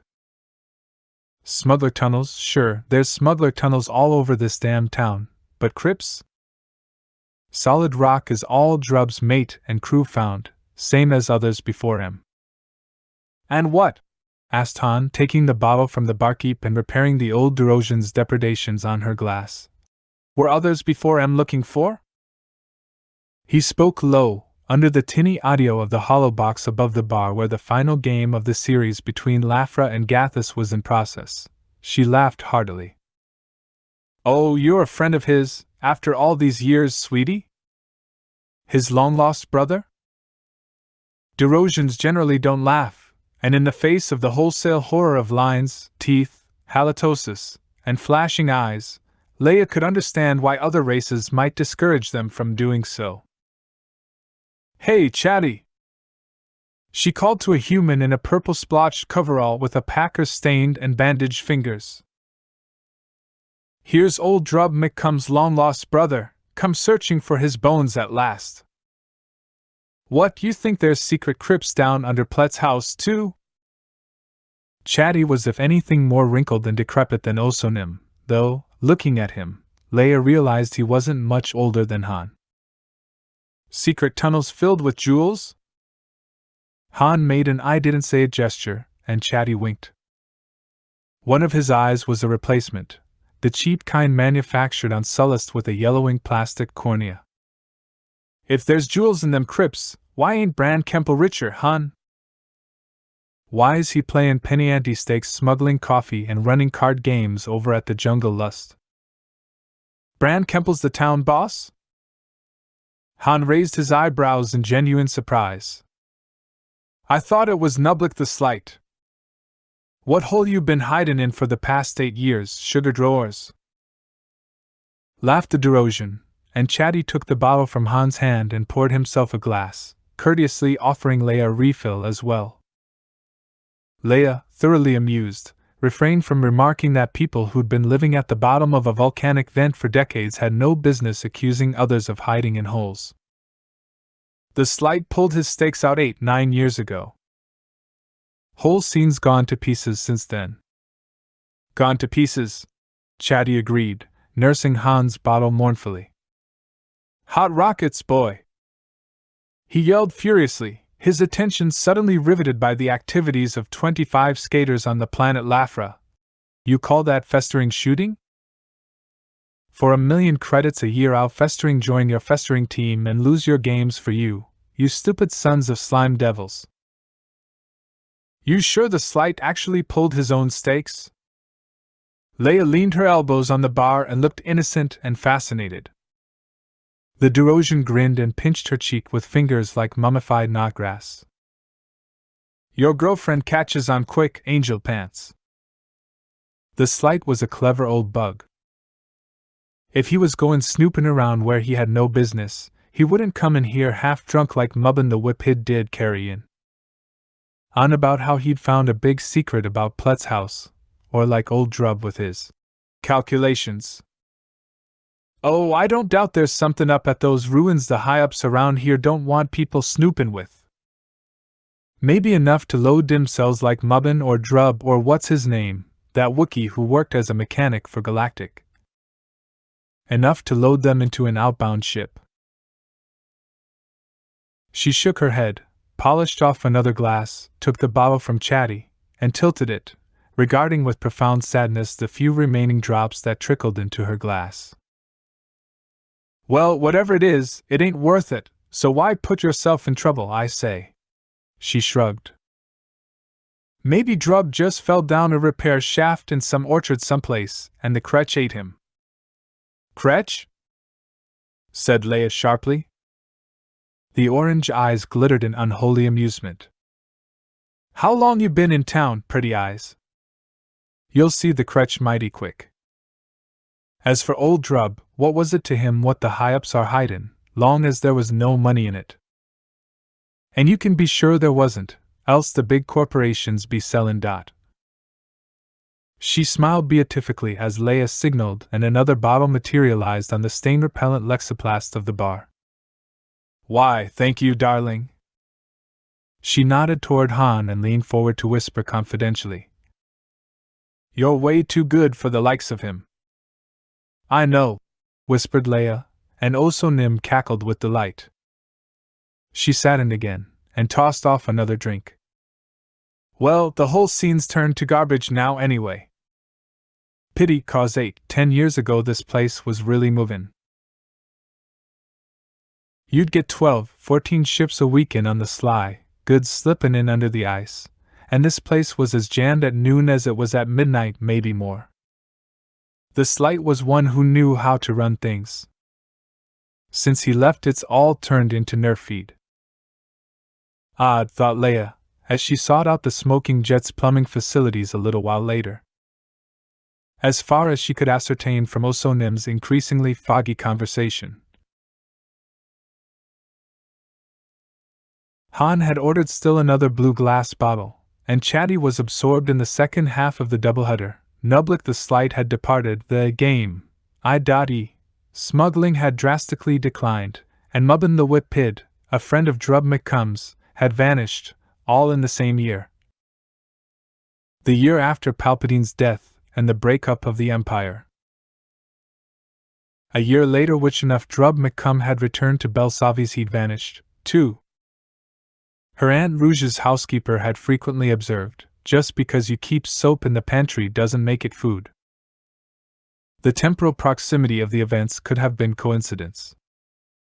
And yet, with every possible inch of arable ground in the volcanic rift given over to cash crops, lots in town were small, and buildings like the cantina and the older stone house upon which it was built were squinched right to the property lines, leaving no room for sanitary accommodations above ground. An old-fashioned manual hinge door at one end of the bar bore the universal symbols, and behind it a thoroughly insalubrious stair plunged by the light of a minimum-strength glow panel into the grotty obscurity of the foundations. Though most of the warm springs over which the old houses had been built had been diverted long ago, the heat bell ground was even worse than above. The air held a lingering whiff of some sour gas, and the dense black-red stone of the walls was patched with a crop of molds and fungus that made Leia glad she hadn't ordered a salad off the cantina's small food menu.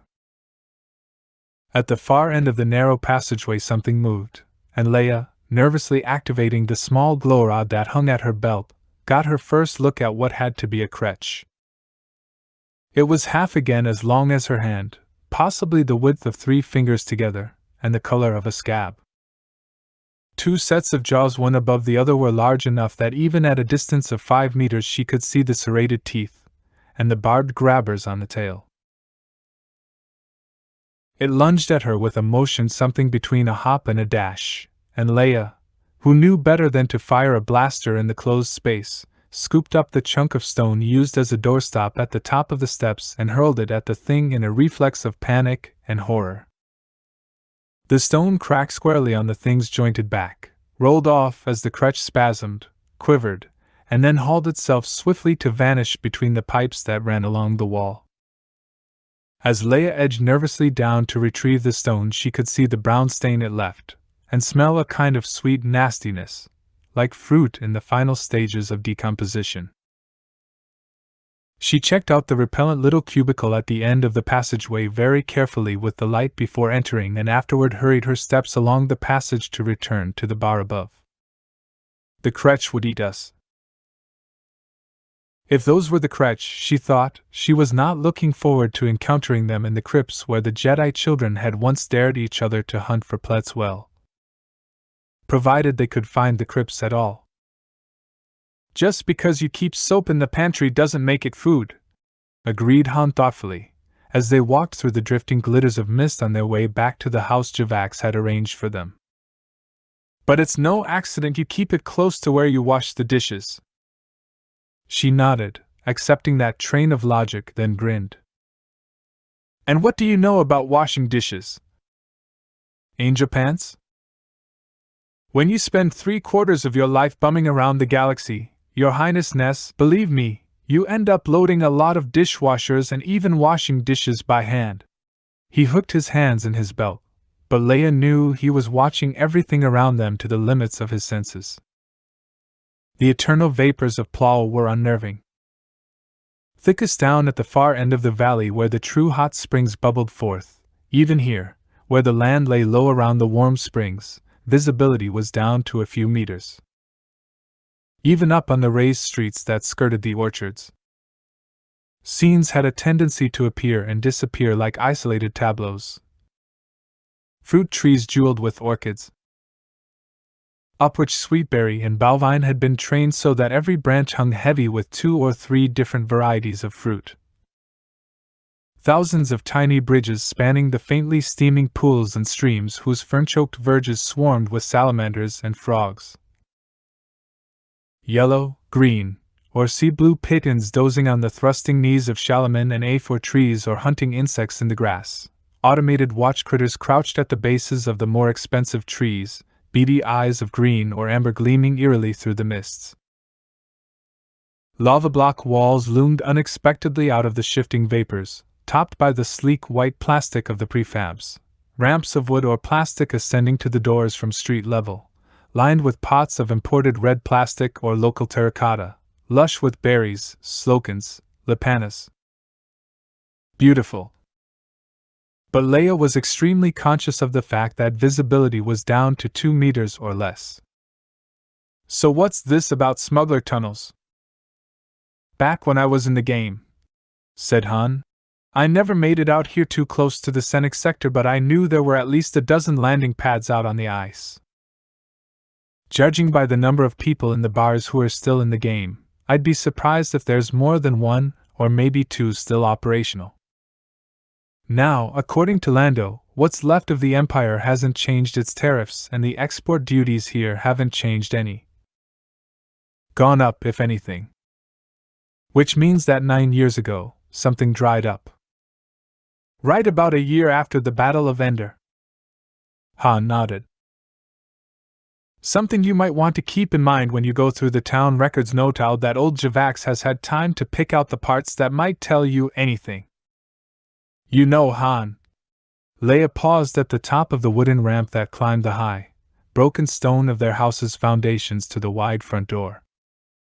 That's the first thing that drew me to you. The childlike innocence of your heart. He caught her arm, grinning. She tried to duck away to open the door, but he pinned her, a hand on either side of her shoulders, their eyes laughing into one another's, his body warm against hers. You want to see how innocent the first can be? She reached to touch the scar on his chin. I know how innocent you are, she said, meaning it, and their lips met, isolated in the still cloak of the mist. Only the padding footfalls on the ramp broke them apart, and the soft whirring of servos. They stepped back from each other in time to see Chewbacca's tall form materialize out of the pearlescent shimmer of the air, trailed a moment later by Arta. The glittering colors of the mist were darkening as the dome-magnified sunlight waned. Between the gray trees of the orchards that stretched downhill from the back of the house, the twilight was growing thick. Find anything? As they passed through the front door, Chewbacca shrugged eloquently and groaned. He pursued his own investigation of the local scene in places that left the smell of strange smokes in his fur, and had learned, he said, very little. Very little was going on. One of the smuggler pads out on the glacier was still in operation sometimes, though there were fewer and fewer pilots looking to make the difficult run in through the corridor. A couple of ships were buying vine silk on the cheap. Mostly grade 2 skimmings from the factories. A couple of dealers running in Yarrick, Ryle, and various sorts of frontal-lobe candy for the old buzzbrains living in the grubby shacks and lean-tos behind Spaceport Row. Bran Kemple was evidently the only person selling it on a regular basis. Everybody said not like the old days. You could make more money packing Brandiford if you didn't mind purple fingers. I'm going to take Arto with me to the Muni Center, if you don't mind. Inside the house, Leia hunted out a dark green and violet tunic slightly more respectable than the garment she'd worn to go touring the bars of the row. She owned underwear more respectable than that particular outfit, for that matter, and more comfortable shoes. You find anything from public access while we were up at Plett's house, Archa? The astromech trundled obediently over to the small monitor printer set up in the corner, and extruded a COM plug, and the printer began to chatter. Han crossed the room to see. Export figures for all 7 main packing plants for the past week, he reported with a grave nod. Oh, now we've got employee health figures. Fuel intake of all vessels for the past week. Better and better. Wow, here's a hot item. Repair costs for malfunctions of mechanical fruit pickers amortized over the past 10 years. Leia, I don't know if my heart can take this. She rapped him on the arm with the back of her knuckles.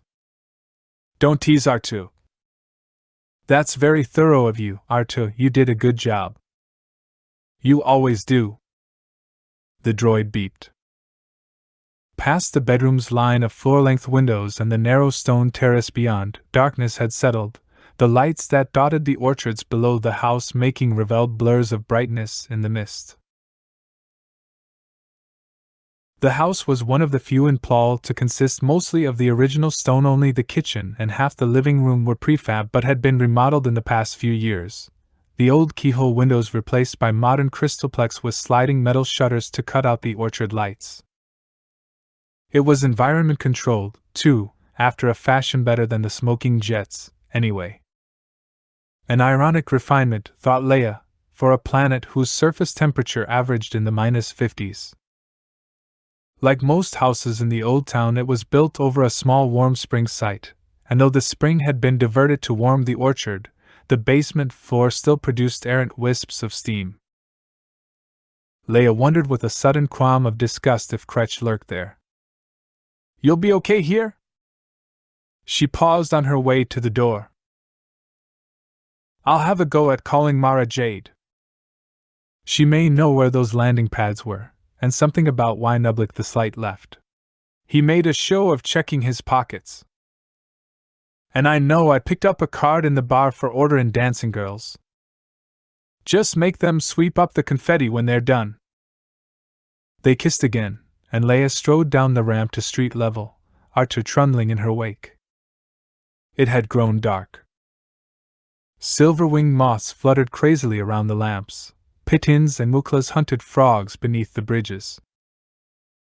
The world smelled of sweet growing things, of grass and fruit bred specially, calculatedly, to make the inhabitants of this rift, this world, wealthy and competitive in the galactic markets. In the darkness among the trees, luminous insects flickered like fairy candles. A paradise, thought Leia. If you didn't know about the crutch underneath it. If you didn't know about Drub McCum's voice screaming, "Kill you all. Going to kill you all. They're gathering." If you didn't know that occasionally someone who followed up unsubstantiated rumors about the tunnels beneath Plett's house would vanish without a trace. In a market square among the sleek white prefabs, the dark huddle of old stone walls, barrow men and vendors were striking their awnings, folding up their wares amid the final desultory shoppers of the day. Above the market the Muni Center reared on the first of the low benches above the town, only its lights visible as a blurred galaxy in the dark fog. The sloping path toward it wound among the orchards, and because of the multitude of hot springs that came out of the valley's point there the fog was thick. The sodium arc lights with their unreal white glare edged a few leaves with light and left all else swallowed by the night. Now and then a mechanical tree feeder would stalk momentarily into view, unnervingly like a huge metal spider with its half-dozen long, jointed arms, its blind turrets and proboscis-like squirters, rows and rings of yellow lights outlining it like shining crowns and bracelets of jewels. Unlighted, silent, not quite ruined enough, Plett's house rose invisible in the dark behind. Leia remembered the vision she'd seen there, the deep sense of silent peace. Remembered the voices of the children, and old Hodin, beautiful with his pale green skin against the black Jedi cloak. Remembered his haunted eyes. She remembered also the urgency in Luke's voice when he told her not to bring the children to this paradise of a place. Had she brought them, she wondered, what would they have seen? Abruptly, R2-D2, who had been following her along the path, made a right-angle turn and trundled off into the foggy darkness to her right. Leia turned, startled. R2? She could hear the crash of his heavy cylindrical body in the foliage, the furious YK of the guard critters around the trees, the startled whoops of night birds. R2! His treads left deep marks in the soft grass. Leia followed, pushing at the leaves, wet fern slapping at her boots, pulling out her glow rod and holding it before her where the darkness grew dense away from the lights. R2, what is it? The ground dipped sharply beneath her feet. She heard R2's startled tweet, the crash of something falling. Branches caught at her hair, slithered damply across her face as she hurried forward. The little astromech droid had come to a stop at the base of a wall, pressed against it, and still trying vainly to go forward. Leia could hear the whir of his servos, the grind of his treads in the soft ground. She flashed the light swiftly to the right and left but saw nothing, only the dark of the enclosing foliage, barely visible through the dense mists, the bob of firebugs among the sweet-scented trees. R2, stop! She ordered. Stop! The whirring of the gears halted. Back up. He was mired. Hold it, said Leia, and after another careful scout around with her light, she took from her boot the small knife she carried and cut branches, making sure they bore no fruit to lay in the deep tread marks on the muddy ground. Back up. The droid obeyed. R2, what is it? What happened? Luke was better at understanding the little droid than she was, though she could interpret some of his odd beeps and warbles. But the reply he made was a quick, almost perfunctory double bleep, telling her nothing. Well, let's not stand around here in the dark. Something about the way the vine-hung boughs with their ghostly orchids seemed to bend close unnerved her, even in this safe and well-patrolled paradise. A sharp rustle in the darkness made her nearly jump out of her skin, but it was only a tree feeder, pausing to lower its hose-like proboscis to the roots of a shalaman tree and pump forth a measured dose of rank-smelling organic goo before picking its careful way back among the trees. Let's see if we can get back to the path. It wasn't easy, between the dark and the mushy unevenness of the ground. Arthur's base was weighted to give him maximum stability, but though he was better than he looked on rough terrain, he wasn't perfect, and the base weight would make it, if not impossible, at least backbreaking, for Leia to right him should he unbalance.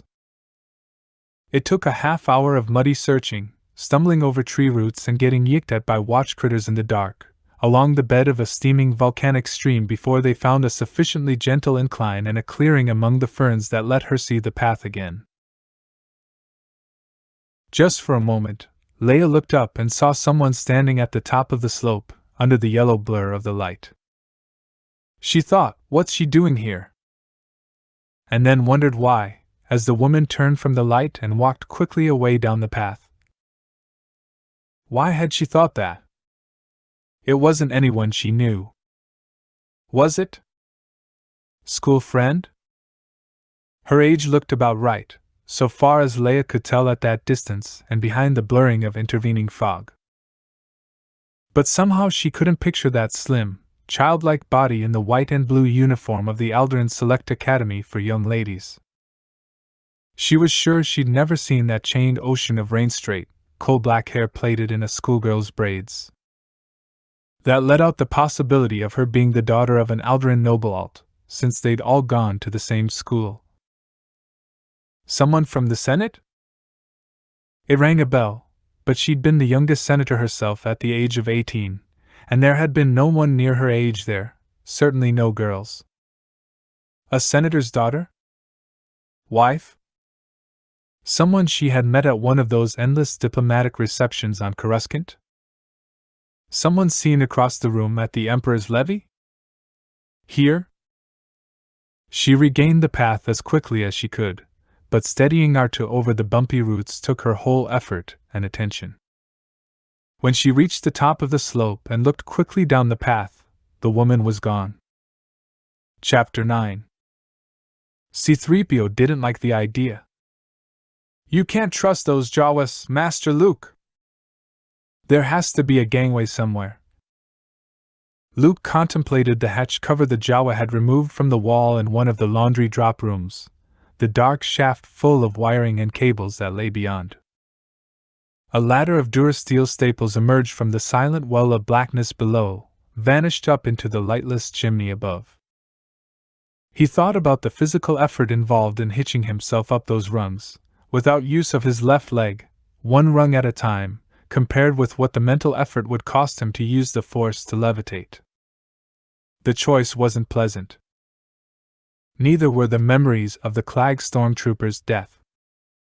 "I'll be all right," he said quietly. "But all the gangways can't be wired," protested the droid. "I don't like the idea of you going alone. Can't you wait a little, sleep on this?" "If you'll forgive my saying so, sir, you look as if you would greatly benefit from some sleep. Though I never use it myself, I'm told that humans—" Luke grinned, touched by 3PO's concern. "I'll get some sleep when I get back," he promised. In the dark of the shaft above he heard the rat rustle of the Jawa's robes halt, an interrogatory piping squeal.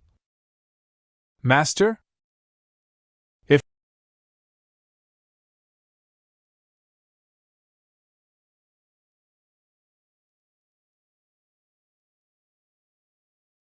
Then slung the wire loop he'd taped on the staff's upper end over his shoulder, balancing carefully on his good leg with his hands against the hatchway's narrow sides. "I'll be all right," he said again. He knew 3PO didn't believe him, of course. He ducked his head through the hatch, reached over the narrow shaft to seize the rungs, and hopped across. Even that small movement caught his leg with a flash of pain that left him breathless, despite all the healing, all the strength of the force he could summon. He glanced down at the seemingly bottomless plunge of the shaft, and thought, "I'll need to save my strength." "Be careful, Master Luke!" The droid's voice floated up after him in the dark. In the crazy, bobbing dimness of the glow rods slung to his back, the Jawa was barely visible, a dark, scrambling figure like a robed insect skittering up the ladder now far over his head. Bundled trunk lines of cable and wire brushed Luke's shoulders as he hitched himself laboriously in the Jawa's wake. Hoses like glistening black esophagi and thinner lines of rubbery insulated fiber optic coax crowding close, as if he were indeed ascending the alimentary canal of some monstrous beast. The Jawa paused every now and then to finger the cabling in a way that made Luke extremely nervous. Who could tell what systems depended on that particular hunk of wire? Here and there orange wick lights burned dim above closed hatchways dogged shut on the inside, he observed, and equipped with the dark boxes of magnetic seals. Elsewhere he climbed in darkness, lit only by the glow rods on his staff. The tube smelled fusty, of lubricants and insulation and now, overwhelmingly, of Jawa, but it lacked the characteristic, slightly greasy smell of air recycled countless times through the noses and lungs of a living crew. Even with the vessel's current bizarre populations, it would be long before it acquired that smell. Longer than they'd be aboard. Longer than this weird mission would last. What started it up again? 3PO had put his intricately jointed metal finger on the crux of the problem, the galling root of Luke's anxious dreams. The Eye of Palpatine had been wrought in secret for a secret purpose, a mission that had been thwarted. It had lain sleeping in its remote screen of spinning asteroids in the heart of the Moonflower Nebula for 30 years. While the new order that had planned that mission, armed the ship's guns, programmed the will's single-minded control, had risen to power and then cracked apart under the weight of its own callousness, monomania, and greed. The stormtroopers stationed on half a dozen remote worlds of the Rim had grown old and died. Palpatine himself had died, at his own dark pupil's hand. So why had the will awakened?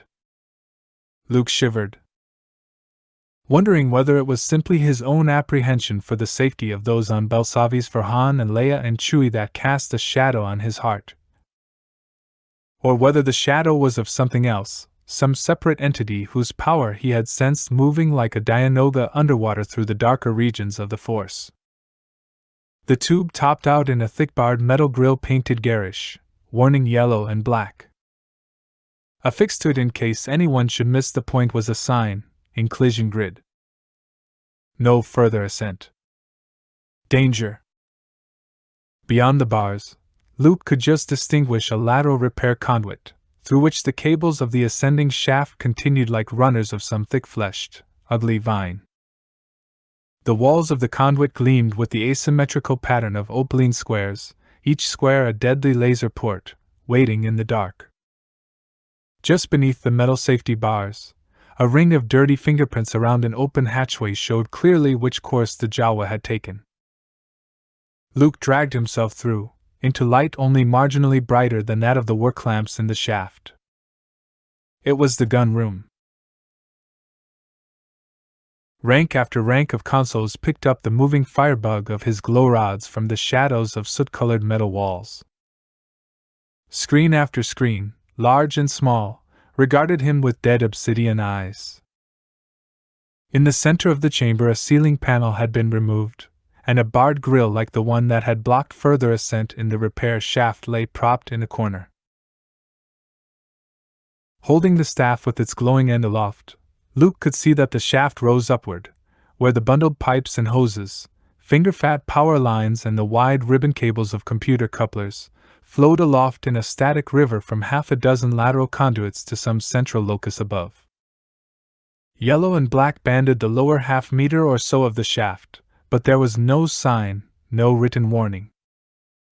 Only the small, baleful glare of red power lights, and above them, the opal glister of the inclusion grid, spiraling eerily into darkness. A tug on his belt caught his attention. Luke put down his hand protectively as the Jawa pawed at the lightsaber that hung at his belt, the second lightsaber, the one it had brought him. After a moment's hesitation, Luke yielded it, and the Jawa ran to a spot directly under the open shaft. It set the weapon on the floor, considered it for a moment, then moved it a few centimeters and changed the angle, clearly recreating the exact position in which it had been found. Luke hobbled to stand over it, and looked up. The shaft gaped above him, a narrow chimney breathing death. It led to the heart of the ship. There were too many power lines, too many bundles of fiber optic cables, too many heavy-duty coolant pipes for it to lead anywhere but to the computer core. Luke stooped, carefully balancing on his staff, and picked up the lightsaber, then straightened and gazed up into T-darkness again. He understood. Someone had ascended that shaft 30 years ago. There had been 2 of them who'd made it onto the ship in the battered ally wing he'd found. One had taken the launch and left, probably arguing that reinforcements should be sought. The other had known, or guessed, that there might not be time before the ship jumped to hyperspace to start its mission, that the risk was too great, the stakes too high, to permit the luxury of getting out of there alive. And that other had remained, to attempt to disarm the W. The deadly inclusion grid seemed to grin, like pale, waiting teeth. "I'm sorry," said Luke, very softly, to that waiting column of shadow. "I wish I could have been here to help you." She would have needed help. He turned the weapon in his hand, knowing instinctively that it had been a woman who made it, who wielded it. A woman with large hands and a long reach, to judge by the weapon's proportions. Yoda had told him that the old Jedi Masters could learn quite startling things about a knight just by examining the lightsaber whose making was a Jedi's final test. Around the rim of the handgrip someone had taken the time to inlay a thin line of bronzed selka, the long-necked, graceful cetaceans of Chad III's deep oceans. Still more quietly, he said, "I wish I could have known you." He clipped the lightsaber to his belt, and began to hunt for the way this woman, his colleague and fellow Jedi, had gotten into the gunroom. There was only one entrance, straight into a turbolift, which refused to respond to Luke's touch on the summoning button, but at a guess it was the way she had used. With a little effort he could short the doors into opening, he knew. From there he'd have access to the decks below, either via rope, WH could be liberated from a storeroom, or via levitation, if he wanted to risk that great a drain on his limited strength. He wondered if the Force could be used as it sometimes could to hold off the blue lightning threads of the inclusion grid long enough for him to get up the shaft to the ship's computer core.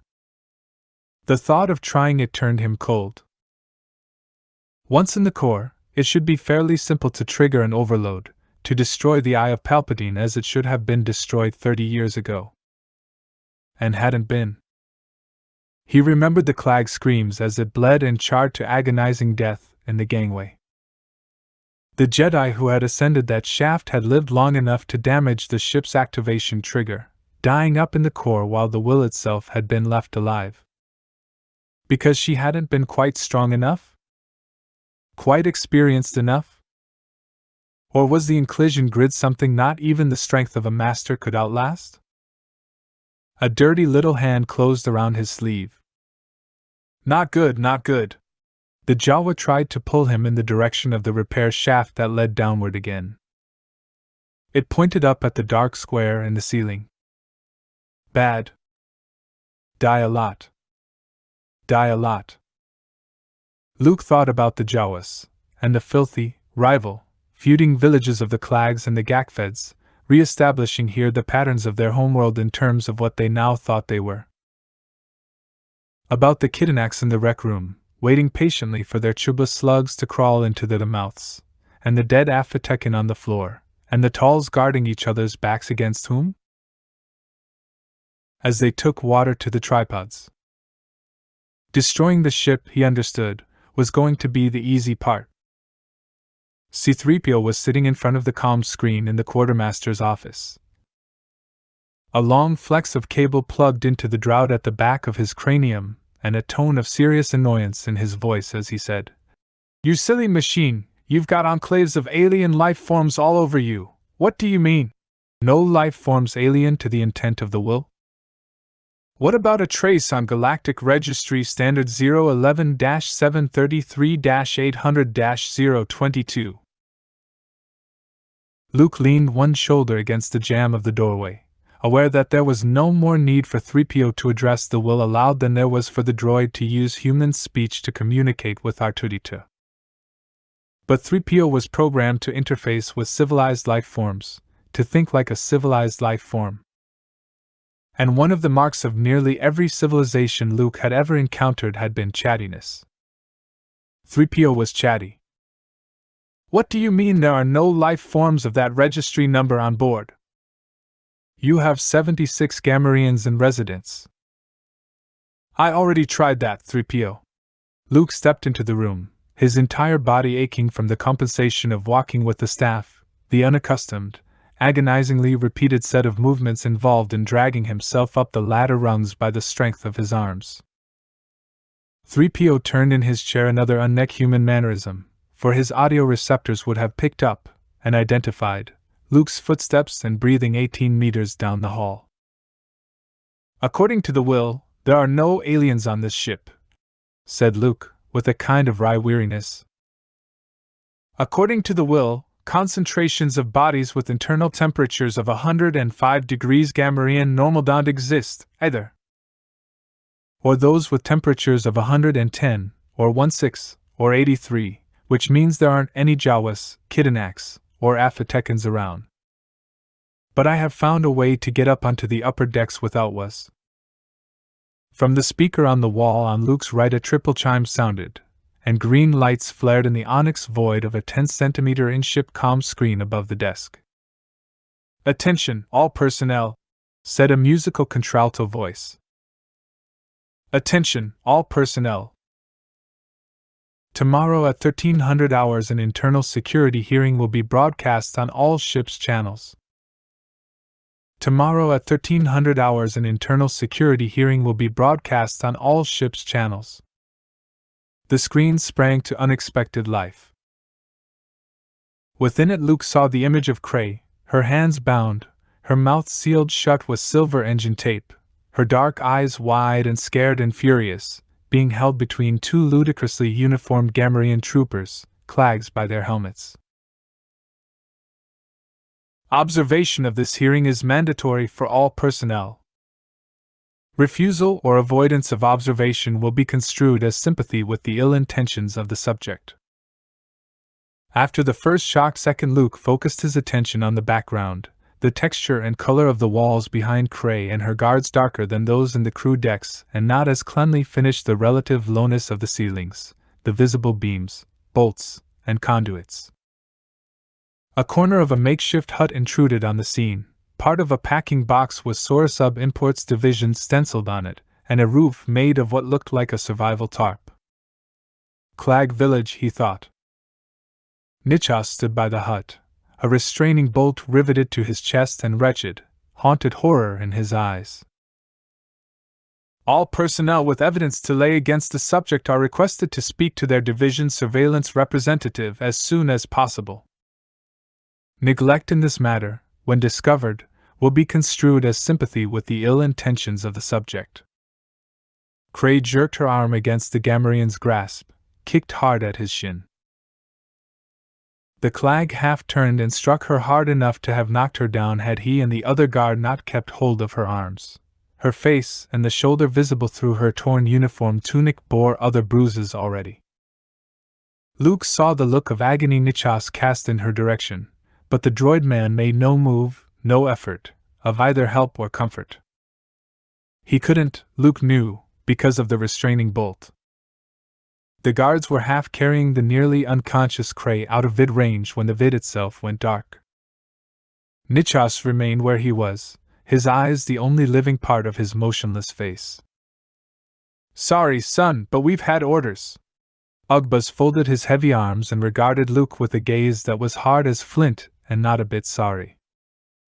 The Gaff chief nodded to himself, as if savoring the orders, or the feeling of having had them, an eerily human gesture that made the hair on Luke's neck prickle. Yeah, I know we have to get them clag sons of sows. The phrase came out all as one word, a leftover fragment from the part of Ugbuzz that was still aft, his. But we have orders to find the rebel saboteurs before they wreck the ship. His eyes narrowed, hard and yellow and vicious, studying Luke, as if he remembered it was Luke who had stopped them from torturing the Jawa. Luke extended the power of the Force, focused it with a small gesture of his hand. Yet it's vital that we find the Clag stronghold immediately.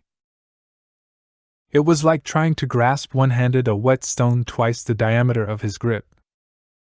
He could see it in Ugba's eyes. He wasn't trying to influence the Gamorrean, but the strength of the W. Sure, it's vital, Clag Sons of Sows, but we have orders to find the rebel saboteurs before they wreck the ship. It was a programmed loop. Luke knew he wouldn't be able to get past it. Not with his body shaky from exhaustion, his mind aching from the effort to keep trauma and infection at bay. The big boar's brow furrowed suspiciously. Now you tell me again why you had us let that saboteur go? Before Luke could answer, there was a clamor of voices from the edge of the village. Ugbuzz spun, jaw coming forward and drool stringing from his heavy tusks. Got some! He bellowed, yanked his blaster from the holster at his hip, and dashed for the dark rectangle of doorway into the corridor. From the huts all around the cavernous hold, other Gakfeds came running, pulling on helmets and picking up axes, laser carbines, vibro weapons, and blasters. 2 of them had gotten ion cannons from somewhere, and one had a portable missile launcher. I do see their point, Master Luke. 3PO creaked briskly after him as he followed, much more slowly, in Ugba's wake. We've already lost the lighting in almost all of Deck 11, and it's getting more and more difficult to locate a computer terminal in working order. If the Jawas are not stopped, they will eventually jeopardize the life support of the vessel itself. As they passed the largest hut, the matriarch Bulyak emerged, huge arms folded between her first and second sets of breasts, grimy braids framing a face replete with warts, mort bites, suspicion, and disgust. She squealed something irritably, and spat voluminously on the floor. 3PO inclined his body in a little half-bow and replied, I quite agree, madam. I agree absolutely. Jawas are no fit combat for a true boar. She's quite annoyed, he explained to Luke. I guessed. When they reached the shaft in the laundry drop, Luke said, I'll levitate you as far as the first hatchway onto Deck 14. I'll take Deck 15. We know the Clag was trying to go up the gangway when he was killed, so we know their village is above us. Look for any sign of the Clag's footprints, blood, torn clothing.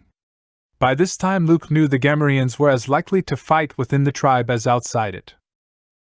I shall certainly try, sir, replied the droid humbly. But with the SP-80 Foot-S doing their duty in cleaning the floors and walls, tracking won't be easy. Do the best you can. Luke reflected that this would have been easier if Cray had been in her right senses, her true identity, which enough she'd been carried off.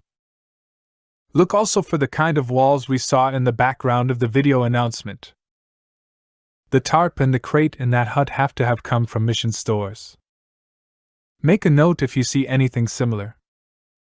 Also storerooms for regular Navy trooper equipment, as opposed to stormtroopers. I'll be back to get you down the shaft again at 2200.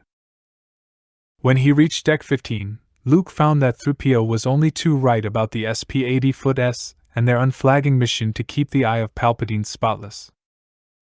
He found half a dozen plates and cups from the mess hall polished clean by the MSEs but lying where they had been dropped, but no further evidence of where the Clags might have trodden. It was going to be a task, he realized, of laboriously quartering the decks one by one, looking for physical signs of the Clags and trying to pick up some trace, some whisper, of recognizable mental resonance from Cray. And 3PO wouldn't even be able to do that. A crippled man and a protocol droid. Luke leaned momentarily against the wall, trying not to think about the bruises on Cray's face, the way her body had snapped against the guard's brutal grip. trying not to think about the look in Nichas's eyes. 1300 hours tomorrow.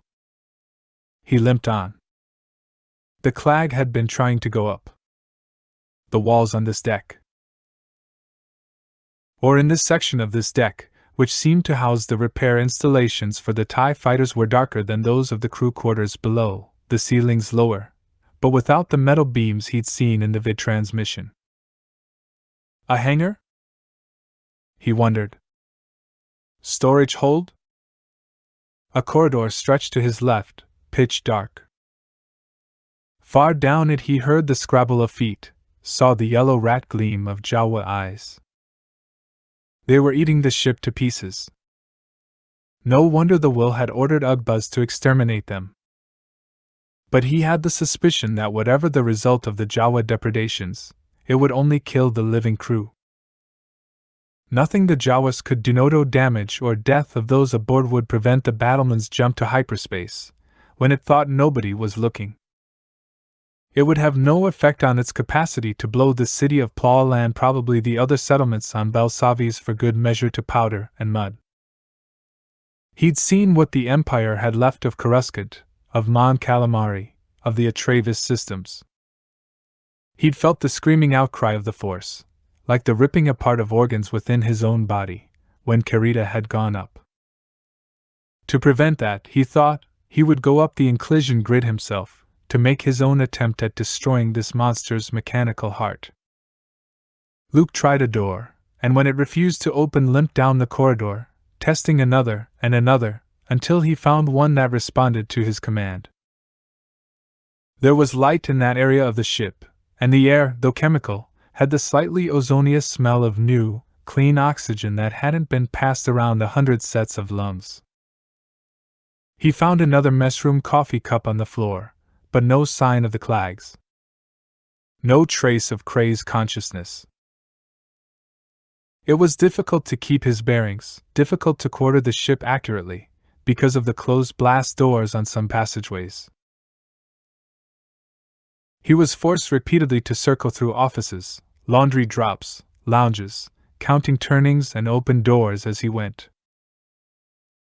As a desert boy, he'd learned early to orient himself with the most ephemeral of landmarks, and his training as a Jedi had sharpened and heightened this ability to an almost preternatural degree.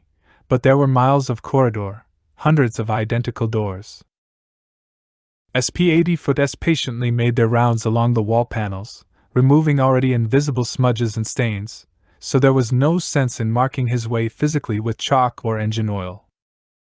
MSEs scurried on their automated errands, as undistinguished from one another as the carefully cloned BEPs grown in Bith hydroponics tanks.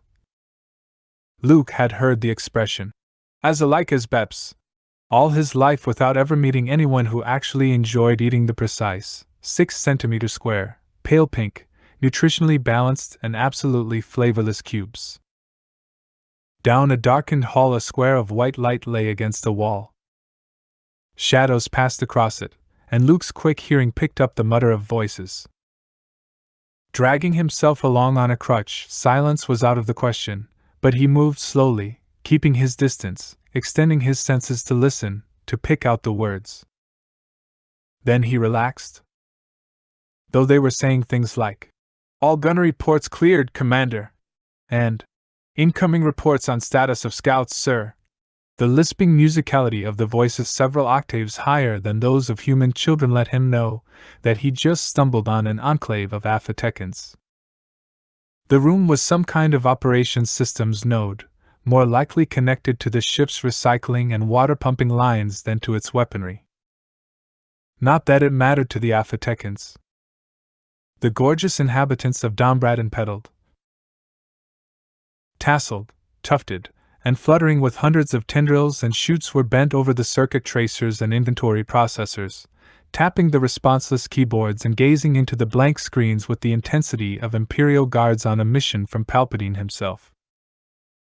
And perhaps they thought they were. Luke had never been quite able to tell about the Afatekans. Did they know, he wondered, leaning in the doorway, that the levers weren't moving, the knobs weren't turning? that the screens before them were dead as wet slate. "Prepare to launch TIE fighters, Lieutenant," sang out the obvious commander. A frilled purple thing with halos of white fur outlining the yellow exuberance of its stamens.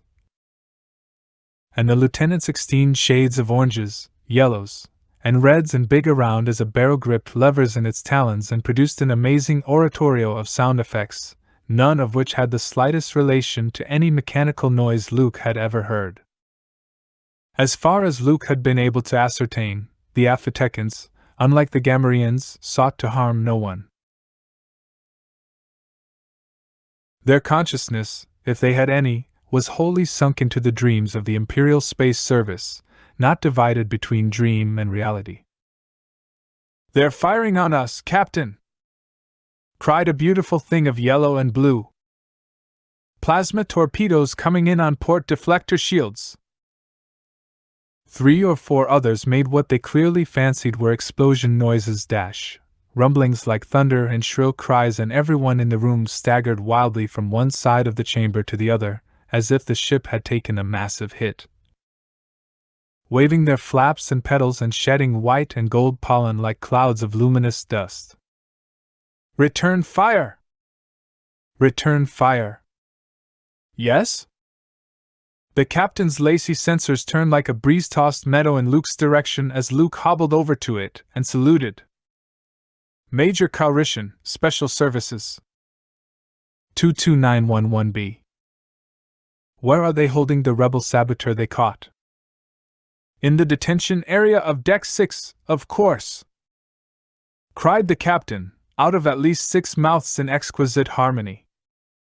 "I have no time for questions like that. My men are being slaughtered." Its vast, flinging gesture took in the doorway behind it. Luke touched the opener and saw, to his shock and horror, in the small lounge that lay behind, the dismembered bodies of 4 or 5 Aphtekans scattered over tables, chairs, desks. Someone had activated the fire prevention sprinkler in the ceiling, turning the nozzles so that a spray of fine, rather metallic-smelling mist rained down over everything on the room, pattering wetly on the puddled floor. Amid the pools, the torn-off limbs and ripped-out nervous systems were sprouting, thin yellow pendrils already bending under the swollen weight of a rainbow of fleshy bulbs. "Captain, the hyperdrive can't take much more of this!" exclaimed someone who was obviously standing in for the ship's engineer, and a gunnery officer added, "More rebel fighters coming in, sir. A formation, starboard 10 o'clock. Everyone leaped to the dead consoles and began making important-sounding beeps and twitters. Luke limped thoughtfully out into the corridor again. Deck 6. Far below them, and the clag had definitely been trying to go up. Still, would the clags have done that kind of damage to the Aphtekans? It was a possibility, thought Luke, trying a door, then doubling through a storage area, still no open ceiling beams, and down a viewing gallery above an empty hangar deck. The pieces hadn't looked charred so much as cut and torn. How did blaster fire react on the soft, silk-like vegetable flesh? He paused at a juncture, trying to get his bearings. Another door refused to open, one that he had the vague sensation had been opened before, sending him back down a cross corridor, through a laundry drop, along a passage that ended in another shut blast door. "I've been this way," thought Luke. He knew he had. And that door had been. He stopped, his scalp prickling. He smelled sandpea. Idiot, he thought, as his whole body turned cold. If the landers picked up Jawas from Tatooine, you should have known there was a chance they'd pick up Sand People Tusken Raiders there as well. They'd been in this corridor not more than a few minutes ago. The air circulators hadn't yet cleared their smell. It meant they could be behind him, tall rag-wrapped shapes like brutally vicious scarecrows mummified in sand, crouched in one of the dark cabins, listening for his dragging footfalls behind one of those many doors the Gamorreans, or the Aphtekans, or the Jawas had forced open. Tuscan rifles were mostly basement specials, tinkered by illegal manufacturers in Mos Eisley and sold to the raiders by unscrupulous middlemen.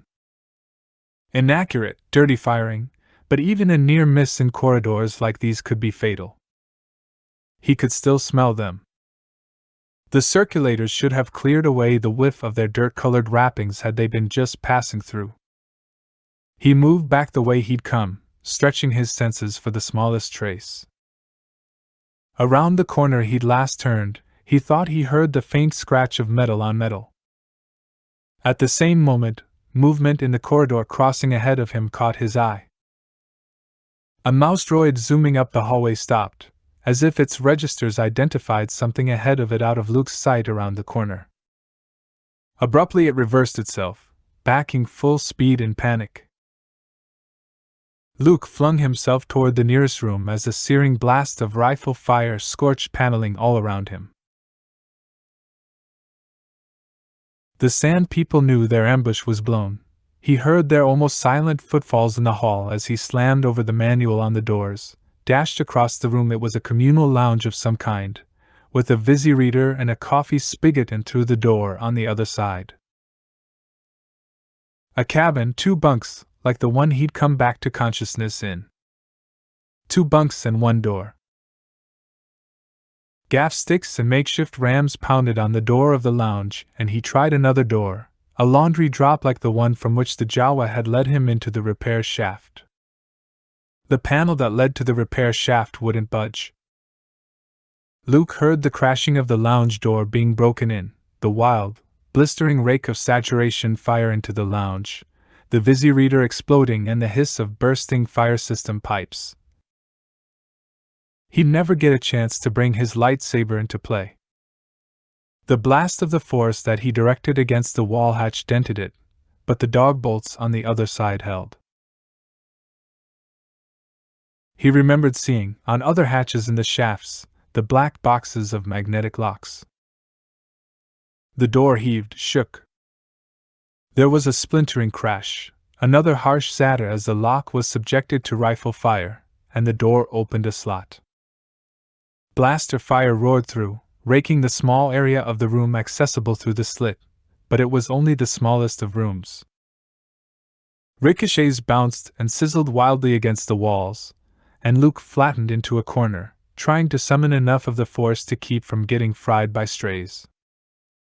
To an extent he could keep the spattering randomness of them off him, but once the Sand People got the doors open enough to crisp the room wholesale. The force.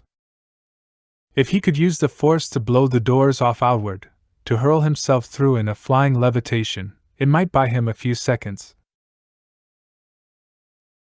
He knew that was absurd, but was summoning his strength, his energy, to try it anyway when a faint clanging noise by his right foot drew his attention.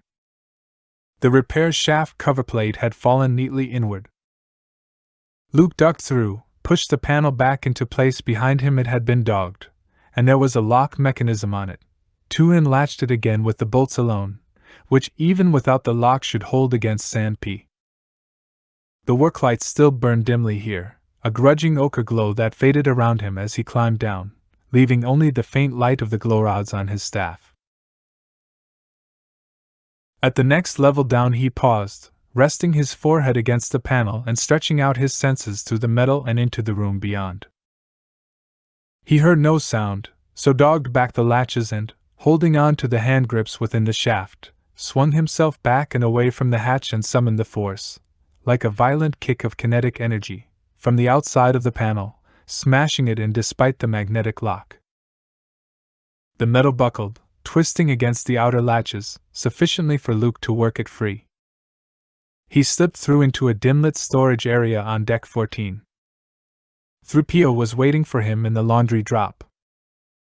"I was able to find nothing, Master Luke, nothing," moaned the droid. "Doctor. Mingla is doomed, I know she is." In the corridor outside, the lights were out. Those in the laundry room dropped to the grimy yellow glow of the emergency batteries in which 3PO's eyes shone like headlamps. "And at the rate the Jawas are stealing wire and solenoids from this vessel," added 3PO tartly, We're all doomed. Well, nobody's doomed yet. Luke eased himself down against the wall and stretched out his splinted leg, which had begun to throb in spite of all the concentration, all the Jedi healing techniques he could summon. He pulled open the engine-taped flap in the leg of his coverall and affixed another paragon patch to his thigh. The analgesic compound lowered the pain but did nothing for his utter weariness. He wondered if he could force his own alertness to sustain a search of the Deck 6 detention block, or whether he would miss some subtle clue from sheer exhaustion. We're talking about Gamorreans here, he reflected. How subtle can they be? Though his every instinct told him to look on the upper decks for Cray, he knew he couldn't neglect even the possibility of a lead. It did make a kind of sense. He took a deep breath. You willing to search the next deck up, 3PO? I can levitate you as far as the opening on deck. I think it's 17. He leaned through the open hatch and looked. The next opening looked at least 2 levels above the deck 15 hatch. Very well, sir. But I do suggest, Master Luke, that you get some rest. And permit me to redress that wound on your leg. According to my perception of your vital signs was. I'll get some rest when I get back from Deck 6. Really? He added into 3PO's pregnant silence. I get the feeling we don't have a lot of time. His bones hurt at the thought of climbing down all those levels 1 foot down with his whole weight supported on his arms, then move his arms to the next rung to take his whole weight again. But his escape from the Sand People had convinced him that he was right in not expending his concentration and possibly dissipating his ability to focus the Force in self-levitation. He had no idea when he'd need everything he could summon, or how long he'd have to last on what little strength he had. It was difficult enough, he found, raising 3PO all those levels some 10 or 12 meters and pushing back the hatchway panel so that the droid could scramble through. Do be careful, Master Luke, called 3PO's voice down the shaft. Luke grinned. Aunt Beru used to call after him to take his poncho when he'd take the land speeder out into the Dune Sea, never guessing that he was going hunting womp rats and that if anything went wrong, getting chilled without his poncho was going to be the least of his worries. His grin faded as he looked down the blackness of the shaft. Most of the lighting was gone, only small, faded squares of brightness showing where hatches had been removed by Jawas using this route between decks. He slung his staff around his shoulder again. 8 levels. 1 aching rung at a time. Another thought made him stop and turn back to look around the dim chamber behind him. Everywhere he had traversed in this vessel, he had felt the malignant intelligence of the will, keeping track of him, monitoring his footfalls, his heartbeats, the temperature of his body. His vital signs, as 3PO monitored them, though without the protocol droid's fussy protectiveness. He was almost certain it was the will that had closed some of those doors on the deck above, guiding him toward the Sand People's ambush. For the first time, he had the oddest feeling that it wasn't the will alone observing him. It certainly hadn't been the will that had undone the inner lock on that repair tube hatch. Or had it been? Had that only served the intent of the will? He didn't know. Nevertheless, before he swung himself back into the shaft for the long crawl down, he said quietly, "Thank you. Thank you for helping me. And I'll feel like the president of the Galactic Society of Village Idiots if it was just a ruse to put me off my guard." He eased himself off the floor and into the hatch, and thence down into darkness. Chapter 10. Come on, Chewie, didn't you hear the man say this afternoon there was nothing up here? Han Solo flashed the beam of his light around the silent darkness of Plett's house. It was a much stronger beam than Leia's glow rod, a smuggler's actinic illuminator. Something scuttled in a corner, invisible in the Stygian mist that curtained the ruined house, and Solo smelled a dirty sweetness, like rotting fruit. Chewbacca produced a horse, disapproving groan. "What, you gonna let a little bug scare you?" The illuminator beam found the dull circle of the metal well cover. "Probably lots of them down there." Han knelt beside the cover and unslung his utility kit from his shoulder. Overhead, the lights of the hanging gardens sparkled distantly through the mists. Han had put 2 calls through to Mara Jade on the Holonet transceiver, but neither had been picked up. His attempt to reach Leia at the municipal archives had failed as well. They said she had not yet arrived, which struck him as not like Leia, though between fog and darkness it was possible she'd taken a wrong turning and gotten lost in an orchard somewhere. Whatever might lurk in the reputedly non-existent tunnels beneath Plett's house, it was difficult to imagine any genuine danger befalling anyone above ground in this sleepy, mist-bound garden of delight. He'd contacted Winter on subspace, said hello to Anakin and talked briefly to Jason and Jaina, who'd kept trying to put their hands through the hollow field, clearly unaware that their father wasn't in the room with them. But when the call was over and silence returned to the borrowed house, he knew what the trouble was. He wanted to go back to Plett's house and look around. He thought he knew how to get into the crypts. Like Drub McCum, he reflected wryly, he, too, had his calculations. Chewbacca handed him the bundle he'd brought up from the Millennium Falcon's Lockray Scale 3 anti-grav generator, and a couple of backpack power cells. Solo set the generator on the well cover and flipped the magnetic catches, only to discover that the cover wasn't durasteel as he thought, but some kind of non-ferrous metal. Interesting, considering the price differential between ferrous and non-ferrous. There were no handles either. "Well, I guess we do this the hard way." He took a small drill from the utility kit and hooked it into the power cell. It occurred to him to wonder who exactly had put the cover in place, and how long it had been there. By the dirt in the cracks, at least a couple of years, but Leia had mentioned that in her vision of former years the well had been guarded by open grillwork, not a solid slab. Probably for reasons of warmth. By the light of Chewbacca's torch he fastened bolts to the cover, affixed the anti-grav. He couldn't guess how deep the air column of the well was, at least 100 meters, he calculated from the combined height of the benches that rose above the valley floor. A scale 3 was good for most jobs of this size, and in the event it lifted the cover easily. The metal slab was beveled inward, and thicker than one would expect, sitting easily in the shaped lip of the well. Warm steam murky with sulfur sighed up around the cover as it lifted, and wisps of it trailed around the feet of the intruders as they guided the cover out of the way, but whatever lay at the bottom of Plett's well was a warm spring, not a hot one. By the glow of the illuminator, when Han held it down the shaft, thick pillows of moss and lichen could be seen on the glistening dark stone. Mingled with the sulfur and the acrid whiff of chlorine came the smell of rotting fruit. Chewie growled. "So it stinks," said Han.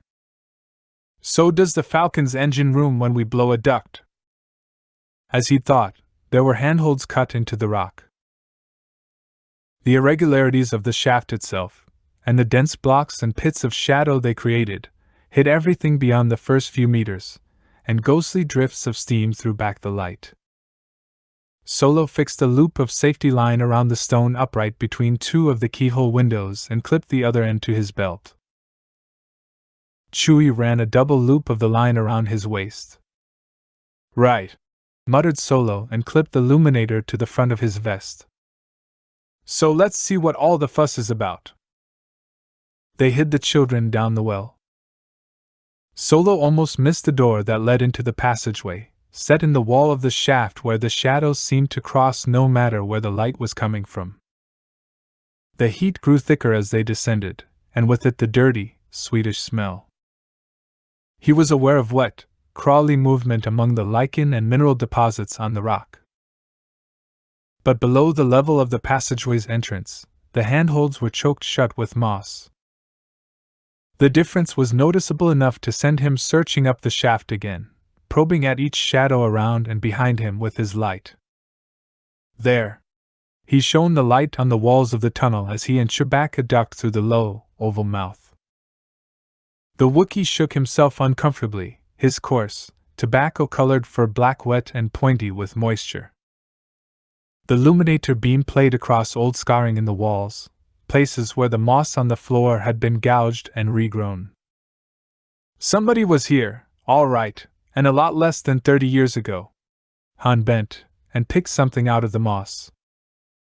In the beam of his flash it glinted dirty yellowish, the size of his thumbnail, with a quality to it at once matte and glittery. Dark lines intricately stitched its surface. "Xylan," he said. "A memory chip. If old Platt was the hot stuff botanist everybody says he was, the place would have been stuffed with sequencers and tanks and what all else. No wonder people came around to strip it." He unhooked the safety line from his belt, letting it dangle back in front of the tunnel's mouth. "What's the price of Xylan on the open market these days, Chewie?" The Wookiee disclaimed specialized expertise in commodities, but Han knew at least that the Xylan backing of that single old-fashioned chip would at least have paid for the dress Leia had worn that afternoon several times over. He slipped it into his pocket. No wonder Nublik kept it a secret. The illuminator's beam picked out the uneven contours of the dripping walls, the low arch of the moss-grown ceiling. Something black and shiny and the size of Han's foot slithered and fled through the moss to vanish down the throat of the passageway. Han flinched involuntarily, and Chewie, bent to keep his head from brushing the ceiling, ran a nervous paw over the back of his mane, as if he suspected that something had detached itself from the moss above him and was crawling in his fur. He growled a question. "Dunno," said Han. "The only thing that could have killed off the trade in ships and whatever else they could pull out of the old machinery is if they'd cleared the place out." That would have been the year after the Battle of Endor, by what they were saying in the bars. Rags of mist flickered around his bootheels as he led the way down a short incline into the tunnel that stretched away into the dark. Another interrogative rumble. Yeah, Drub worked for him as a runner. But the Slight kept a tight rein on things. My guess is nobody but him knew where the entrance to this place was. And there might have been more than one. Damn, he added, as they came to the top of a steeply zigzagging ramp. Talk about a place that's bigger on the inside than on the outside. The tunnel climbed, following the network of old volcanic passages and underground riverbeds that eventually opened into the great chasm of the Plao Rift itself. At the top of the ramp a short tunnel pierced the rock, only to be blocked at the far end. "That's where the door Leia saw went into the house, I bet." They backtracked, followed the main tunnel, Chewie grumbling as he shifted his bowcaster and blaster rifle to a more comfortable position on his shoulders. "Yeah, here we are. This vent probably runs straight out under the ice." They followed the scratched marks on the floor to a wide cavern, crossed a narrow wooden bridge above a cleft from which steam and the acrid breath of subterranean gases rose in a suffocating wall.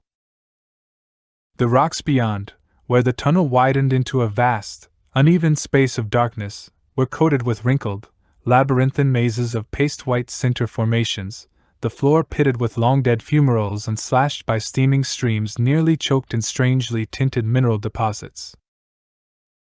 Flat worm-like white tentacles groped from one of the fumaroles, clutching toward their feet, but when Han and Chewbacca drew away in alarm subsided again with a bubbly slurp.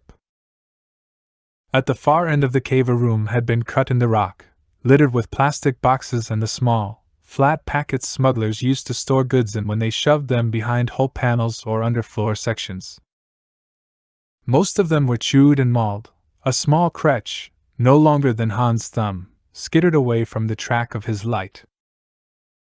Gold wire. Han nudged the plastic litter with his boot toe, then knelt to retrieve something metallic that twinkled dirty bright in the light. It was kinked and twisted, having been straightened out from its original configuration and bundled for storage. Mineral deposits clung thickly to it, pinkish gold in the beam of the light. Utility grade. He flashed the beam over the room's two other doorways, which led, one to a stair, one to a tunnel beyond. The low ceilings were toothy with stalactites and furred with hair-like deposits of sodium and silica. Lichen glimmered in threads of blue, green, and crimson on the walls, and serpents of mist coiled across the floor. Let's see what else we got. Hot, acrid breezes stirred Solo's sweat-drenched hair and the Wookiee's fur as they moved on into the vent system. Streams of water dripped through the formations on the walls, and the darkness was choking with sulfur and kretch smell. In another room cut from the tunnel wall, Han's light glinted on a jumble of metal casings and circuit boards, flashed in the empty glass eyes of an old APD-40 droid's cylindrical head. When they quit making APDs, Chewie?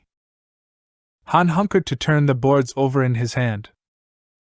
All the chips had been pried out, the power cells removed. The Wookiee guessed the Clone Wars, but didn't come into the room.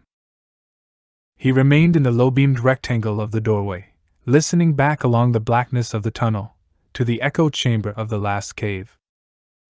Han could hear only the distant rushing of water somewhere, but knew his friend's ears were far sharper than his own. Yeah, I thought that myself. They switched to the C3 series because the APDs used gold wire and Xylon points. This is an old model, too. He flashed the light around the litter of split casings and looted boards. Must be 6-8 droids worth of junk here. This was what they were after, all right. In the next room along the corridor they found the jewels. What the? Han's light threw rainbows from the 3 boxes ranged along the wall, bright colors springing back to salt the low ceiling in fire. He stooped, brought up dirty, crusted earrings, chains, pectorals, pendants. Chewie growled a remark, held up a plastic packing crate, half filled with Xylon chips. Their eyes met, baffled. That doesn't make any sense. Han ran his fingers through the chips. They were jumbled together with electronic salvage, gold wire, power cells, selenium. There must be 750,000 credits in this room. He shone his light through the inner doorway, and the gleam passed over the hard angles of machinery, dark screens, the smooth, curved arms of processors and pumps. This stuff hasn't been touched. I can't see Nublik just walking away and was. Chewie held up his paw, head turning toward the outer door, and made a sign to kill the light. Silence and utter darkness. The far-off hirsch of water echoed in the low groinings of the ceiling. A horrible scratching, and the dirty sweet kretch smell, made Han fight to thrust from his mind the awful fantasy of a dozen of the things climbing his boots the minute the light was out. He picked his cautious way to where he knew Chewie stood still in the entrance. His outstretched hand met fur. Had his companion been human, he would have whispered his name to avoid a knife between his ribs, but the Wookiee would know his smell. Chewie did not growl, but under his fingers Han felt the fur of his friend's arm lift and prickle. There was definitely something in the corridor. Stray, hot wine down the tunnels brought a feral stink that almost made Han gag. Whatever it was, for that amount of smell it was big. Then a scream, the scratch of claws. Han yelled, "Light!" to warn Chewbacca and threw the full force beam directly at the source of the sound. It flared diamond-hard in yellow beast eyes, slashing brown teeth. Chewie's blaster bolt went wild and spattered, ricocheting crazily in the narrow space while the creature threw itself on the Wookiee, howling and ripping in a mass of filthy, mold-covered hair. There was no question of a second shot, and Han plunged in with his knife, stabbing at the creature's back as it bore Chewbacca to the floor. It screamed, writhed in Chewie's grip, slashed at Han, and the dropped Luminator caught movement in the dark. Other things were running, eyes blazing, the uneven ceiling suddenly echoing with screams. Han twisted loose from the first attacker as it slumped, grabbed the Luminator and Chewbacca's dropped rifle, and the Wookiee rolled to his feet, leaped over the corpse, and pelted away into the dark. Han dashed behind him, firing back, the bolt hissing from wall to wall and showing like lightning the shambling, filthy things on their heels. "Back that way!"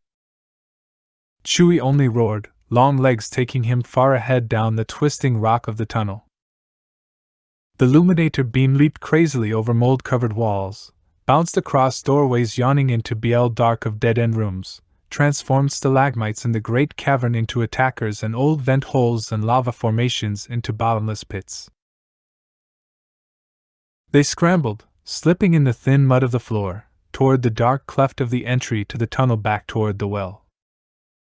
The beam caught the glint of something in the tunnel, rounded and shiny, like black jewelry or the scales of some monstrous thing.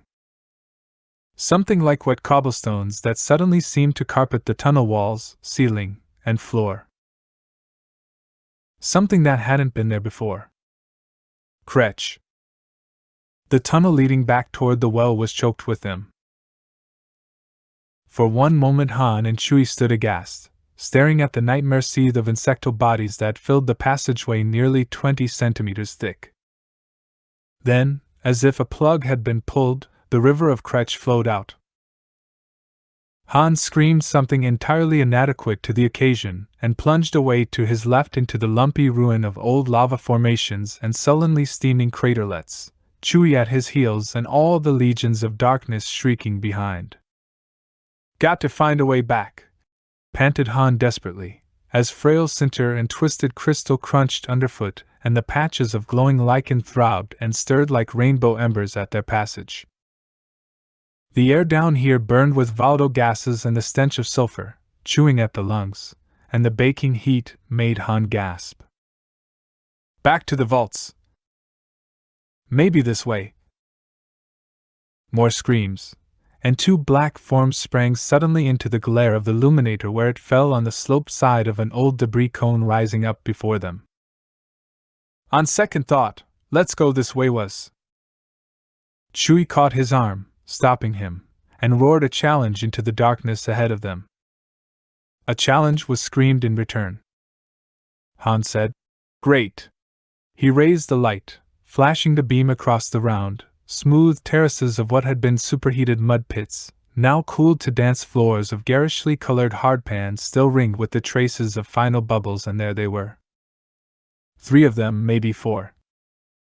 One running, a couple crawling on all fours. He swung the flash. The white light splashing over finger-thin columns of rising smoke from a vent to their left. A wilderness of steaming caldera below them where the ground fell farther, picked up the eyes of the things scuffling, shambling, running toward them from behind, eyes and hands and the crude weapons they carried. Chewbacca fired a bowcaster bolt that went through the chest of something that looked as if it had once been a flat-headed parasite. It kept on coming, crawling, leaving a broad, bloody smear in its wake. Han opened fire with his blaster at the second group and missed, a huge scar ripping in the mud of the old pits, and from somewhere close by there was a rumble, the ground jarring slightly underfoot and loosened rock showering them from the dark above. "This way!" he yelled, and swept the light again, picking up, far off in the darkness, what looked like human artifacts, a raised path among the dead caldera, a barely seen trace of stairs, and, at the top of a low black rise outlined in the jeweled glow of colored lichen, a circle of stone pillars. "We can pick 'em off the path."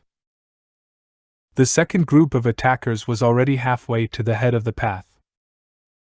Han leaned into his dash, the Wookiee loping ahead of him on his longer legs, their original attackers a feral pack not 4 meters behind. The first of the new group reached the path at the same moment as Chewbacca, slashing at the Wookiee with a metal bar stolen from some ancient workshop. Chewbacca fired his bowcaster, and the impact knocked the attacker backward into an old mud pit, filled with what Han had at first taken for a pale, delicate formation of curled and cranial-looking sinter or limestone. As the attacker aimed Wookiee, he looked as if he had been, before madness and neglect had turned him into a screaming beast. Went sprawling into the pit. The limestone formation came alive, a sudden heaving of rippling membranes, thrashing layers of fleshy, carnivorous mold. The Mluki, bleeding already from Chewbacca's energy bolt, rolled over and tried to get up, tried to run, but the thing in the pit gripped it with tentacles like elastic white snakes, dragging it down. The whitish membranes, like a heaving flower or a mass of writhing tripe, slowly turned red, a color that spread among the membranes to the edges of the pit. Han and Chewie fled past, the path narrowing among crater after crater filled with the carnivorous pit mold, which rippled furiously and reached for their feet with snake-like tentacles. Behind in the darkness more shrieks resounded, but Han dared not look back to see what other creatures were emerging from the darkness in pursuit. At the top of the path, in the circle of pillars, was a well. A low curb surrounded the 10-foot hole. Below, Han could hear the rushing of water, feel the relative coolness of the rising air damp on his burned face. By the white glow of the illuminator he could see the things shambling up the path behind them, mouths open and shrieking from hairy, scarred, madness-twisted faces. Some still wore the rags of what had been clothing, and waved makeshift knives and clubs. Some had been human. Their eyes were crazed blanks. Drub McCum's eyes. They were coming fast. What had been a Godo got too close to the edge of the path and was seized by a tentacle from the pit mold alongside. The others didn't even look back as it was dragged screaming into a mountain of shuddering membranes. Chewbacca's first shot with the blaster rifle took out a hirsute skeleton that had been a whippid. His second missed and blew half-cooled mud from a minor crater like an explosion of steaming goo over everything in sight. The ground shook again, like a sullen warning. Flames sprang up from the mud pits and hot liquid began to creep out in glowing trickles. None of the attackers even noticed. Even with both of them shooting, Han knew they'd never hit them all before they were overwhelmed. There was no path down from the mound. "Down the well!" Chewie roared in protest. "Down the well! There's a way out, that water's flowing, I can hear it." Whether the way out included space to breathe was problematical, of course. A horrible Devronian fell on Chewbacca, its arm already torn off by blaster fire, rending at him with a chunk of broken steel. Chewbacca flung it back into the others, fired another blast to cover them while Han sprang up on the well curb and flashed the light down at the water. 5 meters or so. As he'd thought, it wasn't a well so much as a shaft into an underground stream. He stepped off the edge and dropped. The water was hot, just below scalding. Only contrast with air superheated by the surrounding rock had made the updraft feel cool and the current vicious. Han clung to the worn stone of the low arch in the well's side until he heard Chewbacca's heavy splash and reassuring growl. Then the water tore his grip free, swirled him along in utter blackness, pounding him against rock, pelting like a mill race to smash him breathless on some unseen obstacle. Bars. There were bars across the stream's course. Water slammed into his face, and he felt hard the splash of something else striking the bars. He groped and felt the reassuring touch of soaked fur. Chewbacca congratulated him on the excellence of his escape arrangements. "Don't get smart on me, Chewie, I got us out of the cave, didn't I?" As he spoke he felt for a foothold, a handhold, anything he could find in the bars, stretched and felt his way up along the corroded metal. The bars ended in a slit in the rock ceiling a half-meter above the surface of the water, a slit into which he could barely fit his hand. As he worked his fingers in, they brushed something leggy and chitinous that moved sharply, and he jerked his hand back with a cry of disgust. "Let's try down the other way." Taking a deep breath, he turned over, climbed down the bars. They went deep, deep, the current crushing his body against them. Always more blackness, always more water.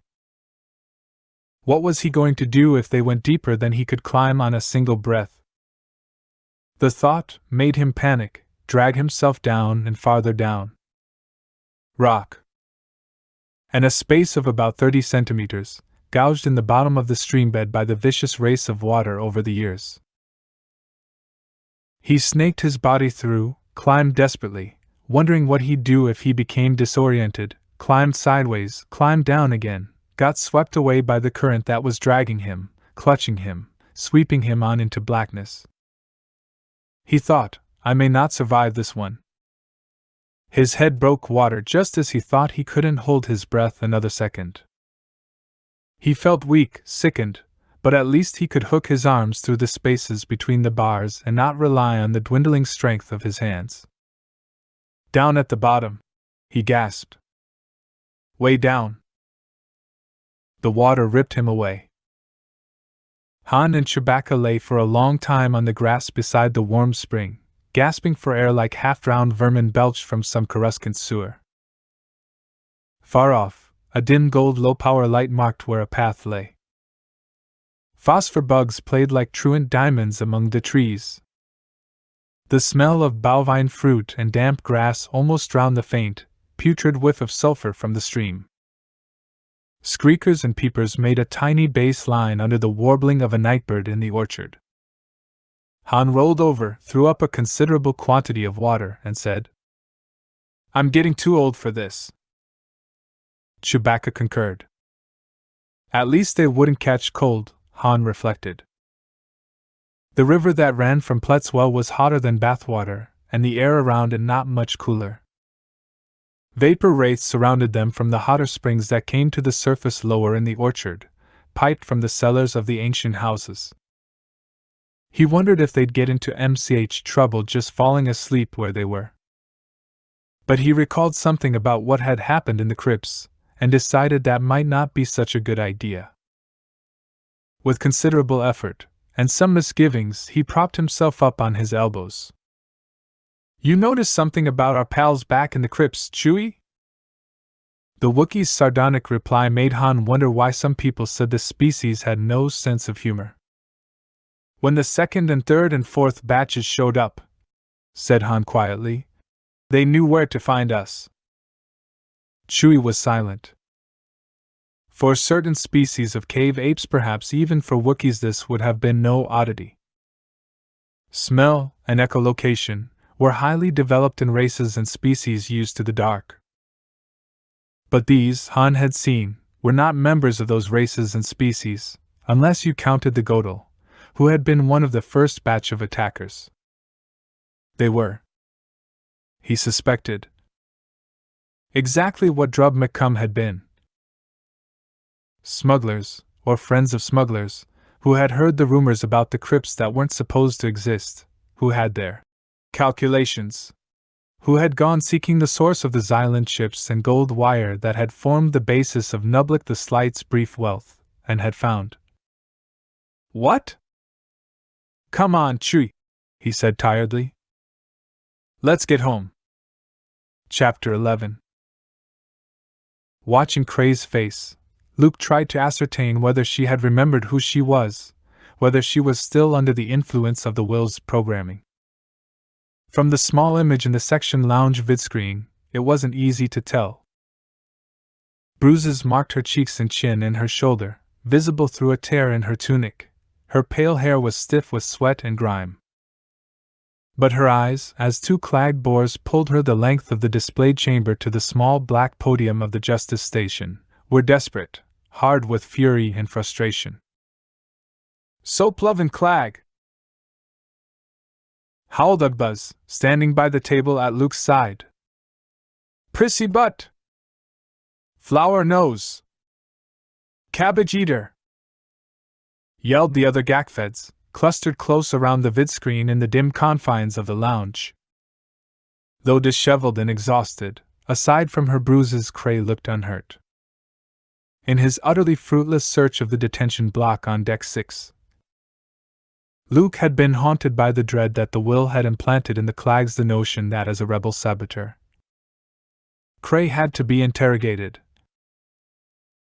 and this nightmare had kept him combing the corridors around the main block for several additional hours until he'd made certain that Cray had never been there. The clans had never been there, and all the interrogator droids remained in their original places, still hooked to their chargers on the walls. He disconnected them and pulled whatever wiring he could reach. Though ultimately reassuring, the search had been far from pleasant, and knowing the Gamorreans, Luke was aware that it was perfectly possible they'd prefer to dispense with the interrogator droids and do it themselves. It didn't look as if they had, though. Ugbuz poked Luke in the ribs with an elbow like a battering ram and pointed to the fat white clag boar standing next to the Justice Station's cold black view screen. Kinfarg, he explained in an undertone. Captain of the stinkin' clag sons of sows. He added commentary on Captain Kinfarg's personal habits, which Luke suspected were purely speculative. The Gakfeds jeered and catcalled as Kinfarg swaggered up the aisle to take his position next to the podium, but when he began to speak they fell silent, as if by magic. What made you turn against your vow to the Imperial service and join the rebels, Trooper Mingla? Cray straightened up. Luke wondered where Nichos was. The cameras were focused solely on the Justice Station and whether he was in the room with her, still held to inactivity by his restraining bolt. It has yet to be established that I have done anything of the sort, Commander Kinfarg. The Gakfeds around Luke hooted and whistled derisively, except for those engaged in trying to prevent the half-dozen talls and the small herd of tripods from escaping the section lounge in which they sat. You stupid yammerheads, you gotta watch this! Croc was growling. It's the will! The talls scratched their heads, waffled a little, and tried the other door, with much the same results. The tripods just wandered dazedly around, bumping now and then into the furniture or into the stolid ranks of the 45 Kittinaks whom the Gamorreans had carried laboriously in, standing them like squashy, yeast-colored statues in the rear half of the lounge. The Gakfeds at least were taking the Will's orders that everyone watch very seriously. Presumably, thought Luke, the Afatekans were gathered around a screen in some other lounge. There was a good chance they'd forgotten to switch that screen on, of course, but to the Afatekans it wouldn't matter. That will now be established, Kinfarg said to Cray. It was still strange beyond words to hear excellent, if colloquial and a little slurred, basic coming out of those bestial, snout faces. Behind him on the black podium screen, green letters rippled to life. You are a known associate of other rebel spies and saboteurs. You have assisted saboteurs on this vessel in damaging the fabric of this vessel, and thus jeopardizing its mission. You have attempted violence against officers of this vessel in the course of their rightful duties. You were seen attempting to damage weaponry and landing vessels necessary to the completion of this mission. That's a lie! Cried Cray furiously. It's all lies! Show me one piece of evidence. You are a known associate of other rebel spies and saboteurs. 1. Your name was given by rebel spies taken in a raid on Algarian 2.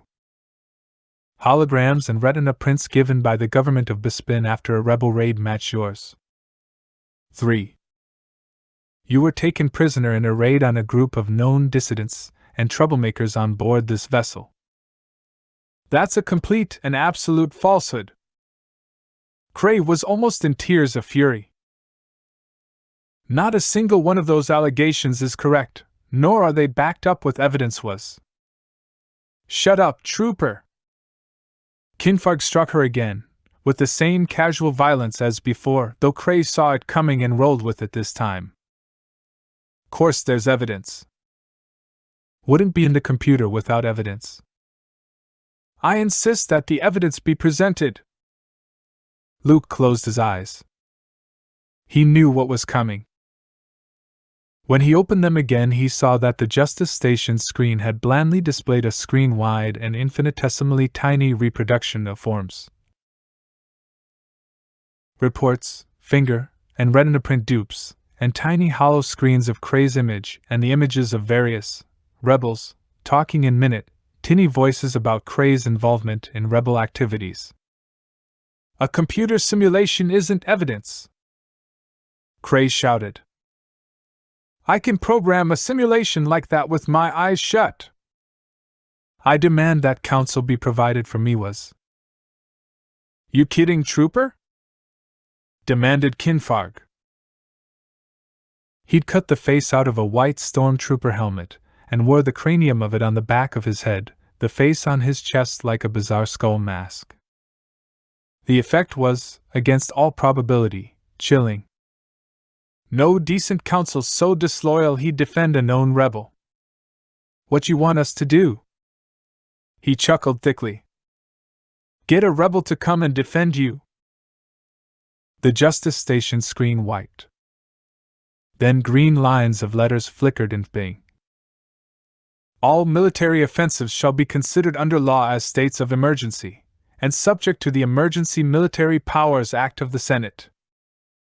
Senatorial Amendment to Constitutions of New Order Decree 77-92465-001. Without necessary capital powers, it is considered impossible to maintain the stability of the new order and the security of the greatest number of civilizations in the galaxy. Capital Powers Act. Preface Section 2. "What am I supposed to do?" retorted Cray furiously. "Fall on my knees and confess?" "Standing confession will suffice." "Like hell I will, you rusted-out pile of scrap!" Luke wanted to leave, but knew he could not, even if the Gakfeds would let him. He had come not only to make sure Cray was still alive and more or less well, but to observe the background for clues, to look for whatever hints he could find as to where the Clags might be. Apprehension turned him cold as the Justice Station screen flashed the new message. "In view of the prisoner's intransigence, sentencing will take place tomorrow at 1200 hours. All personnel are required to assemble to view sentencing. Absence from viewing lounge will be construed as sympathy with the ill intentions of the prisoner." The screen went dark. "Find out anything?" Luke leaned his shoulder against the wall, watching the stolid, bronze-colored SP-80 plod a few meters down the corridor and resume its sponging of the walls in a new spot. Had C-3PO possessed lungs, he would have produced a martyr's sigh. "Master Luke, I did try." "Indeed I did. And far be it from me to disparage the programming of single-purpose units, because what they do admirably well. But as I said, they are limited." "Is there any way we can change their programming?" Luke scratched his cheek. He was beginning to get the fair, almost invisible brown stubble of a beard, itchy in the scars the snow creature had long ago left. "Program them to seek out Gamorreans by the smell probably, then spots on the walls?" "I expect when they attempted to wash the Gamorreans they found their functioning would cease in short order," reflected 3PO. "And we're already surrounded by Gamorreans." "Not if we went up to Deck 18 or higher," said Luke. 3PO's search of Deck 17 had yielded him no more than Luke's investigation of the detention block and its vicinity, though 3PO, like Luke, had encountered many blast shields and doors that simply would not open. Luke wondered if these concealed classified areas, or if the will was trying to herd 3PO as it had herded him. "Could you program an SP to find Gamorreans on one of those decks, so that we could simply follow it?" "Can their long-range sensors be extended that far?" "Of course," replied the droid. "That's brilliant, Master Luke." "Absolutely brilliant. It would take a minimum of was." "You." Luke spun. Ugbuzz stood behind him, drool dripping from his heavy snout, staring at him with flinty suspicion in his gaze. "You're the friend of that rebel saboteur, aren't you?"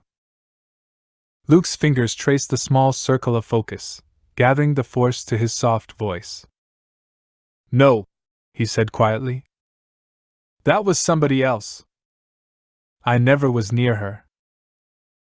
Ugbuzz frowned, as if trying to match two pieces of a jigsaw puzzle in his mind. "Oh." He turned and started back for the door of the lounge. The Talls were wandering out, whuffing to one another and shaking their soft white heads, heading en masse for the mess hall a few doors down. Then he turned back. "But you was the kid who stopped us questioning that saboteur?" "No," said Luke, drawing the force about him, projecting it into Ugbuzz's limited and rather divided mind.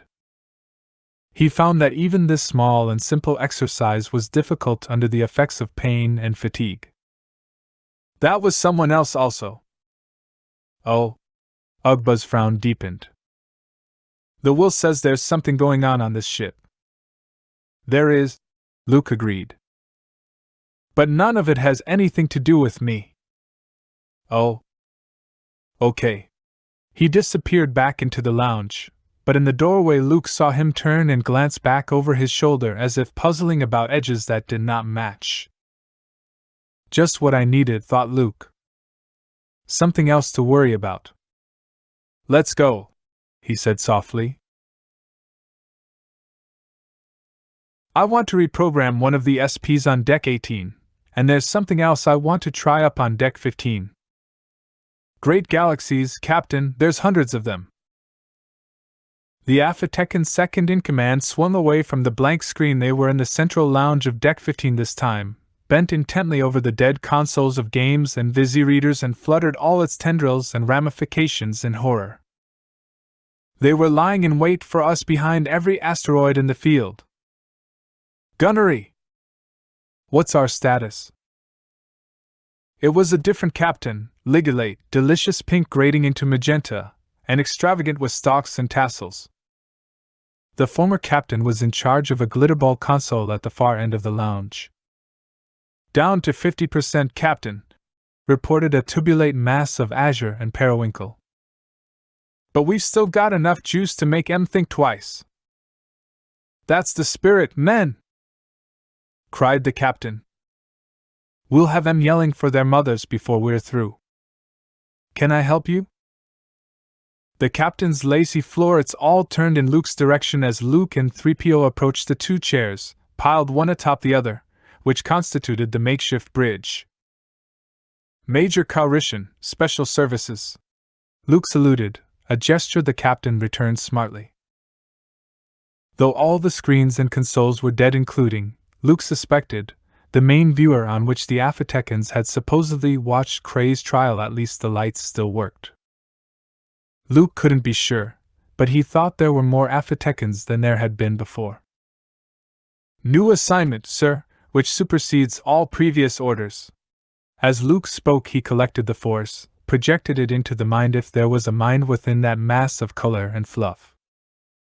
"There's been a minor malfunction of the schematics library. Sabotage, we think. Nothing to worry about, but we need to know the location and status of all transport craft on board. It's a tough assignment, dangerous." Luke made his face grave. "I'd hesitate passing it on to inexperienced men, but you... Well, you're the best we have. Think you can handle it?" The captain sprang down from his chair, a good meter and a half to the floor, and returned Luke's salute again. Whatever creatures the Afatecans relied upon for cross-pollination, they clearly found some rather strange enzymes appealing.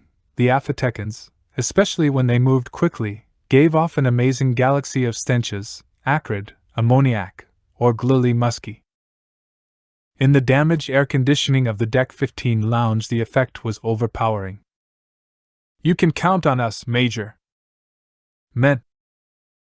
The Afatecans abandoned the battle mid-maneuver and lined up in the center of the lounge, standing at rigid attention, while their captain outlined the assignment, and gave them a pep talk worthy of the great General Hindi's Wrathel herself. "It never ceases to amaze me, sir," said 3PO, as the exuberant crew streamed out of the lounge, "the ingenuity of the human species." Say what she will, and I certainly intend no criticism of either doctor. Mingla or her preceptors. I have never yet encountered a droid program capable of the kind of lateral thinking one sees in human beings. Let's hope not, said Luke quietly. Because a droid program in artificial intelligence is exactly what we're up against in this ship. They walked in silence for a time toward the laundry drop where the repair shaft rose to take them to Deck 18. While waiting for Cray's trial, 3PO had changed the dressings of the axe wound on Luke's leg, and though the infection seemed to be contained, Luke thought the pain was getting worse again. I have observed, sir, 3PO said after a time, that since Nichas's transformation, it was extremely rare for 3PO to hesitate over a word. He and I have a great deal more in common than we ever did when he was as he was before. He was always a pleasant and likable human being, but now he is much less humanly unpredictable, if you will pardon me for expressing a purely subjective opinion based on incomplete data. I can only trust and hope that Dr. Mingla finds this a benefit. Trust and hope, thought Luke. Grammatical constructs programmed into 3PO's language to make it more human. But he knew that the pessimistic droid did not, in fact, either trust or hope anything. He wondered if Nichas did anymore. Come on, he said quietly. Let's find an SP and see if you can convince it to become a tracker. Luke had been surrounded by droids all his life, had grown up with them on his uncle's farm. As 3PO said, they were excellent at what they were, but unlike humans, what they were not 100%. And Cray, wherever she was finding this out in the cruelest possible way. He only hoped he could reach her in time. The area of Deck 18 immediately surrounding the laundry drop to which the repair shaft led them was high-ceilinged, almost twice the height of other decks. The walls were of the same dark gray Luke had seen in the background of both the Clag village and the Justice Chamber. A short distance beyond the laundry drop, the corridors were utterly lightless. Hatches and wall panels gaped open, spewing cables and wires like the entrails of gutted beasts. Luke didn't need to see the dirty finger marks all around them to guess who was responsible. An SP-80 was doggedly removing the finger marks. It didn't pause when Luke flipped open the cover plate in its side and plugged in the comm cable from the shroud in the back of 3PO's cranium. Over the course of the years back on Tatooine, Uncle Owen had owned at least 5 different SPs that Luke could remember, and by the time he was 14 Luke had been able to break down, clean, repair, refit, and reassemble one in 4 hours. Reprogramming from a translator droid that already had access to biocodes and serial indexes was candy. The SP plodded off down the corridor almost before Luke had the cable out of it. He had to pace it to shut the cover plate.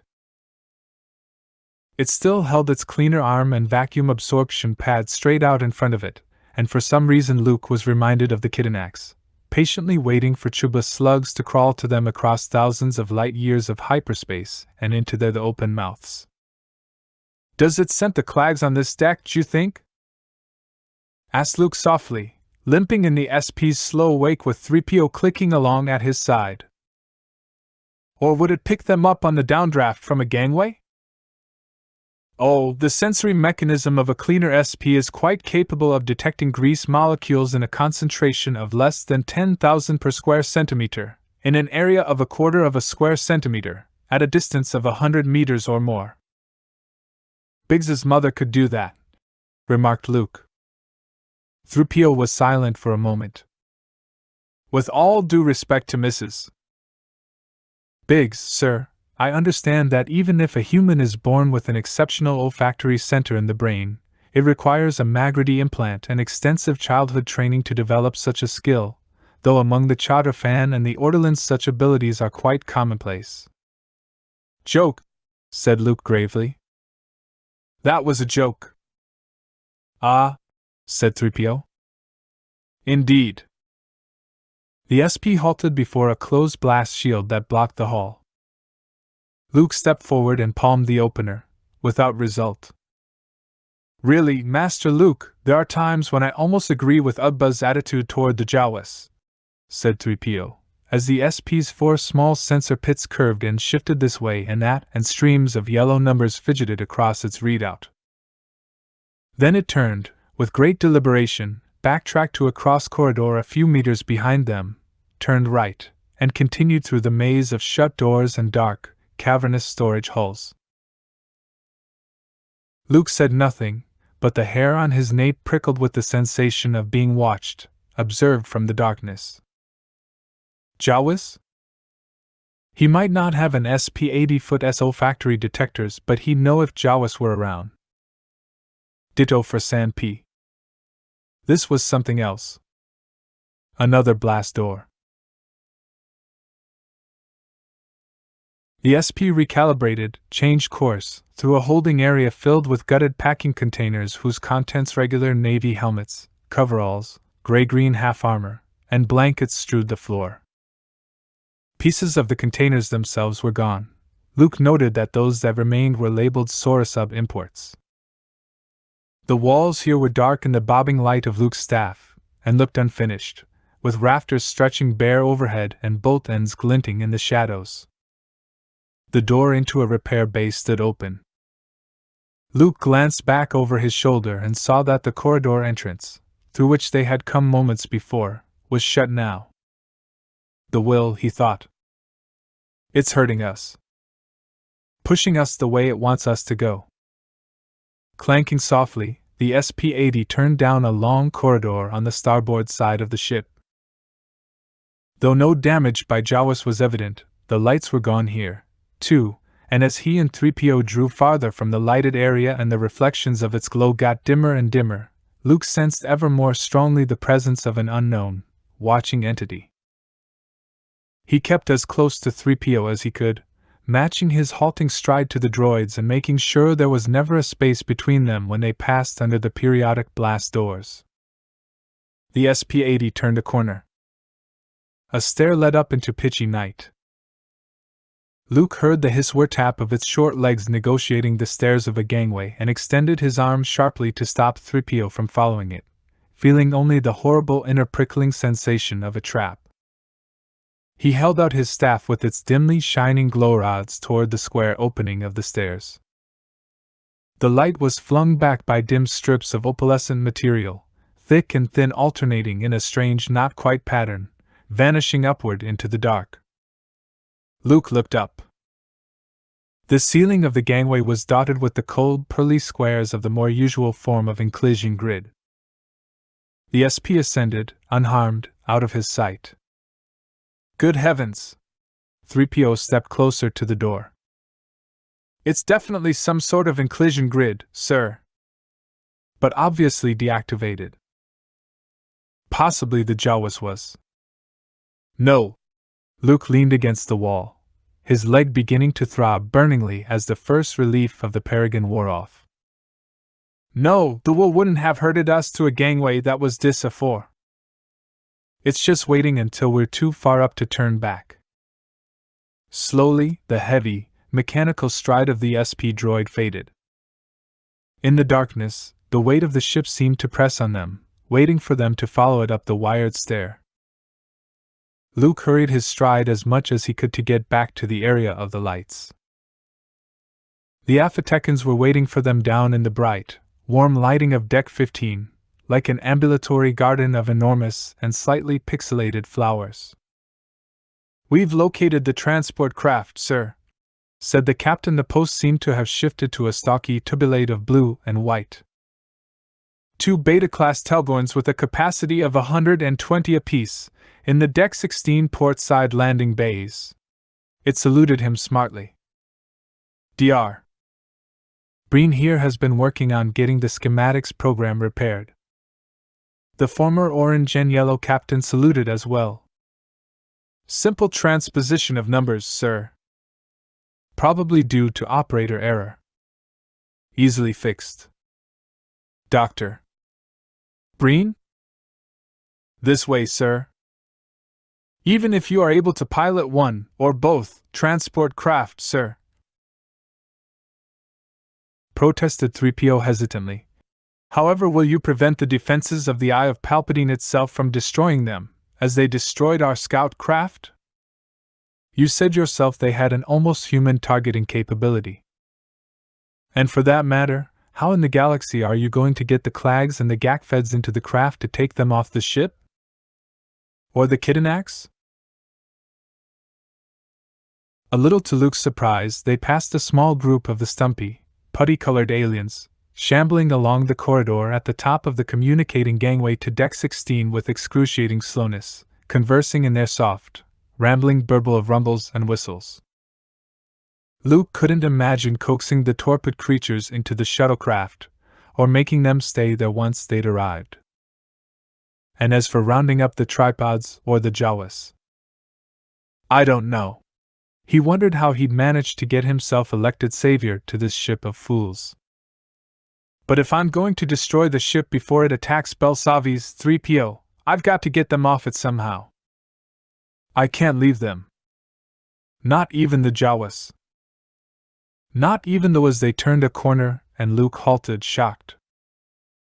The corridor before them, low-ceilinged and slung with the heavy barrels of one of the ship's main water-soaked trunks, was strewn with the hacked and dismembered bodies of Aphtekans.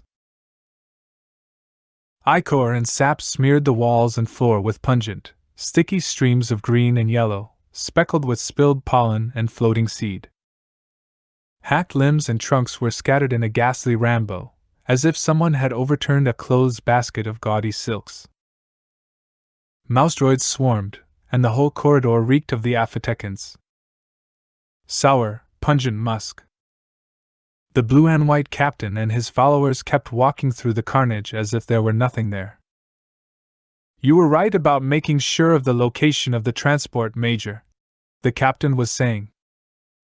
It stepped over most of the torso of what had been the magenta captain in the laundry room. I've always liked the Beta-class Telgorn transport. 2 or 3 of those, plus an escort of blast boats, should take care of any minor trouble no matter what was. Luke spun, ducked, and had his lightsaber in hand and bladed as the weighted end of a gaff stick nearly took his head off.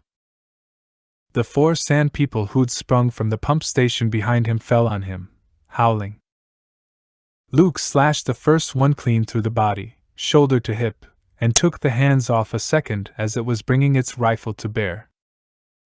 3PO bleated. Master Luke! Master Luke! As he was knocked over in the fray and lay against the wall where he'd been kicked. Switch off! Luke yelled and dropped the blade a split second before a third Tusken fired its blaster at him, the bolt whining off the concentrated core of laser light. He lunged through a doorway, hitting the closer, which refused to work. The Sand People, joined by 2 more with others audible in full cry in the corridors beyond, sprang after. Luke levitated a worktable and hurled it at them, scrambled across the room to the opposite door and hit the opener that, too, refused to work. Luke cursed, ducked a roaring blaze of blaster fire and levitated the worktable to throw at them again. Someone else fired a blaster, and the bolt whined sharply as it ricocheted around the room. It was a long shot and frequently didn't work, but Luke reached out with his mind and flicked the ricochet into the door mechanism, exploding it in a sizzle of sparks. The door jerked up about half a meter and Luke rolled under it, dragging his staff through after him and scrambling to his feet, limping and staggering away. He seemed to be in the heart of the Sand People's hunting territory. 2 more sprang at him, from opposite sides, pressing him back into a corner. He sliced and parried, flattened against the walls for support, then fled again, falling, rising, dragging himself painfully down the dark length of a corridor, while on either side ahead of him doors hissed shut and the hoarse, baying yowl of the Sand People echoed against the walls all around. He flung himself around a corner and jerked back just in time to avoid being cut in half by a blast door smashing down. Fled back, half recognizing the lights of what looked like a laundry drop, which would have a repair shaft behind it, only to have the room's door slammed shut when he was a few meters away. He decapitated another Tusken that leaped on him from the open black doorway of what looked like a lounge, scrambled over the body and fled through, throwing himself, rolling, just in time to avoid being shut into tea-room by its suddenly activated door. The corridor in which he found himself was very dark. Tiny orange work lights made a thin trail along one side of the ceiling. Gasping for breath, Luke dragged himself to his feet, leaned trembling on his staff, his leg hurting as if the axe that had smashed it were slamming again with each beat of his heart. The will, he thought. The lightsaber weighed heavy in his hand, unbladed but ready at a second's notice. It was only a matter of time before it steered him into another wired gangway, or back to the arms of the Sand Pea. Their yowling broke out again, close by, a lot of them, by the sound. Luke scanned the corridor. Shut doors. No vents. No cover. Then, halfway down, a door opened. It didn't hiss and spring, as doors did. The laborious creaking was more characteristic of someone turning the manual crank. It cracked a jagged line of grimy orange emergency light perhaps 30 centimeters wide, and stopped. Luke glanced at the blast wall that sealed one end of the corridor, the darkness at the other end, shrieking with the cries of the approaching Sand Pea. Between them himself, breathless, Lamed, a sitting target. And that uneven line of orange light. And the sense of waiting that seemed to press on him from the darkness like the dense watchfulness of some unseen mind. Yet strangely he felt no sense of dread. He stepped closer. Through the opening he could see the blank-eyed dark consoles of one of the lower-level gunnery chambers, the semicircles of consoles, the glistening dark levers and somber shadow. Silence now, but he could feel, the Sand People coming near. In that silence, very faintly, he thought he heard the alm-whispered thread of melody. The Queen had a hunt bird and the Queen had a lark, the Queen had a songbird that sang in the dark. Luke glanced back over his shoulder at the darkness, then stepped, very quickly, through the door. It slid shut. For some moments the only sound that came to his ears was his own breathing, steadying as he caught his wind. Shadow clustered thick around him, hid the far end of the long room like an obscuring curtain. Then, dimly, on the other side of the door, the scratch of metal on metal, the swift-moving whisper of feet.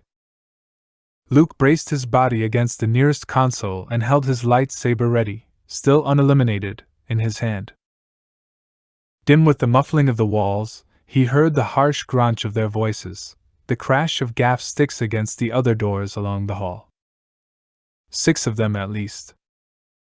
If the door before him were to open again he could probably kill 2 or 3, but shooting through the door at him they'd have him. He looked around at the dark chamber. Even the chairs were bolted down. The door in front of him rattled under blows, but held. If the will wanted it to open, something else prevented it from doing anything about it. It occurred to Luke that the will had effectively imprisoned him here. All it needed to do was not open the gun room door again ever. The silence returned, lengthened. The pain in Luke's leg increased, the deep internal burning of infection unmistakable now. Keeping his senses stretched, his mind forced to attention on the corridor, he opened the patch in the leg of his coverall and affixed a new dose of Paragon, though his supply was running perilously low. Anything to keep the pain at bay, to free his concentration for the use of the Force. Exhaustion and Paragon-suppressed fever made him dizzy. He realized it had been some time since he'd eaten or slept, and his hand, when he straightened up to lean on his staff again, trembled. After a very long time, the door opened, again that narrow crack, again that labored, dragging motion, as if against the strength of the W. Luke listened, breathed, sending his senses out. Far off he could still smell the stench of the dead Aphitecans, but no whiff of the Sand Pea. Aching, he limped toward the door, lightsaber still in hand. Movement caught his eye. He startled, swinging around, but it was only his own reflection in the dark mirror of the nearest monitor screen. It stared back at him, scarred face, fair hair, the stained gray coverall of a Starfleet mechanic. And beside it, behind it, just past his shoulder, he saw another face.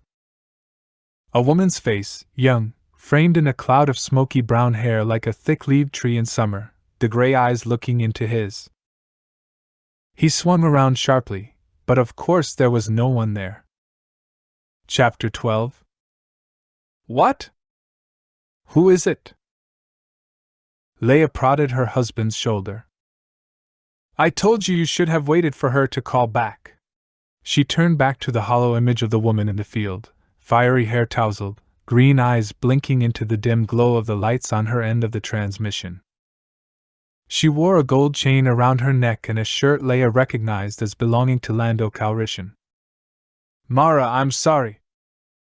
No, it's all right. Mara Jade rubbed her eyes with a quick gesture, and that seemed to take care of any residual sleepiness, as if she'd clicked off a switch. I must look like one of the Night Sisters of Dathomir. What time is it where you are? What's up? Is there a problem? We don't know exactly, said Han. He shoved back the towel from his still damp hair. We know we got a problem, but we're not sure what it means. What can you tell us about Belsavis? Mara settled back in the white leather of her chair, which shifted around her like a flower, drew up her long legs, and folded her hands around her knees. Her eyes narrowed, as if she watched something scrolling past on some inner readout screen, thought, memory, surmise. Belsavis, she said thoughtfully. You find out what was there that the Empire thought was so important? You mean the children of the Jedi? Asked Leia. Is that what it was? Her dark brows lifted, then she thought about it, and a corner of her lip curved down, wry and speculative. Makes sense. The file on it was closed when I started working for the Emperor, you see. Closed and sealed behind 6 kinds of security locks. She shrugged. Well, closed files always have the same effect on me. But in this case, even when I broke into X, I couldn't find out anything except that at the end of the Clone Wars there'd been some kind of secret mission whose target was one of the Rift Valleys on Belsavis. Security was so heavy that even the people who worked on it didn't know what was going on. If it was a move against the Jedi against their families and children, I can see why they did it that way. She was silent a moment, a small upright line between her brows as she called back to mind the old data. Beyond the metal shutters that blocked the orchard lights from the bedroom, Leia heard the sleepy trilling of Pelata birds and Manaliums among the trees, making one final stakeout of their territories before nestling down for the night. Chewie, smelling as only a damp Wookiee can smell, paused in brushing out his fur and growled softly. A fighter wing was sent to Belsavis, interceptors mostly, fast but light, said Mara after a time. And a whole chain of remote trigger relay stations was set up, mostly on satellites, or hidden ground stations, completely automated, but what it was they were supposed to activate or signal I never could find out. The mission file was cut to paper dolls. I gathered there was supposed to be a link-up with something that never arrived, something heavy. But later I got copies of some of the Emperor's private invoices, and there were millions paid out about that date to an engineer named Oren Kelder. I know about Oren Kelder, said Leia softly. Even after all these years her body went hot at the thought of his name, as if 1,000 needles were rising up through her skin. He was a student of Magrides, one of the designers of the Death Star. One of the teachers at the Amwat orbital platform that produced the rest of that design. Her hands trembled involuntarily, and she tightened them hard, felt Han's swift, worried glance. That's him, said Mara. She regarded Leia for a time, her own thoughts hidden behind the cool mask of her face. But if she understood the hatred of one who has had her world destroyed, she made no comment, and Leia herself said nothing. Could say nothing. Same guy? Asked Han, a little too quickly, seeking to cover. I mean, that was, what? 20 years before they put the Death Star together. 20 years isn't that long, said Mara. And Kelder was a boy genius back then, Magridy's best. Looking at the kind of thing he designed later, military and industrial, both IDs say the Emperor paid him to design a supership of some kind. That was back when they needed a vessel the size of a city to carry the blasting power they wanted. Whatever was on Belsavi's, it looks like the Emperor didn't want anything breathing when the dust settled. Logically, it has to have been an installation, because of the firepower and because of the trade that started up later in Xylan ships and gold wire, salvage goods, far too much to be just the gleanings of a battlefield. But I always wondered what kind of installation was so important that they'd go to that much trouble. Han crossed his legs and pulled the dark patterned native sarong he wore up to cover his knees. But somebody dropped the ball. Mara shrugged. That part had been pulled out of the file, but it sounds like it, yes. The supership or whatever it was that those automated relays were designed to summon never arrived. Most of the relays were destroyed or lost, so somebody must have guessed what they were. The interceptors got mauled by a small planetary force, pretty badly by the sound of it. The file said, subjects departed. The officers in charge said they strafed everything in sight and did maximum damage with the weaponry available, but most of them were cashiered when they came home. A couple of high-ranking designers of artificial intelligence constructs and automated weapons systems were reassigned to places like Kessel and Neil Gaiman and Dathomir.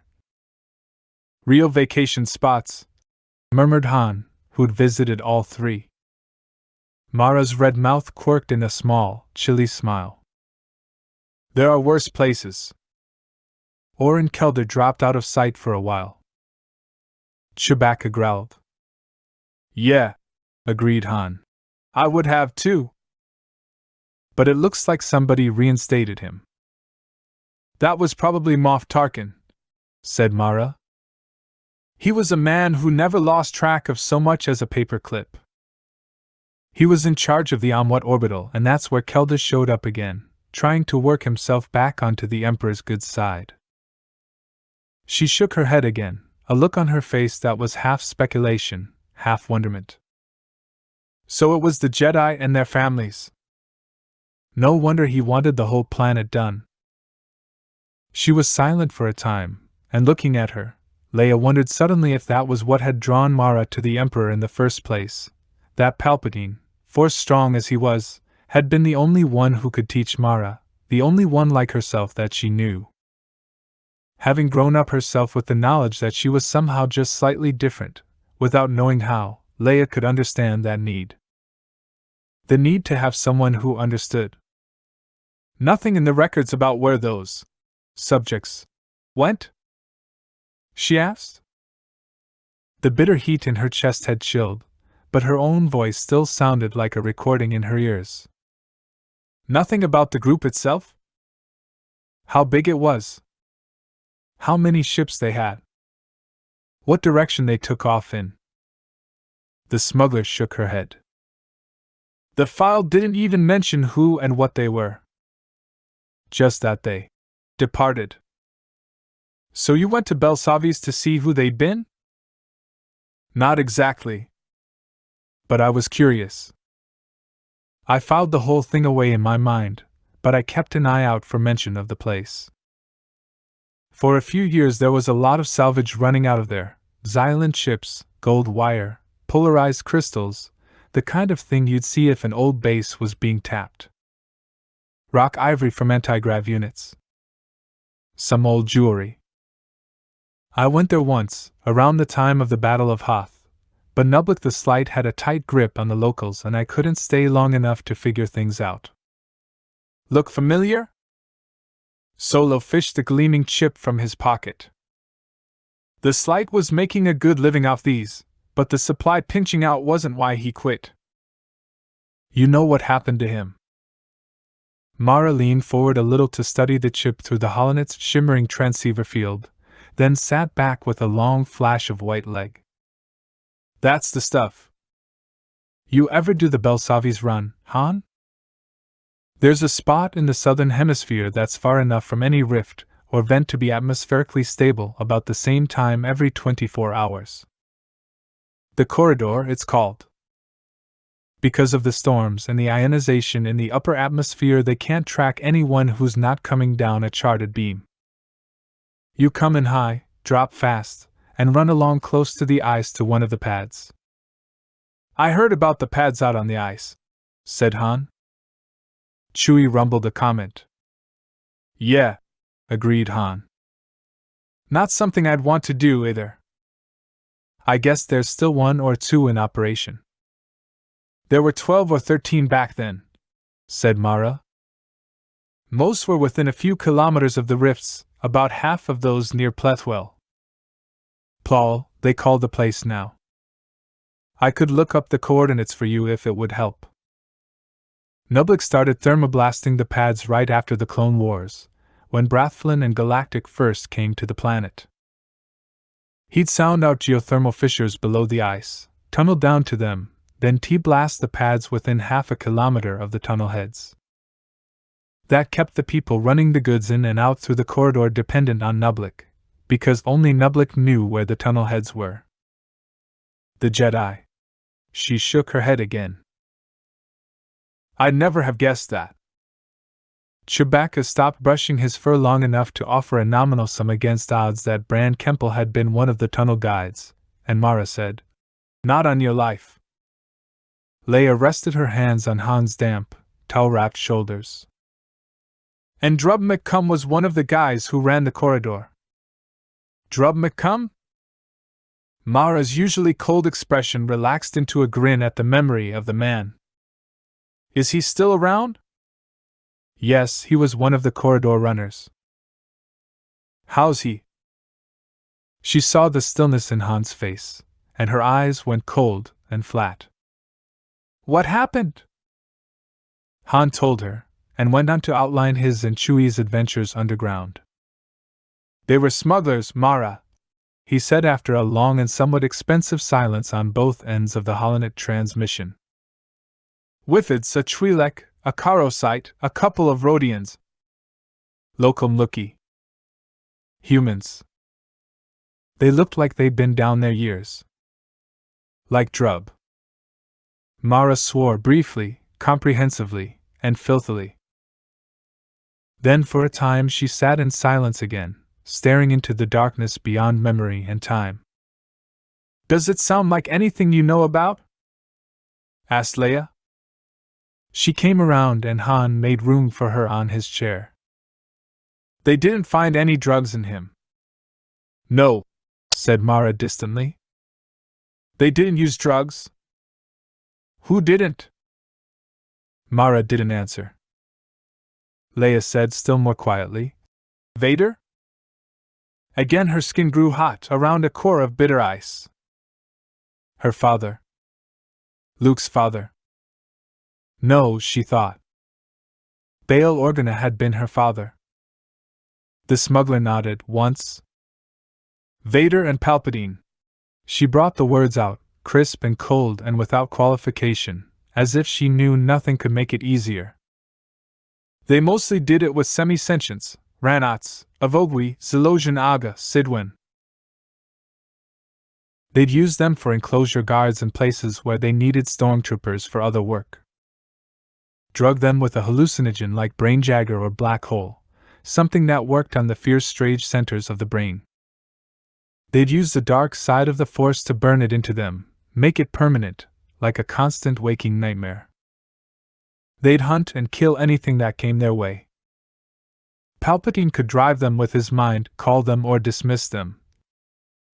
I don't know of anyone else that could calm them down. Would Yarrick work? Han put an arm around Leia's waist, felt her body rigid as wood. To calm them? The healers on Aether seem to think it would, though I don't know how Drub would get any in the tunnels. Mara shook her head. I don't know. In the silence, Artu bleeped faintly from the door, to let them know the coffee and supper Leia had put in the heater were done. Nobody said a word, and the little droid, evidently reading the atmosphere of the room, did not signal again. Thanks, Mara, said Han at length. I owe you dinner when we get back to Coruscant. If you can get back with me on the coordinates of those pads, it might help. Sorry about waking you up. It beats being pulled out of bed by an airstrike. One more thing. Leia looked up suddenly. You say you were keeping an eye on Belsavis. Did anybody from Palpatine's court take refuge there after Coruscant fell? Anyone you know about? The woman who had been the Emperor's hand settled back into her chair, running memories, rumor, recollection through her mind like bolts of colored ribbon, seeking some flaw or slub. In time she shook her head. Not that I know about, she said. But Belsavis isn't that far from the Senix sector.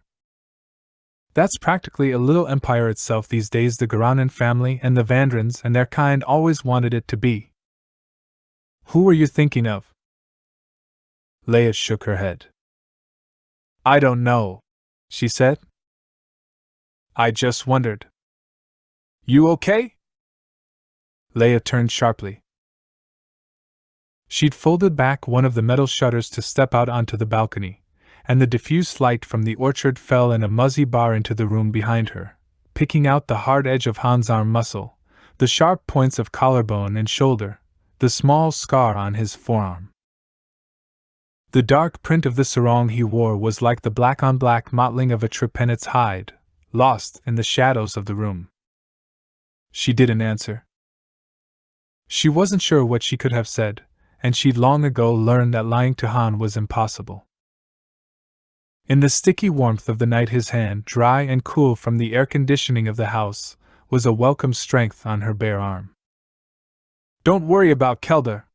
His hands went from her shoulders to her hair, gathering its auburn weight against his face. Somebody'll find him one of these days.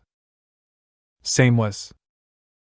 She felt in the very slight flinch of his hand the swift cutting off of speech and thought mid-sentence. As if, she thought, he believed she didn't know. Hadn't been thinking the same. Same way someone found Stina Dreezing Shah? She asked. And Nastra Magrady? And his family? The way some so-called patriot from the New Alderaan movement came to me a month ago hinting there were people ready to foot the bill if I used my influence to have Qui-Sux murdered? And all the rest of the list who were just following orders?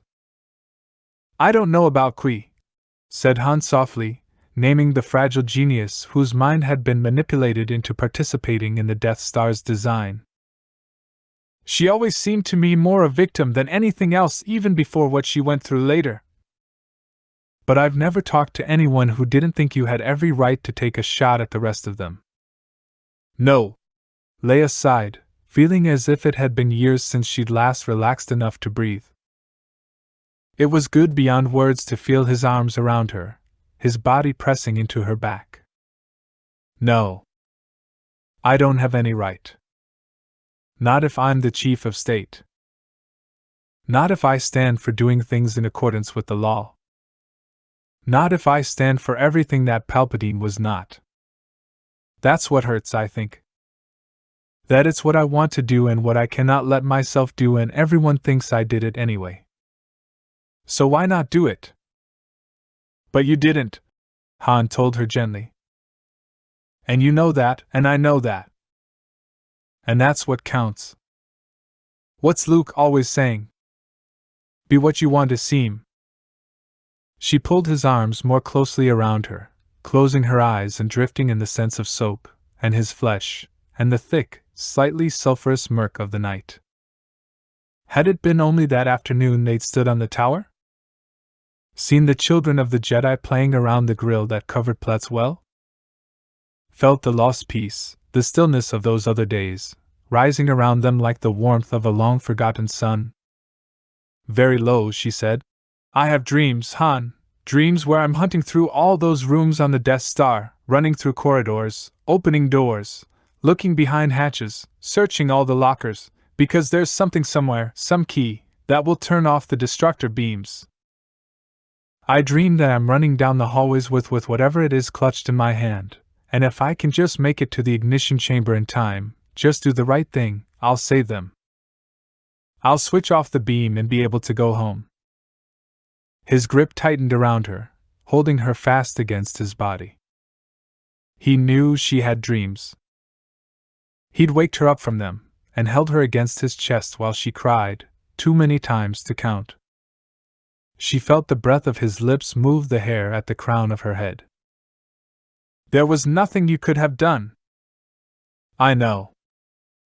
But at least once a day I think, I couldn't save them, but I can make those who did it pay." She turned in his arms, looking up at him in the misty apricot light. "Would you do it?" Han grinned down at her. "Like a shot. But I'm not the chief of state." "Would you do it to please me?" He laid his hand along her cheek, leaned down to kiss her lips. He said softly, "No." "Not even if you asked?" He led her inside. As he stopped to close the shutters behind them, Leia paused by the room's small table, where a half-dozen shallow cakes of colored wax floated in a great glass bowl of water. She flicked the switch on the long stem of the lighter, touched and turned each wick. The drifting lights painted wavery circles of amber and daffodil on the ceiling and walls. Her eyes met Han's over the floating candle flames. She let slip the shawl she'd worn over her shoulders, and held out to him her hand. They wouldn't let her sleep. They kept coming into the steel-walled cell, asking her questions, threatening her, telling her this person had told them this, that person had told them that.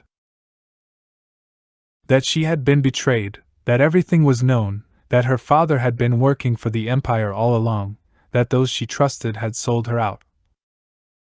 That she would be lobotomized and taken to one of the barracks' pleasure houses. Tortured. Killed. She tried to keep her mind on the Death Star plans, on the threat to the Senate, on the danger to hundreds of planets rather than on her own terror. "No," Leia whispered, trying to surface from the drowning, breathless horror of the dream. "No." Then the door of the detention cell had slipped open with its evil hissing sound, and Vader had been standing there, Vader huge and black and terrible, surrounded by stormtroopers. And behind him, darker, shinier, more evil still, the black, smooth, floating bulk of the torturer. "No!" She tried to scream but could manage no more than a gasp. Nevertheless it woke her, to darkness, and the faint, sinister whirring of a droid's engine, and the moving glint of red lights in the dark. There was another noise, thin and steady, a half-familiar whining. The overload alarm on a blaster? R2? Leia sat up in bed, confused and panicky, and wondering if it was a dream, if the terrible sense of evil was something left over from her nightmare. Across the room a faint, hissing zap sounded, and the white light of R2-D2's electric cutting beam illuminated the round, blocky form of the little droid visible beyond the foot of the bed. A second alarm began to sound. It was unnaturally dark in the room.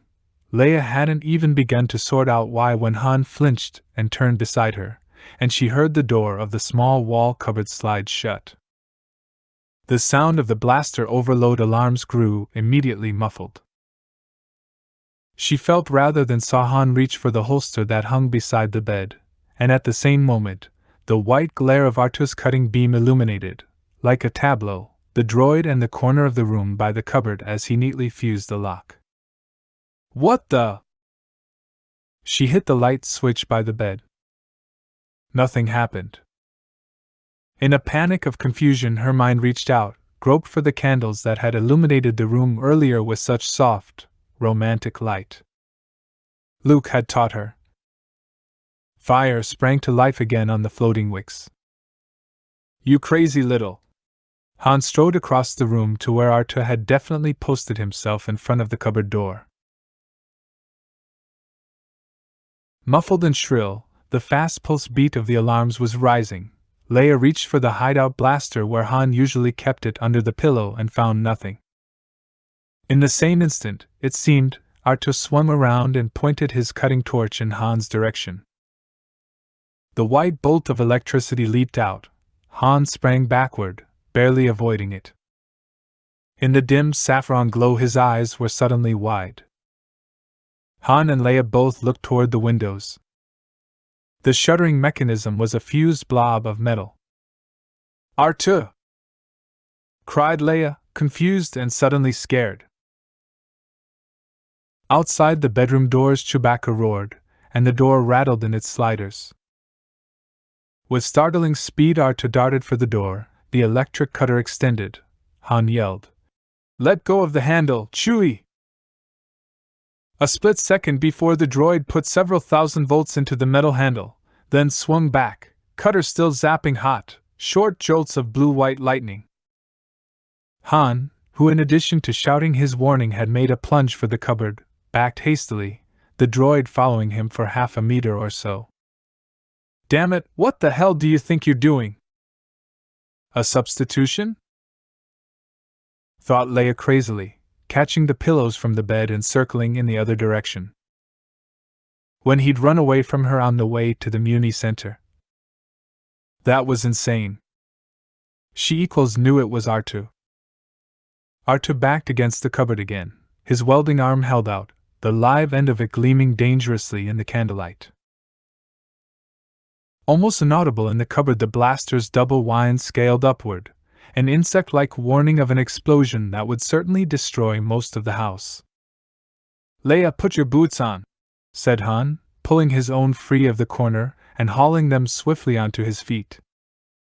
She dropped her load of pillows and obeyed without question. There couldn't be more than a minute or so left. They were sealed in the room. Chewie was hammering on the outer door with something, but it was clearly going to take more time than they had. Looking a little ridiculous, he wasn't wearing much besides the boots. Han crossed the bed in 2 strides to her side. He turned his body, for a moment blocking the droid's view of his hand as he pointed to her the thing he wanted her to use. She understood his plan by the thing's very nature. She wanted to say, "Not R2," but didn't. There was something appallingly, hideously wrong, but there was no time to figure out what or how or why. Not R2. Han was already moving in on the little droid. He had a blanket in one hand, as if he planned to use it to smother the electric charge of the welder. The droid stood still, guarding the locked cupboard where the blasters were screaming into the final stages of overload, but fairly vibrated with deadly readiness. Leia thought, "He hasn't made a sound." Han struck. R2 lunged at him, lightning leaping forth, and in that instant Leia scooped the water basin, candles and all, from the table and hurled it with all the strength she could summon at the droid. Han was already leaping back with the hair-trigger reflexes of a man who has lived all his life on his nerve ends, and the vast drench of water doused and grounded the electrical discharge of R2's cutting tool in a sizzling, horrible spatter of blue light and spraying sparks. Smoke and lightning poured from the droid's open hatch, small threads of blue electricity leaping and twitching as R2 gave one frantic, despairing scream.